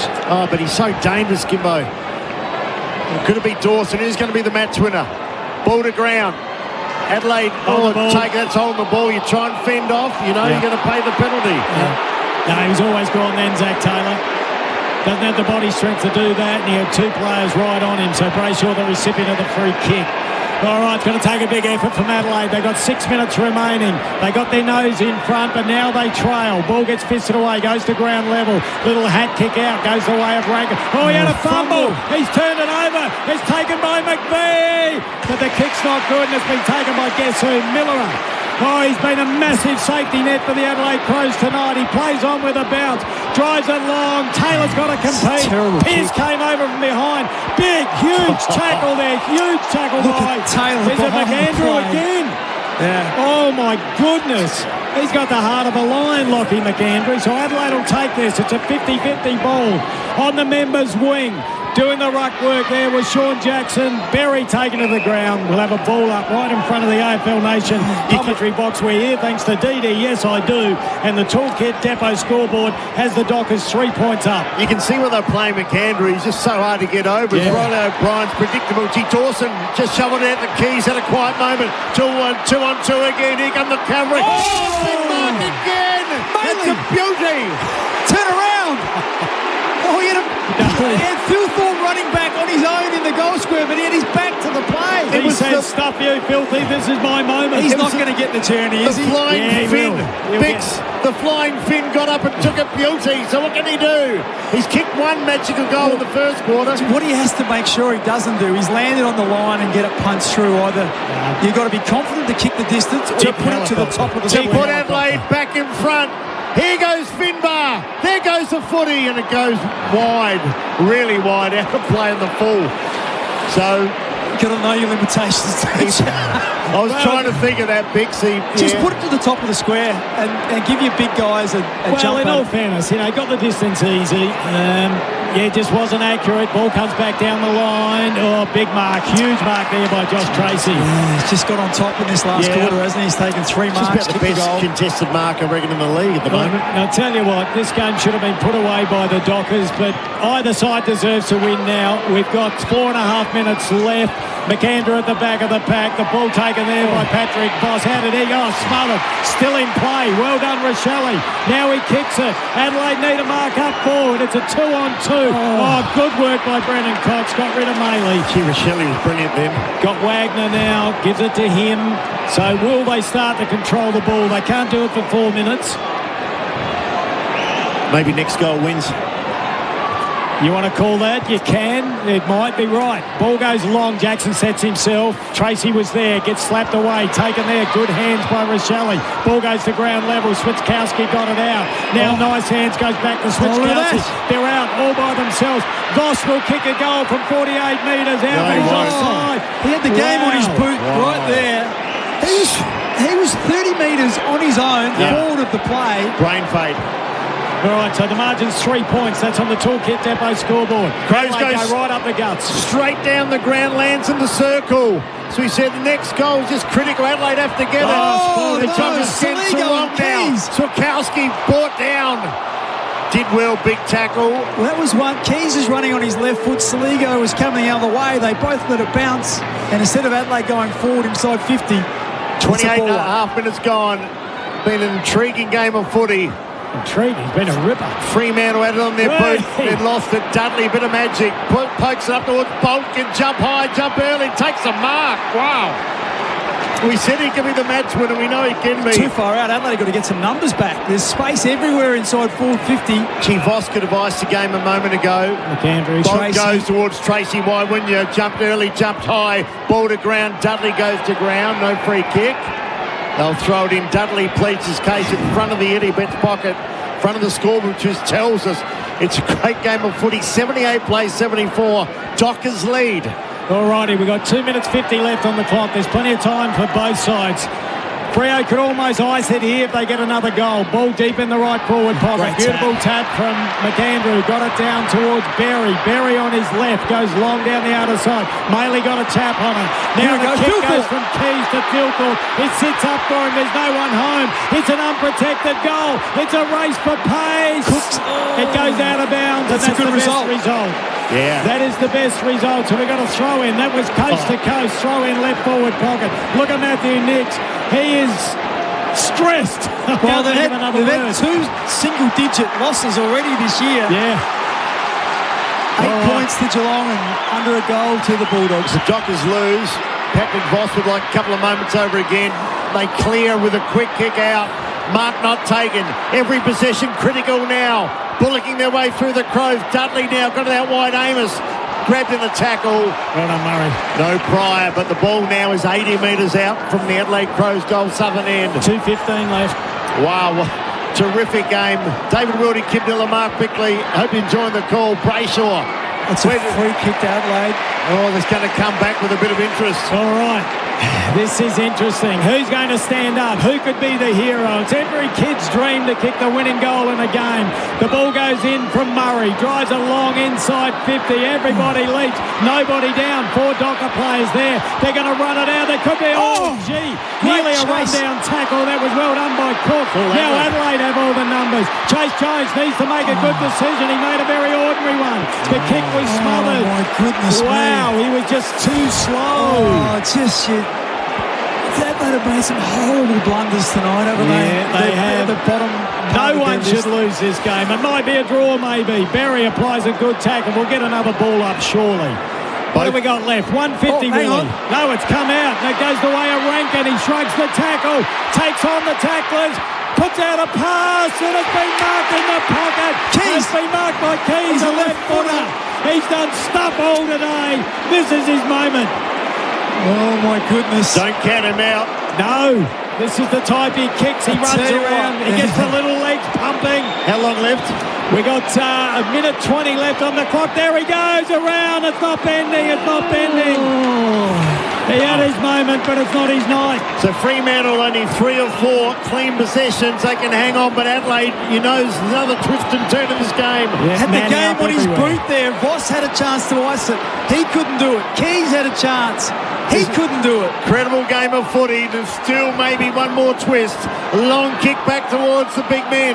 Up goes Jackson. Can't mark Voss. He's been in everything. For the good and the bad tonight, sits on top of it. Well, at the moment, just there, Fremantle Voss, as soon as he grabbed the ball, he just got tackled. He just went to ground. They're trying to keep it in nice and tight. AFL Nation, about an absolute high tackle. Right of Miller, not paid. Berry. Now they need to mark the Crows. Can they get one?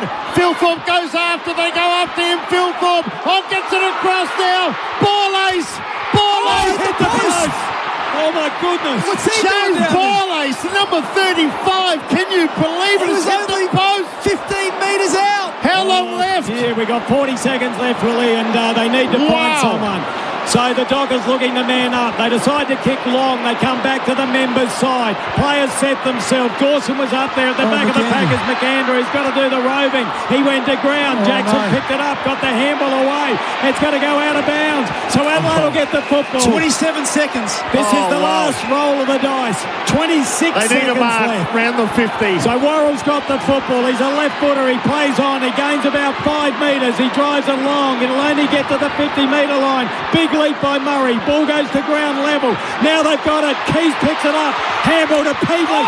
Spun it off the boot. Absolutely brilliant. Brayshaw picks it up. They kick it out again. Adelaide need a lucky bounce. And they get one. Worrell gives it to Miller. We've got 8 seconds. They need a mark. Big fist away. That's it. Adelaide will lose this game. Ball goes to Sarong. Nearly holding the ball. There's the siren. Adelaide lose by 1 point in one of the great games of 2026. Incredible game. It really was. Dockers first half, Adelaide second half, and the Dockers hold on to the thriller. Oh, my goodness. I'll take a listen to the song.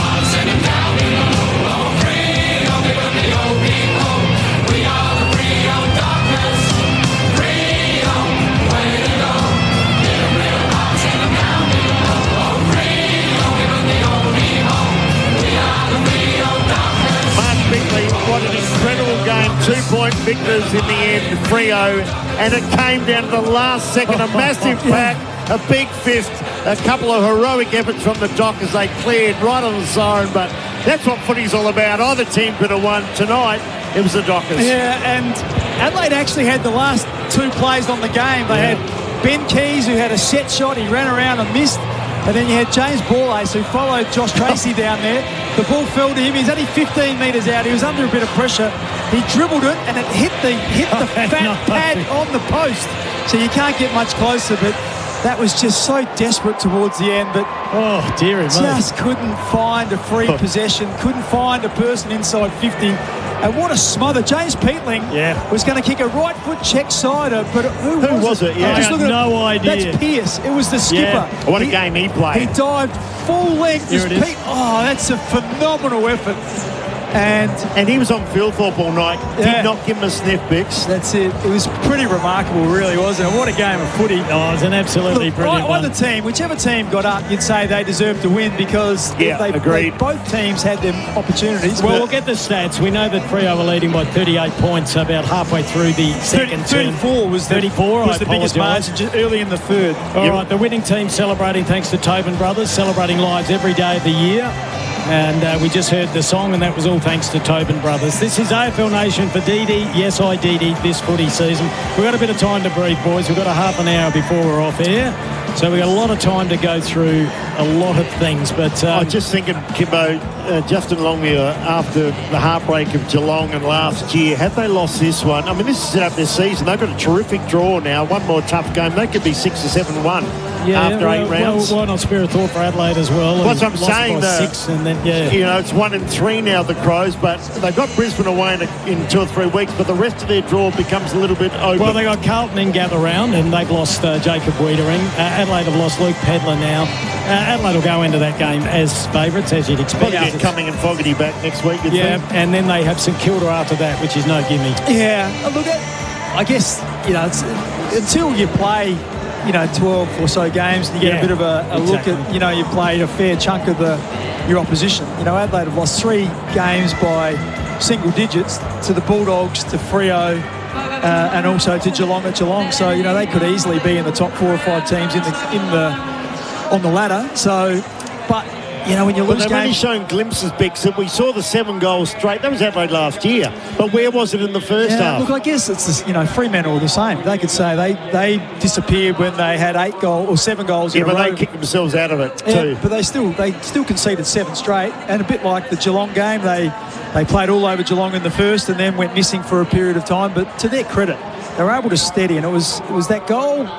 Who was it that Bolton kicked a really good goal, and then Tracy kicked another one? Maybe Tracy's dribbler kick. Yeah, that was phenomenal. We thought maybe it might have been a free kick just before that to Josh Tracy. Isaiah Dudley pushed him under the contest, but in the end, you've got to take your opportunities. And Patrick Voss couldn't do it at one end. He missed it in a chance to ice the game, and then Adelaide had 2 chances to finish the game off. And they called it earlier, start of the third, was it, where they missed 3 shots in a row? Yeah, first three set shots in the first 3 minutes of the third quarter. And then Adelaide got on a roll after that. So. Kimbo, it's funny when you're calling footy, sometimes you think your eyes are deceiving yourself. When Borlase had that ball, I'm thinking, that can't be number 30. And it was tracking towards the goal. He didn't make great contact. No, but it hit the post. Could have gone on either side, but it hit the post. Oh, we've got so much to get through. The Dockers take on Collingwood in gather round here at the Adelaide Oval. That's next week. Then they take on West Coast at Optus. So they really should be 5-1. Until Chad Coins is out by 48 points tonight, all right? He has been listening. G'day, Chatty. G'day to Chatty. Well, I tell you what, I was with him when they got to 34 points, and I reckon you were as well. Yeah.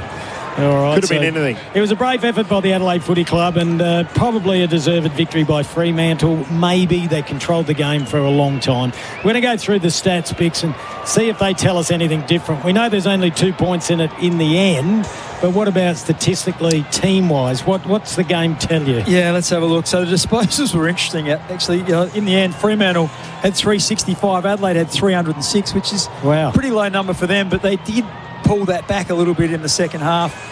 I'm just looking inside 50s, 48 to Adelaide, 55 to Fremantle. So Fremantle had 28 at halftime, so they were pretty consistent.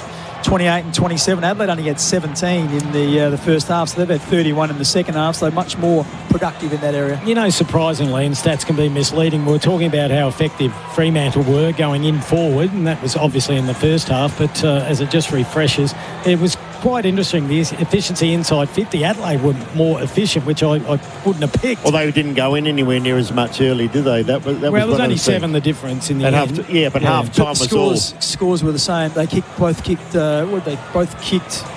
11 goals, so they've kicked their 11 with 7 less entries, so that's where the efficiency comes in. And you said at one stage Adelaide supporters may have been feeling hard done by with the free kicks, but as they often do, they even up, and Adelaide were 21-15 in the end. Yeah, that's it. I can't... I'm just looking at the clearances were the other one where Adelaide were in all sorts. At half-time, it was almost double the clearances. I think it was 22 to 12 or something like that. In the end, the clearances end up in Adelaide's favour. 40 clearances to 38. It was 11-9 out of the middle in Fremantle's favour, and then it was 31-27 around the ground. So in the second half, Adelaide have been really dominant in that area, and that allowed them to get good field position. The contested possessions, Fremantle still won that comfortably. So that's in every loss that Adelaide have had, they've lost the contested possessions after it was such a strength for them last year. And in terms of time in possession, this is quite telling as well. The Fremantle Footy Club had it 42% of the match, Adelaide just 36%, and of course the rest of that is when the ball's in dispute. So that's a fairly big discrepancy in Fremantle's favour in terms of they had their hand in their ball much longer than Adelaide. Bix, tell us a game of Alex Pearce. We've seen the big 200 centimetres. He had the big job on Riley Philthorpe. Riley hardly saw the ball in the forward line, but like you said, that smother epitomised won the game. But full length. He did 5 or 6 things tonight I thought was just outstanding for a backman, and he's had a lot of injury worries, but if he can stay fit, I mean, he's a linchpin of their defence. Oh, yeah, like he was just phenomenal, wasn't he? We talked about this at the start of the game. He's one of the few defenders in the competition that can match it physically with Riley Philthorpe. You said he pushed him around. Well, he did at one stage. He just manhandled him, just moved him out of the way and took the mark, and very few people do that to Riley Philthorpe, but he did that, not just to Philthorpe. Dawson went forward and he had some nice moments on him, but then there was that smother at the end. There was a couple of other bits of play where he just won a one-on-one contest, and it was absolutely fantastic. But there were great players all over the ground. I loved what Lachlan McAndrew did. I thought he was fantastic. He would have done probably 75% of the ruck work. Against Jackson and you can see why he's in now, can't you? It was like you said, chalk and cheese. Yeah, and when Riley O'Brien went in there, you could just notice that's when Fremantle got another look at it again, and he made a horrible error where he kicked into the man on the mark, and that was effectively the one that went forward where Fremantle kicked the go-ahead goal. So he's going to be feeling a bit flat tonight, Riley O'Brien. I'm sure he's part of the leadership group at Adelaide, but tonight there was a clear difference. If you're ever thinking, what's the ranking? How close is it? Is it slightly just McAndrew ahead? McAndrew's a long way ahead now. But Bix, I think the concerning thing we spoke about at half-time, the amount of leading Crows players that didn't see it. And we're talking Keys and Saligo, these did not see the ball to half-time. You've got to do more than that. I reckon Freo will sing their club song with a little bit of gusto. We're going to go down into the room shortly, not just quite yet. They've just made their way into the room. They're just forming their circle. Not sure if anyone's going to get soaked. Doesn't look like it. They look to be quite respectful to the away rooms. It's a massive win from Kim. I mean, once again, 3-1. There we go.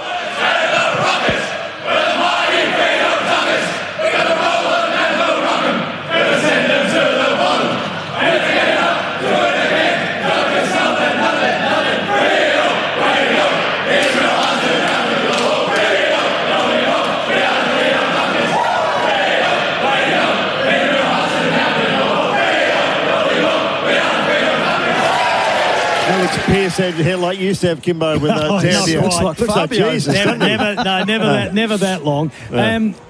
I don't want to be a wet rag with Freo because I'm very positive about Freo, but they did beat a fairly depleted side tonight, as good as their win was away from home.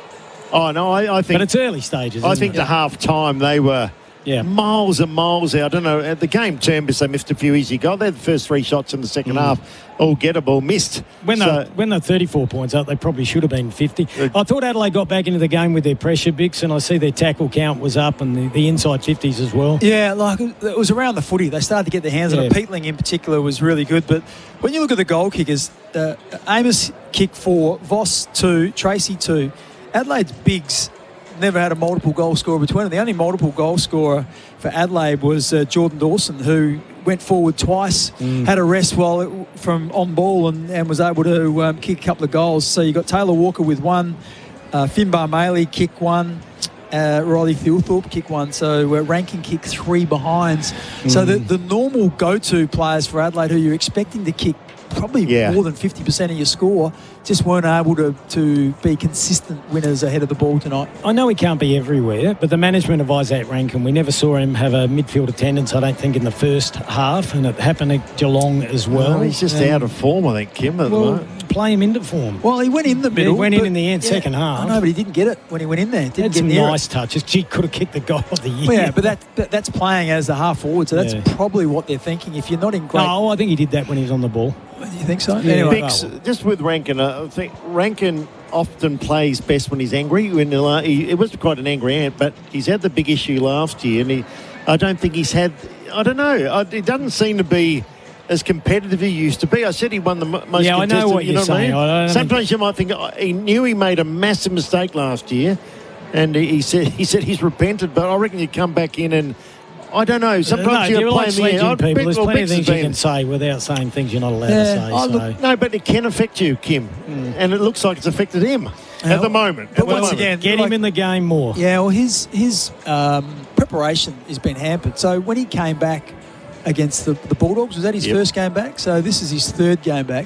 When he played his game against the Bulldogs 3 weeks ago, that was his first game in 7 months. So you forget that he missed the last 3 games or 2 games of the season, which is, probably from the start of September. And then you got the whole pre-season. Whilst a lot of his teammates were playing practice matches and the like, he's not... Well, he nearly kicked the goal of the year today. Had he kicked that, it would have been the goal of the year. So he hasn't played any of the practice matches. So he comes in pretty much stone cold, and then he's 3 games into that. So I think he'll just get better as he gets a bit more match fitness and touches the ball a bit more. He'll find some form. He's too good a player not to start to influence games more, so I wouldn't be too worried if you're Adelaide. And, I don't know. Well, you weren't angry with the opposition, though. You just angry. No, but he fired himself up. He's got a lot of attention, didn't he, Rankin? But I think there were some positive signs for Adelaide because when you think about some of the guys who have been a bit down. So Miller had another cracking game, 27 disposals. I think Peatling, I think it was good today. Peatling's just been going so far this year. Well, he was, I thought, one of Adelaide's best. I think he had the most clearances for Adelaide. Just look at the second half was brilliant. Yeah, so he had eight clearances. So he was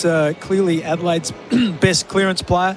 And then you look at some of the others. I mentioned Peatling, McAndrew was good. Rochelle was solid again. He had 19. Warrell was very good again.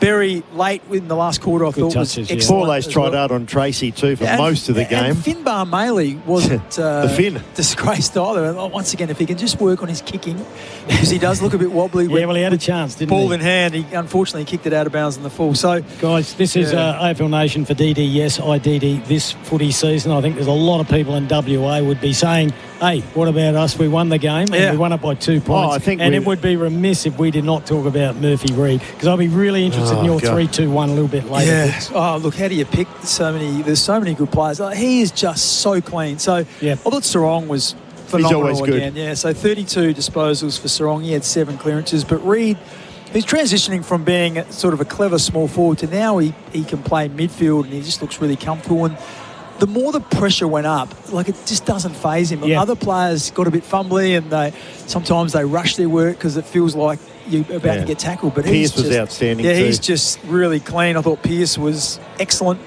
Bolton, I thought, had some really important touches as well. What do you end up with numbers-wise for a midfielder? Not 30 this time. I know he's at 20 at one stage. 21. No, he was good tonight, though. Really good. And as you said, in terms of defence, I thought all the defenders played pretty well, but I thought Pearce was excellent. Do you think Freo had really quick a couple of times I thought were caught, and they do really quick handballs. Murphy Reid was he's really quick. I should mention Amos as well. In a game, goal. Should have kicked 4. The most for everyone else was 2. Some of the other key forwards only got 2, but Amos was he was the best key forward on the ground with 4 goals won. So he did very well with his 10 disposals. All right. Well, I tell you what, the great man Chad Corns, who's part of AFL Nation and Power Nation, sent through a text regarding Alex Pearce. He said, Pearce's smother was an unforgettable moment. We used to do unforgettable moments, but that was brilliant. It's not the first time he's done it, so it's probably why he is the captain, which leads us to the best defender, thanks to Murray Pest Control. I don't know if it's him or not, but have you got some honourable mentions? Yeah, I thought Rochelle and Miller were the honourable mentions, but I think it has to be Alex Pearce. Rochelle or Worrell? Worrell, sorry. And Miller. And Miller, but that one there summed up the night in terms of that's a shot on goal. Now, we don't know if it was online or it was going to kick a goal or not, but he was just so desperate. He dived full length and he smothers it in the last 3 or 4 seconds of the match. And in the end, that ended the game. So he was the best defender on the ground. So when he's diving horizontally, Willie, what would he be? 16 foot long? Yeah, he would be. Arms out. Yeah, I thought Cox was solid too for them. Yeah. Would have hardly had a goal kick the 90. It's interesting, and I'm not calling for this at all, but when you watch the replay, as he dived and smothered it, he then takes the legs out of James Peatling. Now, I'm not sure if that's still in the I know you can't slide in and take people's legs out. Well, you saw Ben Keys for just touching the ball first. But he kicked it already. But he'd already touched it, so I don't know. But if the rule, I'm just saying, I don't know the rule, and I'm not saying we should be the rule, because I think it's a frustrating rule anyway. But it's really about forceful contact below the knees. I don't know if that qualifies for it or not. But I did think of that in the heat of the moment. Because it was one of those ones. You did that 100 times. I know, but it's one of the ones where you get your legs taken out and you end up tumbling over backwards and you land. But what's he meant to do? Is smothering the ball? Well, I'm just saying that's the rule I don't agree with, because a lot of the times you go in and you're going in to win the ball, and often a free kick is given away. But I'm just saying the rule's there to protect people's legs from being taken out from under them, and that I'm just watching the replay. That's what happened, but I'm not saying that's a free kick. I like what I see with Fremantle, and I think they win most of their games at home, and I reckon they're looking really good, Bix, for top 4. I know it's a long way home, but their draw does open up. They've already had a couple of Where did you have them at the start of the year? I probably had them 6, I think. Yeah, I think so. Well, Can't have them all in the top 4, Well, I did. I had them 3rd. I'm a genius. Pest problem? No problem with the team from Murray's trying to get on to the next one. Come on, Willie. It's not all about you. Well, it is when I'm right. Who made it look simple thanks to Revo Fitness? Training made simple. Well, look, I'm going to go with Amos in terms of there was very few players that could take marks inside forward 50, and he took plenty of them and kicked 4 goals. He kicked it beautifully tonight, so he just had the one blemish. So and I like Wayne Miller too. He makes things look hard things look simple. And I think Murphy Reed's the other one. We talked about that trifecta, that composure. But being able to finish in front of goal, particularly in a game where there's both teams only kicked 11. He's kicked 4, so that's just under 40% of your team's score, which is pretty handy. If you want to look like Bix, who's got his T-shirt on and he wears that right throughout the winter, here's one tough unit. Go to Revo Fitness, no lock-ins, 24/7 gyms from just $9.69 per week. And Willie's been going there, $9.69, and you're starting to get a little bit of a pimple for a bicep now. I lost 3 kilo. Weigh about 45 kilo now. 45, that's one leg. He's 6'5". Yeah. We won't talk about his legs. We love the support we get from Revo Fitness. Our good friends at McGain Real Estate, they're a great South Australian company. If you're looking to buy or sell a property, or you have a rental property, get in touch. Property managers, they are. They're one of the biggest in the state. Great marks tonight, Bix. Finbar, the flying fin took a beauty. And if we can just stay with McGain for a second before we get to that, it's just not that with their management. They do a lot for the community. They sponsor the South Adelaide Football Club. They have naming rights down there. I'm an investor, as you know. Yeah, you've invested works in there. They have McGain Oval down there. Then at Glenelg, they've got Stratorama, one of their companies. So they put a lot of money back into the community. Well known, Mike Dobbin, isn't he, in Adelaide? Yeah, he is. He's a serial pest. Mark of the day. Some great marks tonight, weren't there? Yeah. Taylor Walker against the Tide was a beauty. It was. I really enjoyed Jordan Dawson's in the first quarter. He took that at the top of the goal square. Tracy took a big one too. Tracy took a nice one, but I still think that Josh Worrell's was the best. He was 4 deep in defence. It's always gutsy trying to take a mark in defence, because if you get it wrong and you don't punch, you look a bit silly, but he ended up judging it better than anyone else. He was up in the middle of the pack, took an absolute clunking... Apologies to Finbar. His was good too. Yeah, Finbar, he had a crack. Yeah, if you look at this often game, we do focus on the forwards too much, so not too bad to get a defender in there every now and then. No, Mark of the Year, thanks to McGain Real Estate. Hey, we might be getting an early minute. We might be going to Finey. He's going to fire up the phones. So we'll get through a little bit more while we can.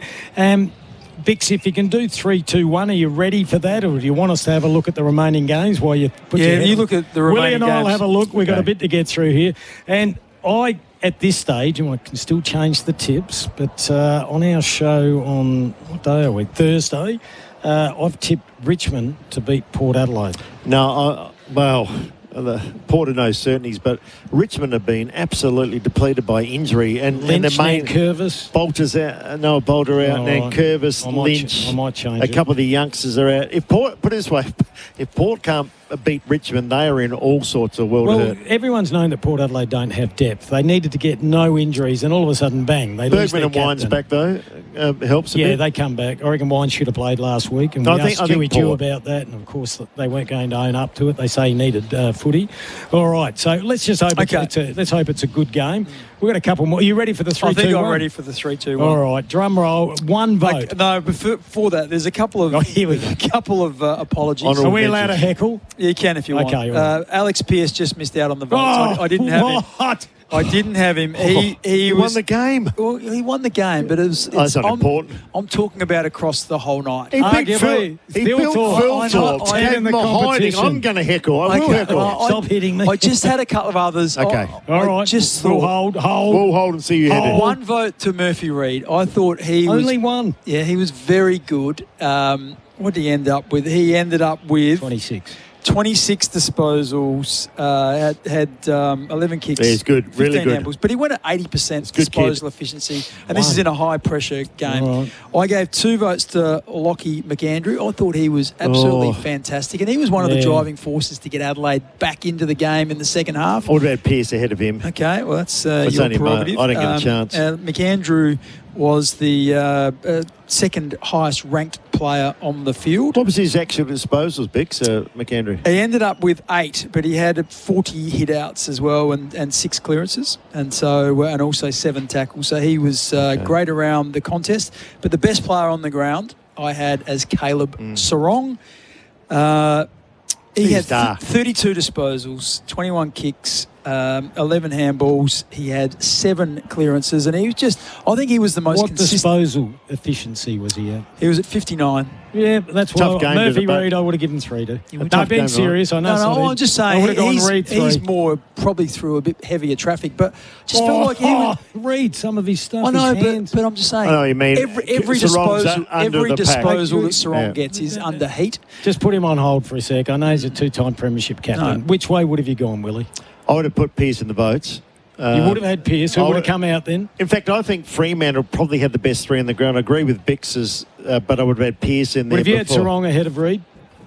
Oh, I thought they're both very good. Seriously. No, we can't do that. So you've got to pick one.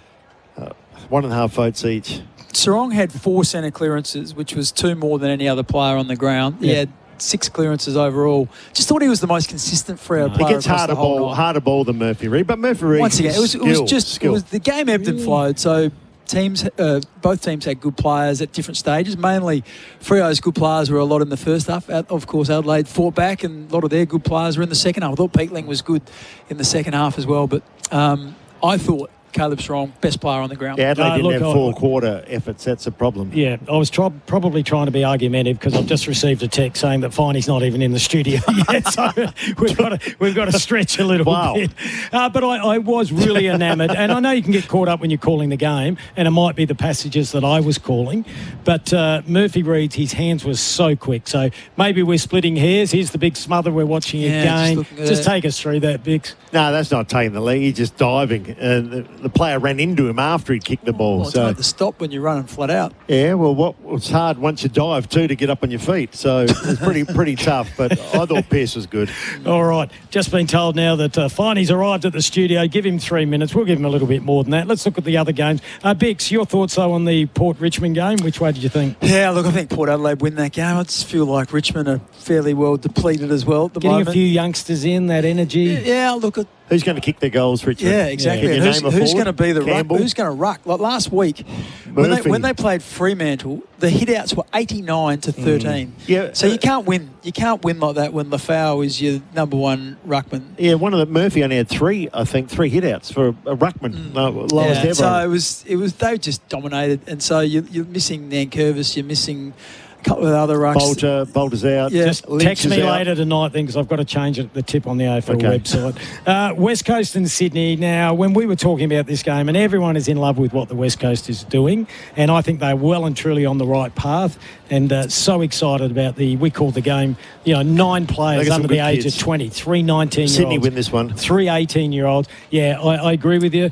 I think they're still going to get a few spankings this year, and maybe it could be a reality check on Sunday. I think losing Bix is a big out for them, particularly with the Sydney midfield.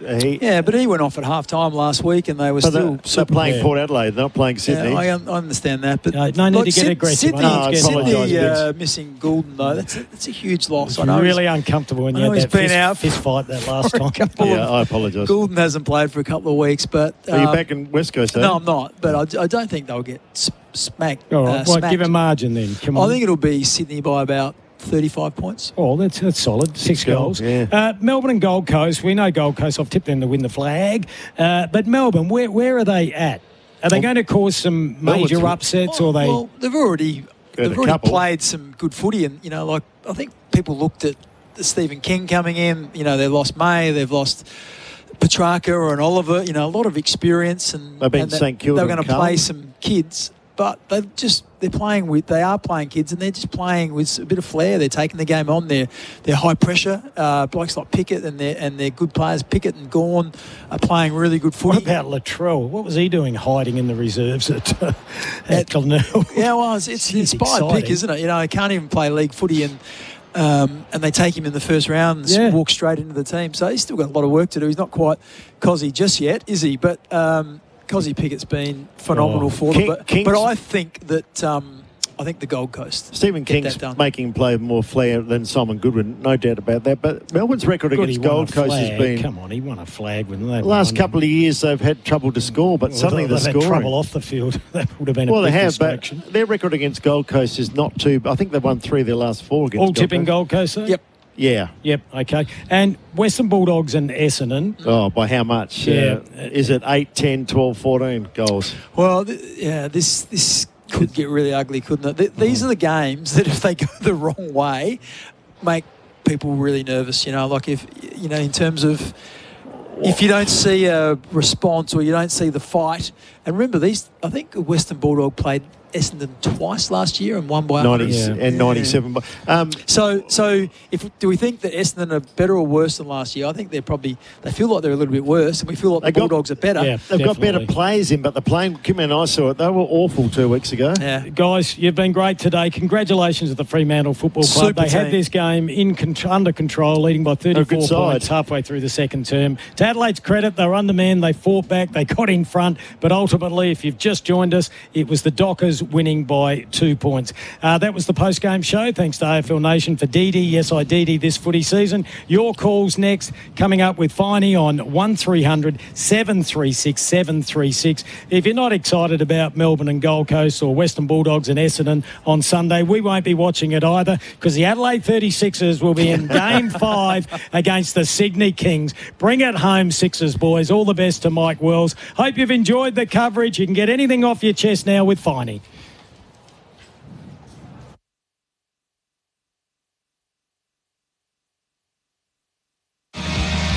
On the right boot in the pocket, and the mark's been taken. That Maley hasn't kicked the goal for the Crows, but he has now. What an amazing kick from Finbar. In the pump here, Tracy Dudley high. Free kick to Freo. I want to see it again. Kick on its way is a beauty. He liked it. Freo liked it. Gets it to a mirror. Dinky little pass. A good one. And the prancing pony takes a mark. 5 metres out. Got it. Yeah, beautiful. Ball was in there. McVeigh went off the ground there too. Former Demon. Now to Berry. Berry round the body. It's a good kick. It's better than good. It's perfect. And the Crows answer against the tie. Well done, Sam Berry. Well, that's a nice kick too. Straight through the big man's fingers. Jackson worked the boundary line, did really well. Now a high drop punt, lands in the chaos zone. Almost a mark. Here's a mark, Amos. 45-degree angle, about 25 metres out. He's kicked one tonight. He's got two now. It's a beautiful kick from Jai Amos. There goes Bolt to move to Reid. Bit of class between those two. On the end of his Brayshaw. Looks at the vacant goal. It might slide through, and it does. Brilliant work, Fremantle. There was no one within 30 metres of the goal. Bounce once in the goal square, and the Dockers hit it back hard. 6-5 with 3-3. Risky kick, and they've turned it over. Shai Bolton says thank you. Sweeping handball over to Isaiah Dudley. Should have given it to Luke Jackson. Kicks to a one-on-one. And you're right, you heard David Wildy. It doesn't matter because the mark's been taken by Aim. Can't see him missing this one. And he doesn't. He celebrates. He has 3. Adelaide, they can't buy one, but does come to ground. Cork, he's a smart player, kicks into the pocket. Oh, no, it's a page to the ball. Gee, Cook was good too. Pounced on the foot. He speared a pass in. If ever Adelaide need a goal, they need it now. Should put it through. Neil Bullen does. And Adelaide get one back. Coming through Murphy, Reid, Trukowski, they'll join in here. Little short kick was beautiful. That is silver service, room service. Voss. So what can Voss do for his second goal? Umpire likes it. Look at him. He's off. He's off. He's off to the races. Patrick Voss, they get another one. He got manhandled. There's Philthorpe. He can't get warm, more busy. Taylor around the body. Zach Taylor. That's what the doctor ordered. Finally. It was like pulling teeth, but they get one back. And Zach Taylor delivered beautifully. 3 against Geelong, 1-9.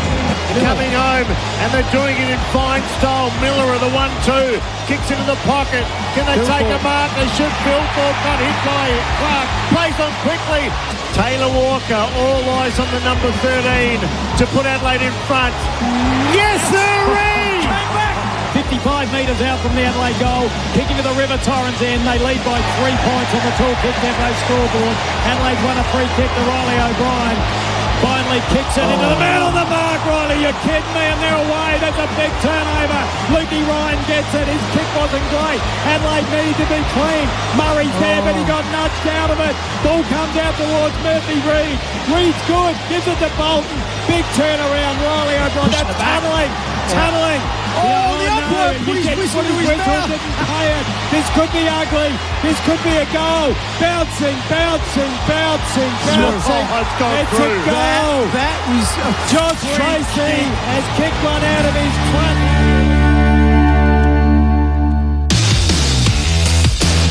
That quarter on AFL Nation was for Mate Internet and Mobile. $25 off for 6 months with Mate Internet. Use promo BINGE25 at checkout. Still doing 15-minute test drives in bumper-to-bumper traffic? Come 20 minutes up the freeway and do it properly. Mount Barker Auto Group, locally family-owned and operated. Representing Ford, Hyundai, Kia, Mitsubishi, Nissan, MG and Suzuki all in one place. Plus a huge range of certified pre-owned vehicles. Best deals, great service. And test drives that actually let you do life. Highway, hills, school run and all. Less pressure, more freedom. Mount Barker Auto Group, home of the Hills Life Drive. DL 182170.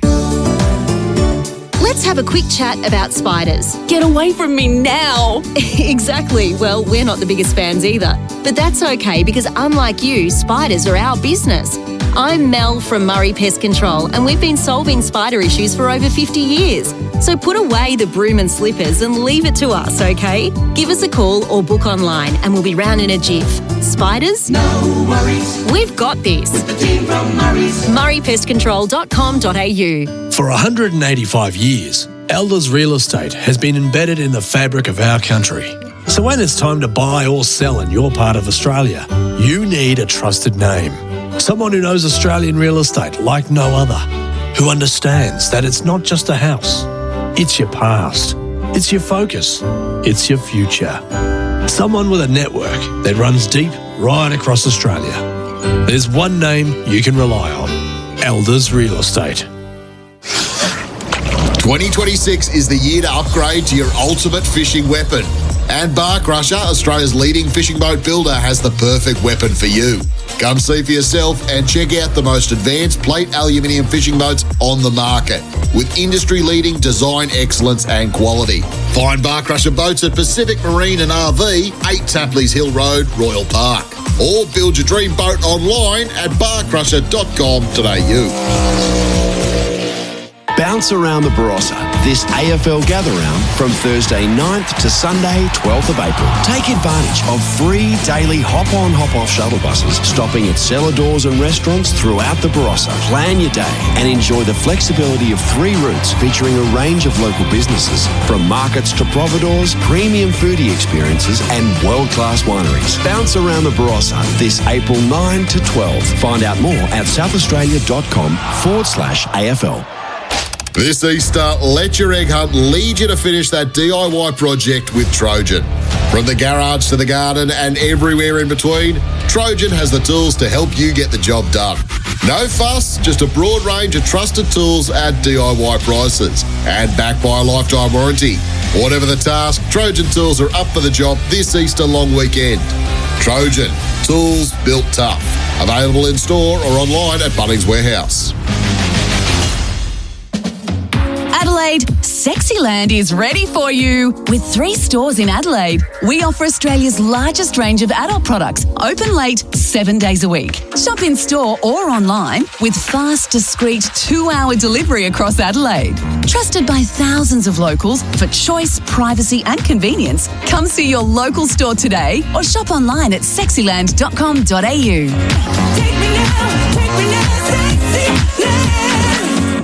Hunters, our new Huntrix meal is now at McDonald's. With 10-piece chicken McNuggets, fries, and a drink. Plus 2 demon sauces and sick photo cards. And it's totally better than Sergeant Boy's breakfast, so pick our meal. Available from 10 a.m. at participating restaurants, only for adults.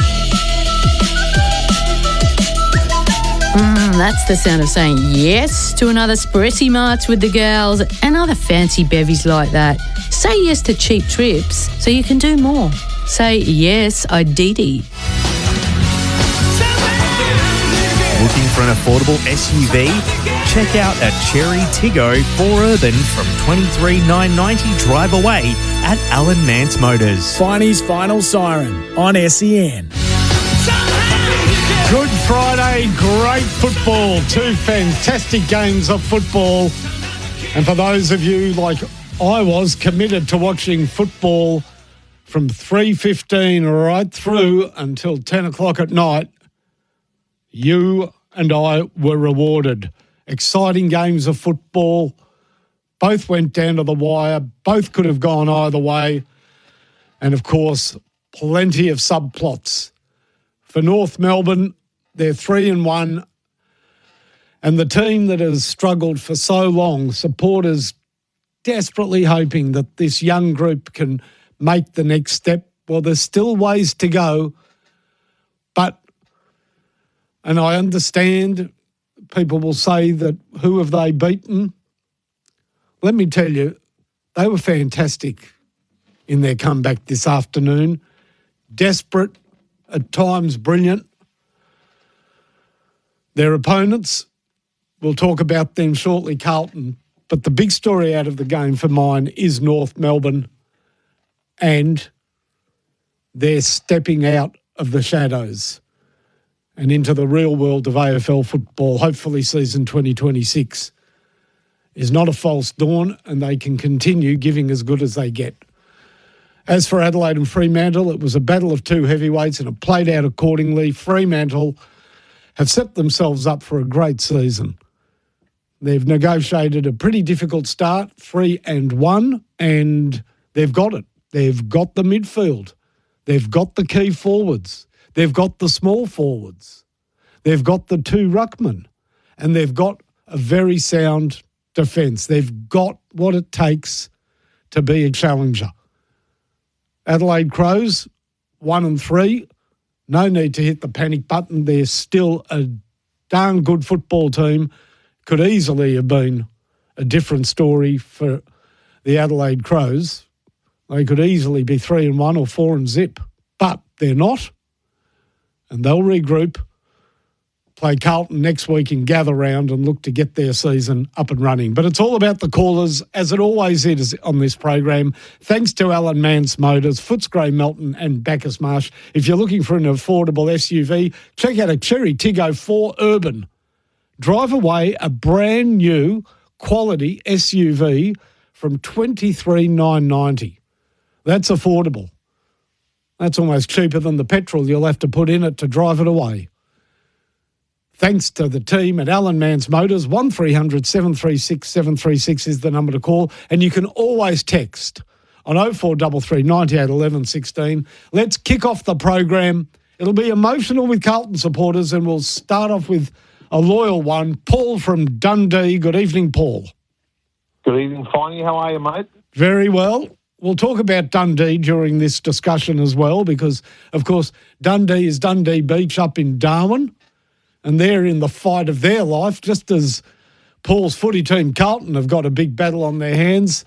So have all the fishos up in Darwin. But, Paul, what did you make of, well, incredible. I just could not believe I saw it again. Another fade out, this time dramatically in the final 15 minutes of the game that cost Carlton 4 points against North. Well, finally, I actually tipped North, mate, so the result didn't surprise me. And, these second half fade-outs, people who know a lot more about footy than me that'll dissect it. But the real problem at Carlton at the moment, mate, is there's nothing in the cupboard. I watched the VFL today. There's nothing there, mate. There is nothing to look forward to. Obviously, we've got Jagger Smith, young fella there in the VFL, Jack Ison, academy pick. He's showing a little bit. But there's not much else. And if I can use this analogy, Finey, when my fridge runs out of the fine delicacies I get from Lenny's Fine Foods, your wonderful establishment there, I get in my car and I go and I stock up. Unfortunately, Carlton's got nowhere to go to stock up, mate. With the upcoming drafts over the next couple of years, obviously the compromise one with Tassie coming in, we are looking at a very bleak period in the time of this club. And I just don't know. I can't see the light at the end of the tunnel. Well, there is, of course, Cody Walker to come next year, but you can't put the weight of an entire club on young shoulders like that. Just as with Jagger Smith, he's a beauty, Jagger Smith. Even in the red-hot heat of this afternoon with a minute and a half to go, he was the only Blue who was composed enough to hit a chest going into the forward line and gave Carlton some hope. So there's certainly some joy on the horizon with your youth. Harry Dean didn't play, but he's going to be a beauty as well. More concerning is, as you said, the lack of depth and the lack really of mid-range players who contribute enough week in, week out. Now, Patrick Cripps has been a warrior for this club, but every footballer has to come down the side of the mountain. And the dual Brownlow medalist is coming down from his highest peaks. So who stands up in his stead? Sam Walsh was good today, not great, but he's been very good this season. I'm not going to knock Sam Walsh. As long as he is able to take the field, he's always good value. Unfortunately, players like Hewitt and Shearer don't provide what Carlton desperately need, which is dash out of the midfield. The players that they've picked up from other clubs, Will Hayward's interesting. He was the lowest rated player on the ground today. Now, in a close game against a side like North Melbourne, a player that has played finals football, been a valued contributor in very strong Sydney sides, should have been able to have some sort of say in the game. And had he had any sort of impact, Carlton probably would have got over the line. But to be the lowest rated player on the ground with 6 possessions is really disappointing. Ollie Florent doesn't offer a great point of difference. Wade Dirksen, look, he was playing his first game of AFL football, so I'm going to cut that kid a break. We'll give him another opportunity or two. And unfortunately, there are too many Carlton players that, and we've just seen it now for 2 years, that when the game is there to be won, they don't take the bull by the horns. They don't have the gusto or the vim and vigour to not put the side in peril. And there's too many of them because that's what happens. You know, Carlton were 24 points up or 23 points up with 15 minutes to go. And they were the better team, Carlton. On the balance of play, the way they finished that third quarter with a couple of really good goals, they were the more experienced team. They were the better team. Most better sides, when they're 23 points up, are thinking, let's put this game away, or let's we're on the way to a 6-goal victory. But Carlton just have it in their mind at the moment, shit, we're 23 points up, can we hang on? And it had a feel of the Richmond game. Had North not won that game, you still would have said they were all over us. They were finishing at 1,000,000 miles an hour in the last 15 minutes. Carlton had lost any idea of how to attack. It was ridiculous. Why they were not able to play anything like the football that they played in the final 5 minutes of the third quarter, it's all between the ears, Paul. It just did not make sense. Sense at all, mate. But I think, these days the epitome of a modern footballer, Finey, as you know, is someone that can run, can carry, can break the lines, and that's something we are lacking desperately. And you're right about Cripper. I mean, he's been a warrior, he's been a great player for the club. He's certainly showing signs of slowing down. He's not able to break tackles anymore. He's getting tackled easily. Hewitt and Chera. When you're relying on those sorts of players in your midfield, you're always going to struggle. And like I said, you mentioned a couple of players there, obviously Jagger Smith, Harry Dean, Cody Walker. But you're not gonna go anywhere with 3 players. You need more than that. The list needs to be changed. And we talk about Vossi being sacked, and I know I've said it many times, but what coach is going to be able to do with this club with the players that are available? It's just a really sad outlet. I know my kids, Josh, Michaela, Kyan, and Rhiannon, they're listening in actually at the moment. They blame me. They say, Dad, why did you make us barrack for this football club? And despite I tell them of the great era we had in the 70s and the 80s and 90s, they don't care. They just see, just complete despair. And I'm getting on in years a bit, and I'm starting to think to myself, will I see them win a premiership before I go, mate? I'm just looking forward to hopefully one more at some point in time. We all hope for that. You want one more, I want one. I don't want one more. I haven't seen any. All right, I'll give you some slight cause for optimism. First of all, it was actually a really good game of football to watch. Now, I've seen Carlton. I saw Carlton against Richmond. They were really bad that afternoon.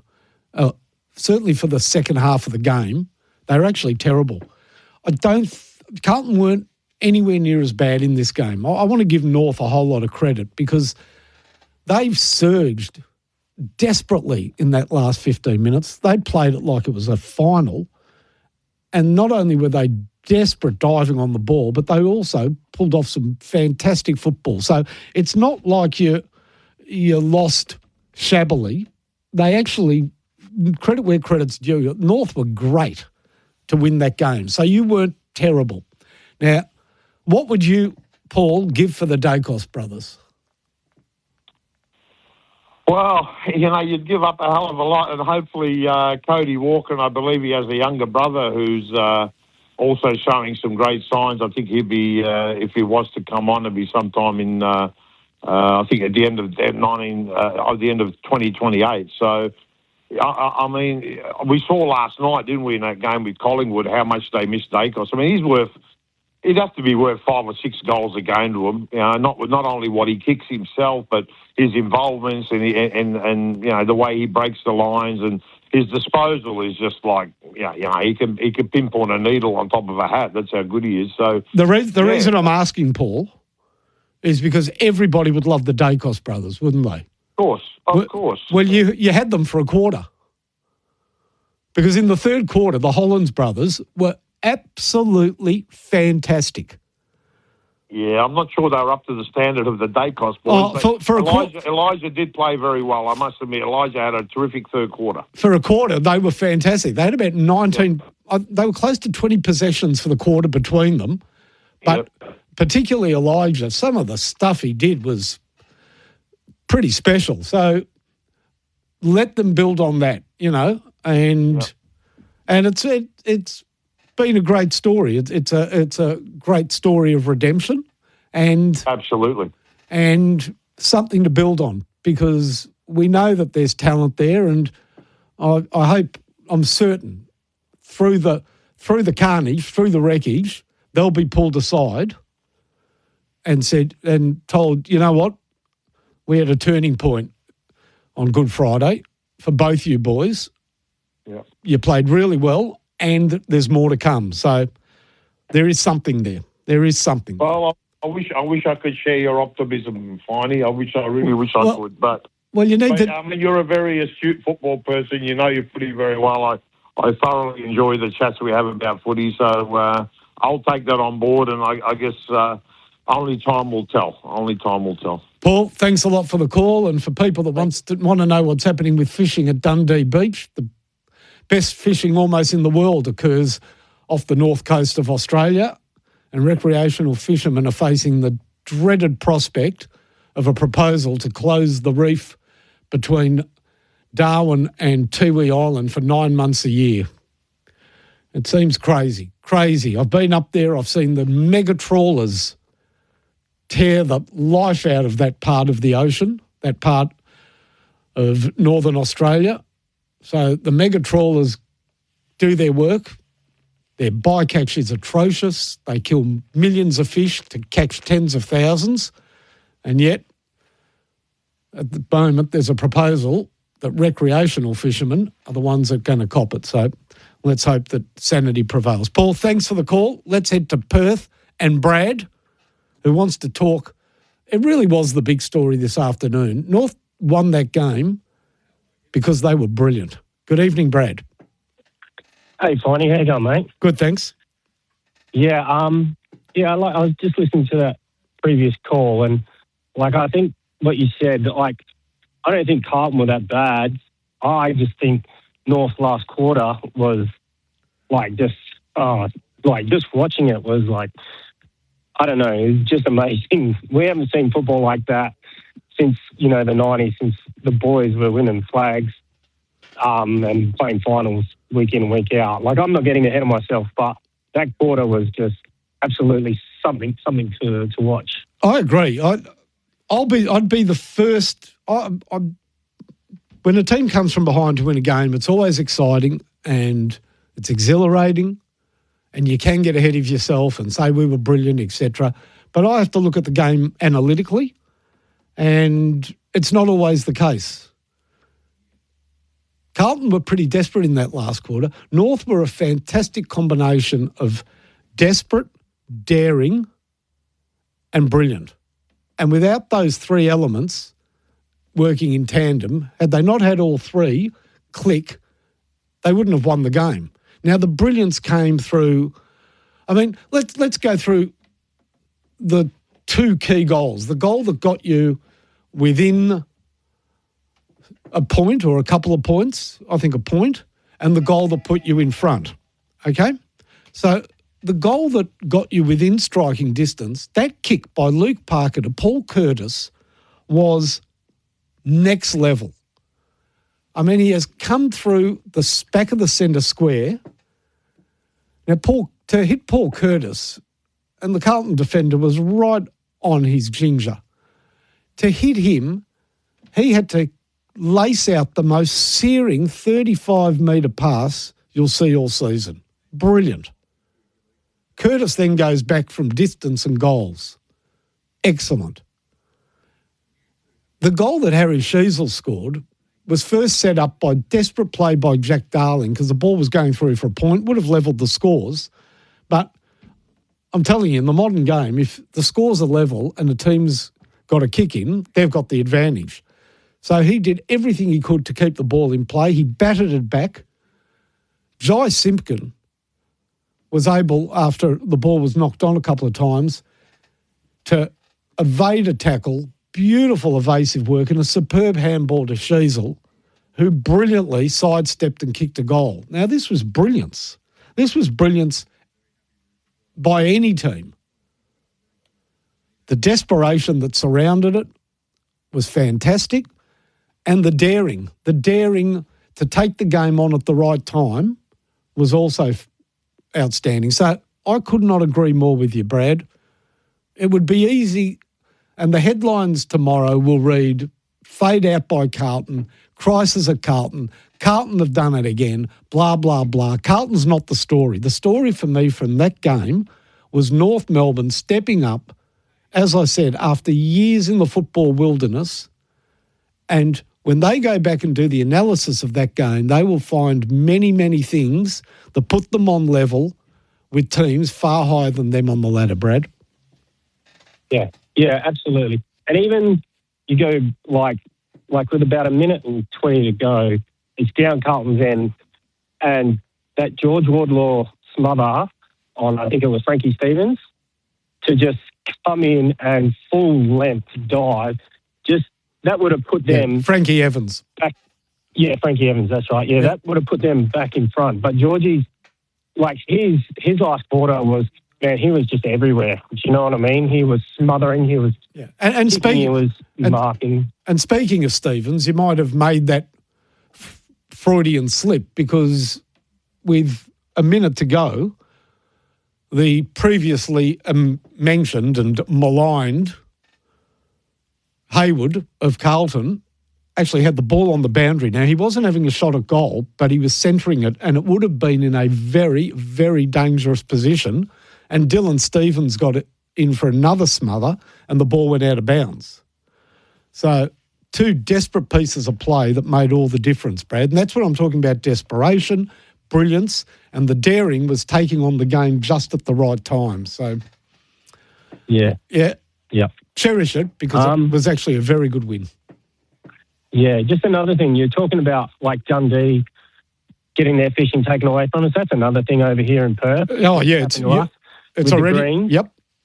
Yeah, our fishing over here is, like, fantastic as well. And, like, I'm an avid kingfisher. We were out, me and my younger brother were out fishing this morning. All that we can do for now is, like, King George and squid and stuff. So we went and got ourselves a feed of squid and King George whiting for Good Friday. Which is fantastic, but unless you're fishing with a surf rod off the beach or off a pier or something in WA, you're not allowed to get out on the reefs there either. But, yeah, absolute madness, and there's no other way to describe it.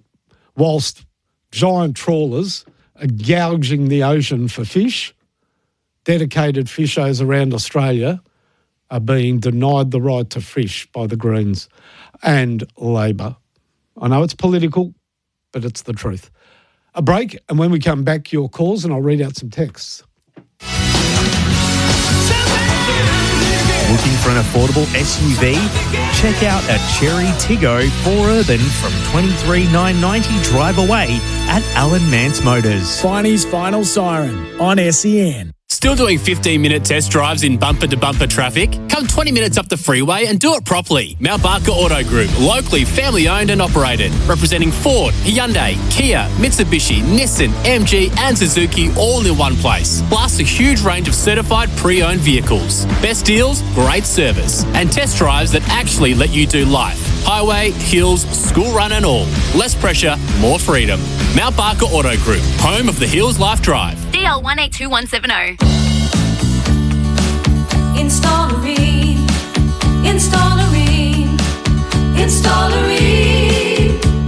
For the hottest of hot party you've ever seen. Ream comes on steady, hot and strong. It just keeps on and on. Ream AmbiHeat, the advanced energy-saving heat pump that's made in Australia. Accept nothing less than Australia's best. Repco's one-day sale is on, and there's something for everyone. Get 25% off store-wide on parts, oils, batteries, car care, and more. Plus, get 30 to 50% off rewards deals. T's and C's apply. Repco, get you going. It's the place we can all play respectfully at nighttime. The Palace, Adelaide's premier gentlemen's club. Whether you're out for a couple of drinks or you're booking the Bucks party he'll never forget, the Palace is Adelaide's best. Undressed. Good times, great vibes. The Palace is Adelaide's premier gentlemen's club for a reason. Come along. Upstairs, 111 Hindley Street. Open from 8 p.m, 7 nights. So much fun. thepalace.com.au. 2026 is the year to upgrade to your ultimate fishing weapon. And Bar Crusher, Australia's leading fishing boat builder, has the perfect weapon for you. Come see for yourself and check out the most advanced plate aluminium fishing boats on the market with industry-leading design excellence and quality. Find Bar Crusher boats at Pacific Marine and RV, 8 Tapleys Hill Road, Royal Park. Or build your dream boat online at barcrusher.com.au. Some players just make it look easy. And at Revo Fitness, they make training easy too. With no lock-in contracts and no hidden fees. Just $9.69 per week for 24/7 access to any Revo Fitness across Australia. Yep, that means you can train when you want, how you want, at a price that's surprisingly affordable. Revo Fitness. Train like the pros. Visit revofitness.com.au to find your nearest club. For non-stop 2026 gather round action and entertainment, visit Station Road where SEN are gathering around the clock. Starting Wednesday, April 8, SEN's broadcasting live on stage across 5 unmissable days of footy insights, highlights, prizes and more. Join Mark Bickley, Jared Waitley, Kane Corns, Kim Dillon, Chad Corns and more, including Crunch Time on Saturday. SEN are gathering around the clock from Station Road, Adelaide. Thanks to Kraft Heinz. This footy season, it has to be Heinz. And Toyota. Good for footy. Support your local club. Better sleep, better recovery, better performance. After a hard session or a long game, the real recovery happens overnight. While you sleep, your body repairs, restores and recharges for the day ahead. So talk to OMF, your overnight recovery experts. OMF have mattresses that are designed for deep rejuvenating rest, plus comfortable pillows and bedding crafted for your comfort and temperature balance. Shop online at omf.com.au or at over 50 locations nationwide. With Lumo Energy, you can flip the switch to rates that will brighten your day. Because now is the right time to switch. Lumo Energy not available in all areas. Eligibility criteria and conditions apply. Lumo Energy. Looking for an affordable SUV? Check out a Cherry Tiggo 4Urban from $23,990 drive away at Alan Mance Motors. Finey's Final Siren on SEN. Welcome back to the Final Siren. Big thanks to Phil Mance and the team at Alan Mance Motors, Footscray, Melton and Bacchus Marsh. Now, I'm here till midnight tonight, not till 1, so between 11 and 12 we'll play the quiz with 2 great prizes to be won. Carlton and North, I've got plenty of callers waiting to speak about that game. I do want to mention something about the Adelaide Fremantle game, which was a fantastic game of football. Now, Adelaide only lost the game by a couple of points, and I'm going to say this to Adelaide tonight. You lost the game at the selection table. Why on earth would you select Riley O'Brien? You've got an excellent ruckman now in Lockie McAndrew. He rucked for most of the afternoon or the evening, evening. It came home to roost when Riley O'Brien got a free kick with about 8 minutes to go and kicked it into the man on the mark, resulting, the ball should have been deep in Adelaide's forward line with a chance to score to restore their 10-point lead, but instead the ball went up the other end of the ground, and from that mistake, Adelaide Fremantle hit the front through that snap by Josh Tracy. Now, put that aside. Riley O'Brien was a 0 out of 10 tonight. He couldn't win a hit out and he couldn't get the ball around the ground, and he was barely on the ground. Now, I don't know who the next Adelaide player to come into the team would have been.